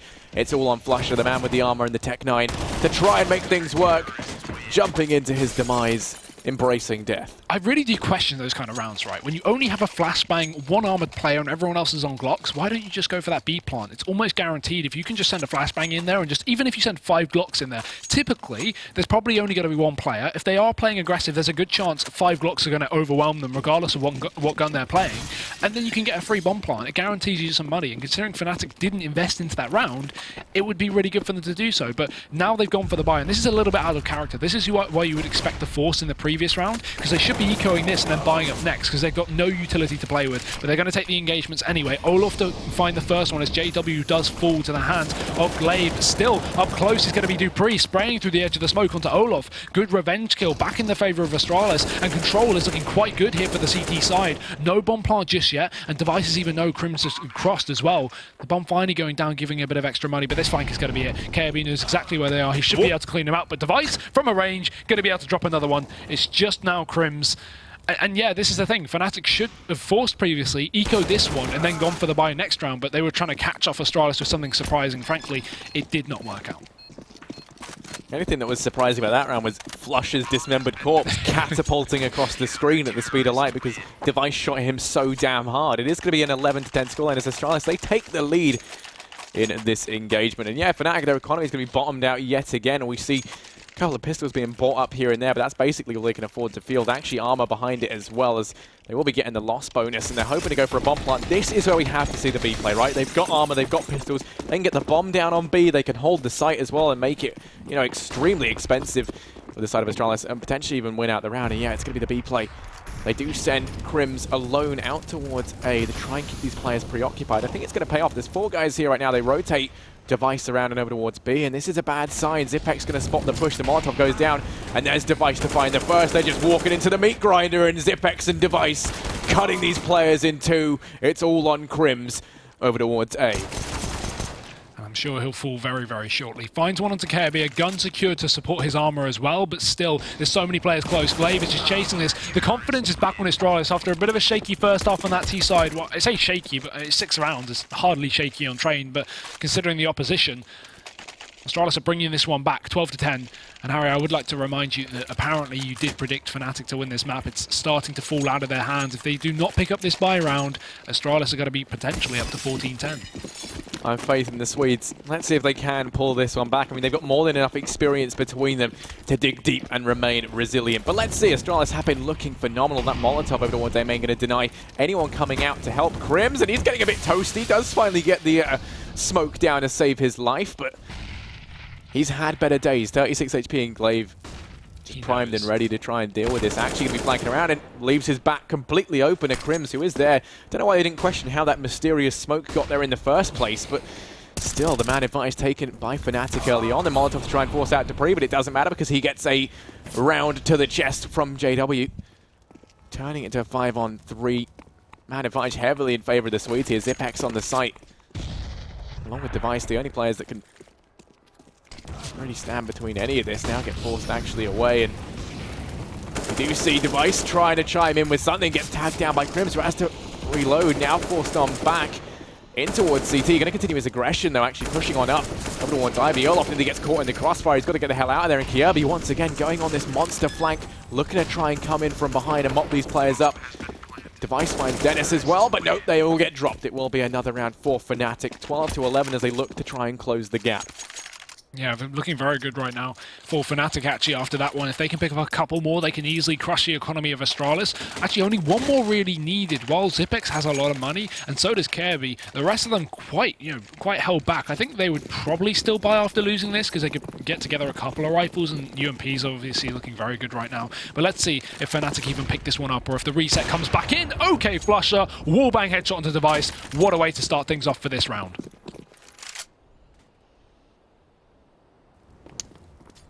Look at this right now, we can see that Xyp9x is here to find the equalizer at least. Into a 4-on-4 we go, and they're not close enough to trade him out, so he just retreats back into the B bomb site, but he's still here alone. They haven't rotated anyone around.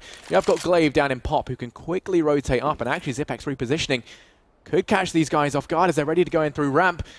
Flush about to round the corner, gotta be ready for this, goes in for the shot and actually lands it. Down goes Xyp9x, and W finds Dupree as well, and this round just crumbles from underneath Astralis.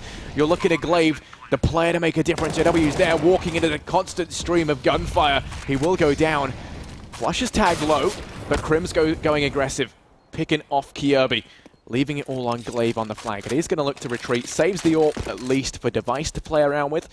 And if they save this, they can buy next round. That's the thing, because they had a couple of players around the buy mark money, a couple not so much, and combined with only a $1,400 loss bonus, it was difficult to work it out. But if they hold on to this gun, they should be able to buy around it, because you can see Xyp9x has 5k, KRB can buy up combined with a loss bonus, and then Glaive can at least throw that gun over to Device and get, you know, a UMP for himself, whereas Device can just armor up. So it's very important that Glaive does not go down here. He has players coming in from lower. There's just no need to peek. He doesn't need to take money off. At least he survives, but it's not worth to go in for more. Okay, he's fine. He gets out of there alive, and that's so important now because Astralis can afford to buy around that AWP.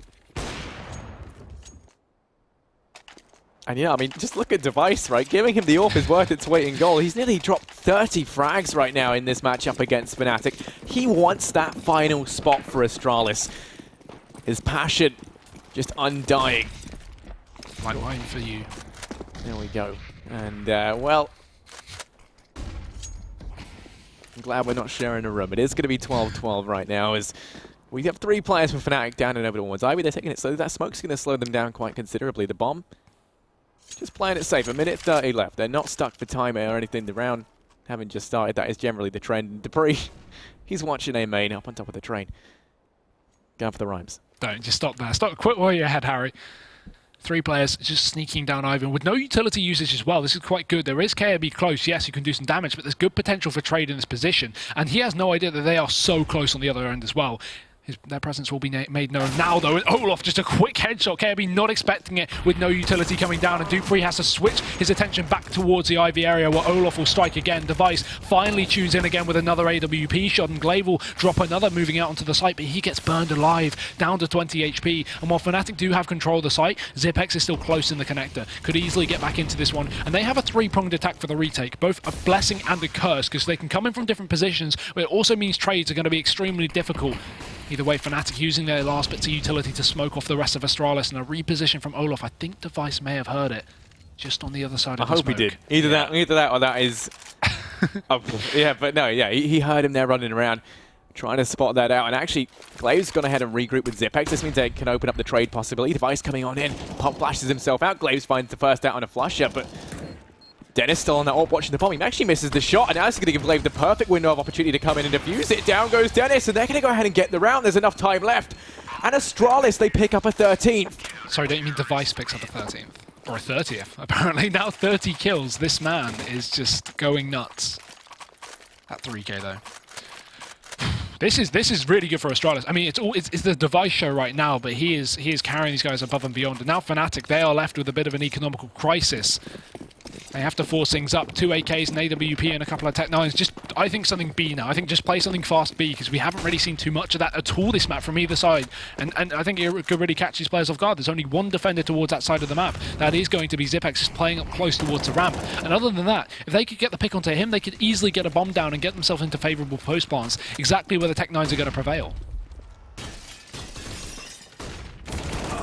Glaive will fall at least. That's the man advantage taken, and they can go ahead and hop down and grab up that M4 on Flusher or Crim, so they've got a little bit more firepower secured into this round. And they're going to go ahead and smoke it. That's definitely to facilitate Crim's picking up this rifle. They go ahead and make their way down, and actually they've rotated players over towards B so preemptively here, and it might come back to punish Astralis. They leave KRB. And Dupree over towards this A bomb site. Right now, Fnatic, they're taking them slowly. They're not going to rush into this, and that's exactly what Astralis were hoping for. KRB pushing on up could get punished as well for his aggression. JW in the corner, watching it, just switches out at the wrong time, but he still finds the frag. And now KRB goes down. This is where we're going to see the push come in. They extend it to a 2-man advantage. They're very much in the driving seat for this round. They've had to rotate an additional player. We don't want to say bomb site. The second they lose KRB, you can see that Device rotates back around from B. But Dupree's alone actually in the middle of the site, pushing on up. Dennis is in the corner, and they're just walking into the crosshairs of Fnatic, practically giving this round away. That's the thing, you're digging yourself a hole. Once you lose the man advantage and you want to get aggressive to get a trade frag, or at least get a refrag, put it back into a favourable position, we see KRB push down, he dies, then suddenly you're in a 3v5. You need to get another kill, you need to get aggressive on the CT side. Then we see the next player push, he goes down. It's just a constant cycle of continually losing players because you need to get refrags. It's understandable why these players are pushing in 1v1s, but they're just missing out on the engagements, they're not checking the corners, and that's giving Fnatic an even easier round. And that's why you can see, despite Fnatic picking up a 5v3 so fast, they don't continue to rush, and they don't just play off the picks and go straight on into a site, because they know Astralis are going to bring some aggression. They know they're going to start pushing for frags, and that's exactly what Fnatic can take advantage of. Just play passive and wait for Astralis to make those mistakes. At this point, the economy of Astralis isn't looking too great either. This is going to allow Fnatic to potentially pick up a 14th, and then only be... might just be extremely close to match point, taking it 1-1 and denying Astralis that final spot. There's a lot of pressure for Astralis here. Zipex to be fully flashed, and Crimson Flusher, they combine for 2 frags over towards B. The B bomb site just completely open and ripe for the taking. They go pushing on through as it looks juicy, delicious, and totally takeable as they head on in. JW finds himself another out into KRB. Now it's just Dupree and Device left alive, and in the blink of an eye, it's all on one man. The man in question, the king of Astralis right now. 1v5 P250, can he do anything? Does find one on a flusher, but then immediately traded out by Crims. Fnatic find a 14th, they keep 4 players alive, and that's perfect for them. And if the two maps of these series, I don't think you would have believed me if I said Train was going to be the closer one, because right now Fnatic are looking like they may even take the win away from Astralis. A pause is even going to be called in, the first pause of this series as well. And I definitely agree with it. I think it is right that we see Astralis, I imagine, call out this tactical pause, take a minute to go for a breather. They're onto their buy round, they're onto the pinnacle buy round as well. And with 15 rounds just looming over for Fnatic, Astralis need to work out what's going on. Yeah, they've had some amazing rounds on their CT side. It's not even like they're not playing it well, it's just Fnatic playing it perfect, and that's the issue. We're seeing a very vintage-looking Fnatic right now. And I always say, I mean, we were saying earlier, and I did say that I think Train is probably their best map, just because it's one that whenever we do see them play on it, they might not, get an amazing amount of wins, which is kind of disappointing. But the actual strategies we see come out of it are impeccable, I think. And out of all the maps they play, it's one they normally play up against the opponents that they kind of value at the highest. So having this sort of scoreline now against Astralis, it has so many implications. I mean, not only does it mean that they can keep on fighting, but it also means that Astralis won't make it through to the finals if they lose it. So the actual, well, not guaranteed at least. Yeah, not guaranteed. They can get to the finals. Yeah, they can still get to the finals. But yeah, I mean, they won't be guaranteed. And of course, Astralis, they want the guaranteed final spot. They want to try and get that. So the pressure is on, and it is monumental here for the Danes. Fnatic, one round away from their 15th and arriving at map point. Astralis will be buying on down what they can, and that's going to consist of the AWP for Device, rifles in it, UMP for Glaive, a little bit of utility to play around with, and the kit as well. So all in all, not that bad a buy, but we've seen them lose with more, and already Fnatic kickstarting this round, sending both Dennis and Crims over here towards B. Crims making his way in through Pop. We Molotov'd on out for the time being and now watching for any aggression at this B bomb site. Zipex doesn't want to test the waters, instead just playing it passively on the site. Doesn't want to give anything away early on, because that's kind of been their reoccurring problem, is losing that early man advantage. So this time they've receded into the sites, playing it much more passively. No rush for Fnatic though. Plenty of time to see if Astralis bring this heat. With not a lot of utility as well, I would not be surprised to see if this CT side decides to go for some kind of double push down towards a certain area of the map like Ivy, or take some pop dog control to try and get themselves a pick. Issue is, when they have been doing that previously, Fnatic have just been holding such a great default, they've been able to shut them down every single time. So just waiting to see if Astralis are going to bring this fight. But it's so passive here from the CT side. They're, not even peeking down Ivy. It's just KRB playing towards the CT spawn. From this position, you can just get a pick, drop on back off, and then just allow Fnatic to take any kind of control towards Ivy, get a kill later on the round, allow them to get towards the site and fight in a closer engagement, or at least have this crossfire with Dupree. But it's Dennis to push deep out into Olaf, takes a kill onto Glaive, jumps on top of the ladder as well. Dupree should hear him there, spots the head and quick kill just to trade it back, but it's Dennis's Molotov to actually do the damage here as Olaf picks up a single kill onto Dupree. This is great for Fnatic so far. KRB has to go big. He's still in the site, and he gets one. Goes for two as well. KRB, this is massive so far. Bringing it back, swinging heavily in the favor of Astralis, as now they can get back onto this bomb site. Olaf and JW, the last two men standing here for Fnatic. And this is doable from either end. Both players here in main. It's Zipex to chase it down. So much damage, but he falls short. And JW with the AWP. They will close it out. Fnatic, they get themselves to 15 rounds. One away from the victory. And there is no money left for Astralis. They got to try and scrape the bottom of the barrel, buy up what they can to find a 14th and fight back against the Swedish beast that is Fnatic on a train. They are going to be buying down what they can. It's going to consist of some pistols here and there. MP7 for Kyobi, UMP for Device, and the Mag 7 on Dupree. I'm going to try and take that to the faces of Fnatic, but it's just raw aggression to kickstart this one. Out through a main is Dennis, first man on the scene, already out and about, looking to see if he can find anything worth shouting about on this A-bomb site. And Device, around in the corner, might be the player to kickstart this for either side. Dennis sneaking on by, they're bypassing each other completely, and they're going to walk straight past each other. Don't know what's going on. JW isn't going to expect anyone to be on up here, and actually he hops on down. Now the call comes in, and down goes Dennis. JW next to fall in this round, coming up the way of Astralis early on, as no trades found just yet. Olaf will go down as well. There has the MP7 on Kyobi. It's all on Crimson Flusher. 2v5 this round. The most important one for Astralis, and it looks like they're going to go ahead and pick it up. It's all on Flusher. It turns it into a 1-on-4, but the trade is instantaneously found from Zipex. I'm having heart palpitations, Hugo. I'm shaking not only because it's freezing cold in the studio, but also because this game is so goddamn close. 15-14 to Fnatic. It looked like they could close it out. Astralis had no money in the previous round, but they still make it work, and that's the magic of pistols. As we see the double AWP employed here from Fnatic on the T side, a risky one, but train is the map, you're going to do it if you have to. As Device, the only solo AWPer and the only solo carry here for Astralis on the CT side, as he picks that up once again. Situated over towards the A side of the map as per usual. We still have this 4-stack going on as Astralis typically have been doing. It's Dennis just straight out onto the site looking for the first kill, going to be chasing lots of damage, takes the first kill as well, but Glaive does trade things out with only 2 HP remaining. Flusher will catch him out in the open, and Fnatic, they're only 2 kills away from doing it. Flusher gets himself a second bomb, making its way towards the site, and it's all on Kirby, coming in through the CT spawn, needs to go absolutely insane here. It's not looking doable, but he's got to give it his best shot. Flusher spots him, and he gets the kill as well. Flusher, a massive round, 3 kills, and Fnatic will close it out, 16-14 on DE Train. Yeah, that was positively insane from both sides. We see Astralis go ahead and pick up the first map, but then Fnatic, they bite back on Train. I don't think we could have asked for a better game to round out tonight's series, and what that means is Astralis, they're not guaranteed for the finals. They got to keep on fighting to guarantee themselves that spot, and that leaves even more action on your plate. So yeah. I don't think we could have asked for anything better there, Hugo. That was positively phenomenal. So as we've approached the end of tonight and the broadcasts, what taking away from that, what was kind of your defining moments of both of these teams as we take a look at the highlights? It's just such great performance from Device. You got to look at him. He was going absolutely off. Dennis, great performance as well. He was constantly pushing out onto the A side and the T side, constantly getting those 1 or 2 picks early on. It's just really, really good individual performance from everyone across the board, really. And I'm just really happy at how that series went. I may have got the prediction wrong, but I think great performance from Fnatic, and I'm very, very surprised to see them take away Train from the team that was formerly known as the best Train team in the world, and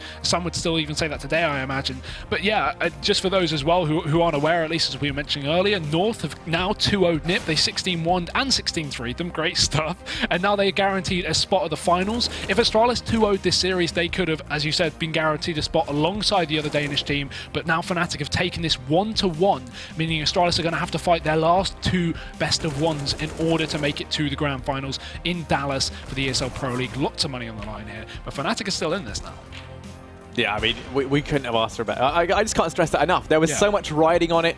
After the first one, it was looking bad for Fnatic. I mean, it was such a poor performance from the likes of Flusher and Olaf, really only JW turning up.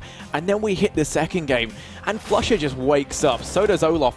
Everyone just across the board stepping up, pulling their own weight in such a big way. As we headed towards the end of that at the end of the first half, I was a little bit skeptical. I mean, I was fearful. We saw that Astralis had, kind of woken up a little bit there towards the end. The start of their CT side was brilliant, and I was fearful that I was going to be, proven wrong. But no, it was just phenomenal. And well, let's see how that did go ahead and affect the standings. If we go ahead and bring those up now, we can see North, as we said, they are guaranteed in to the finals. G2 currently reside up in second, which is interesting. Started from the bottom, and now they're here.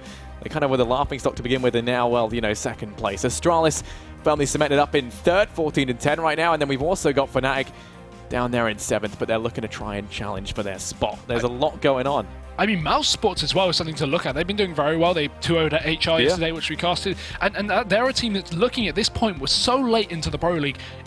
I'm thinking Mouse Sports may even make the finals at this point. I don't think many people can really knock them out of their place. We obviously have Na'Vi and FaZe right below them, but they're still also in top 6. So there's a really, really good chance we might see Mouse at the finals. And with the new Rops addition, who seems to be performing very, very well, I can't wait to see him on land. So I'm hoping for Mouse Sports to also make it one of the kind of dark horses.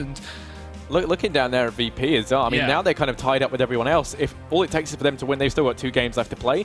They win them, they can go ahead and shoot up at a relegation. Hopefully, we see them not get relegated. It would be nice to have them back next time. Yeah, I mean, at this point, Kinguin are pretty much almost 99% guaranteed relegation back into Premier instantly. And VP and ODLC, I mean, alongside the teams, are looking like they're going to be playing the relegation matches coming up shortly, which could be a lot of scary things. But I think as well, looking at the Mountain Dew League coming up in 2 weeks here as well in Leicester, there are a lot of good teams that we could be seeing making it into the Pro League next season. Big namely, definitely a team to watch out for, and I think very likely we could be seeing them make their way back up into, or not back up into, but into Pro League in replacement for Kinguin.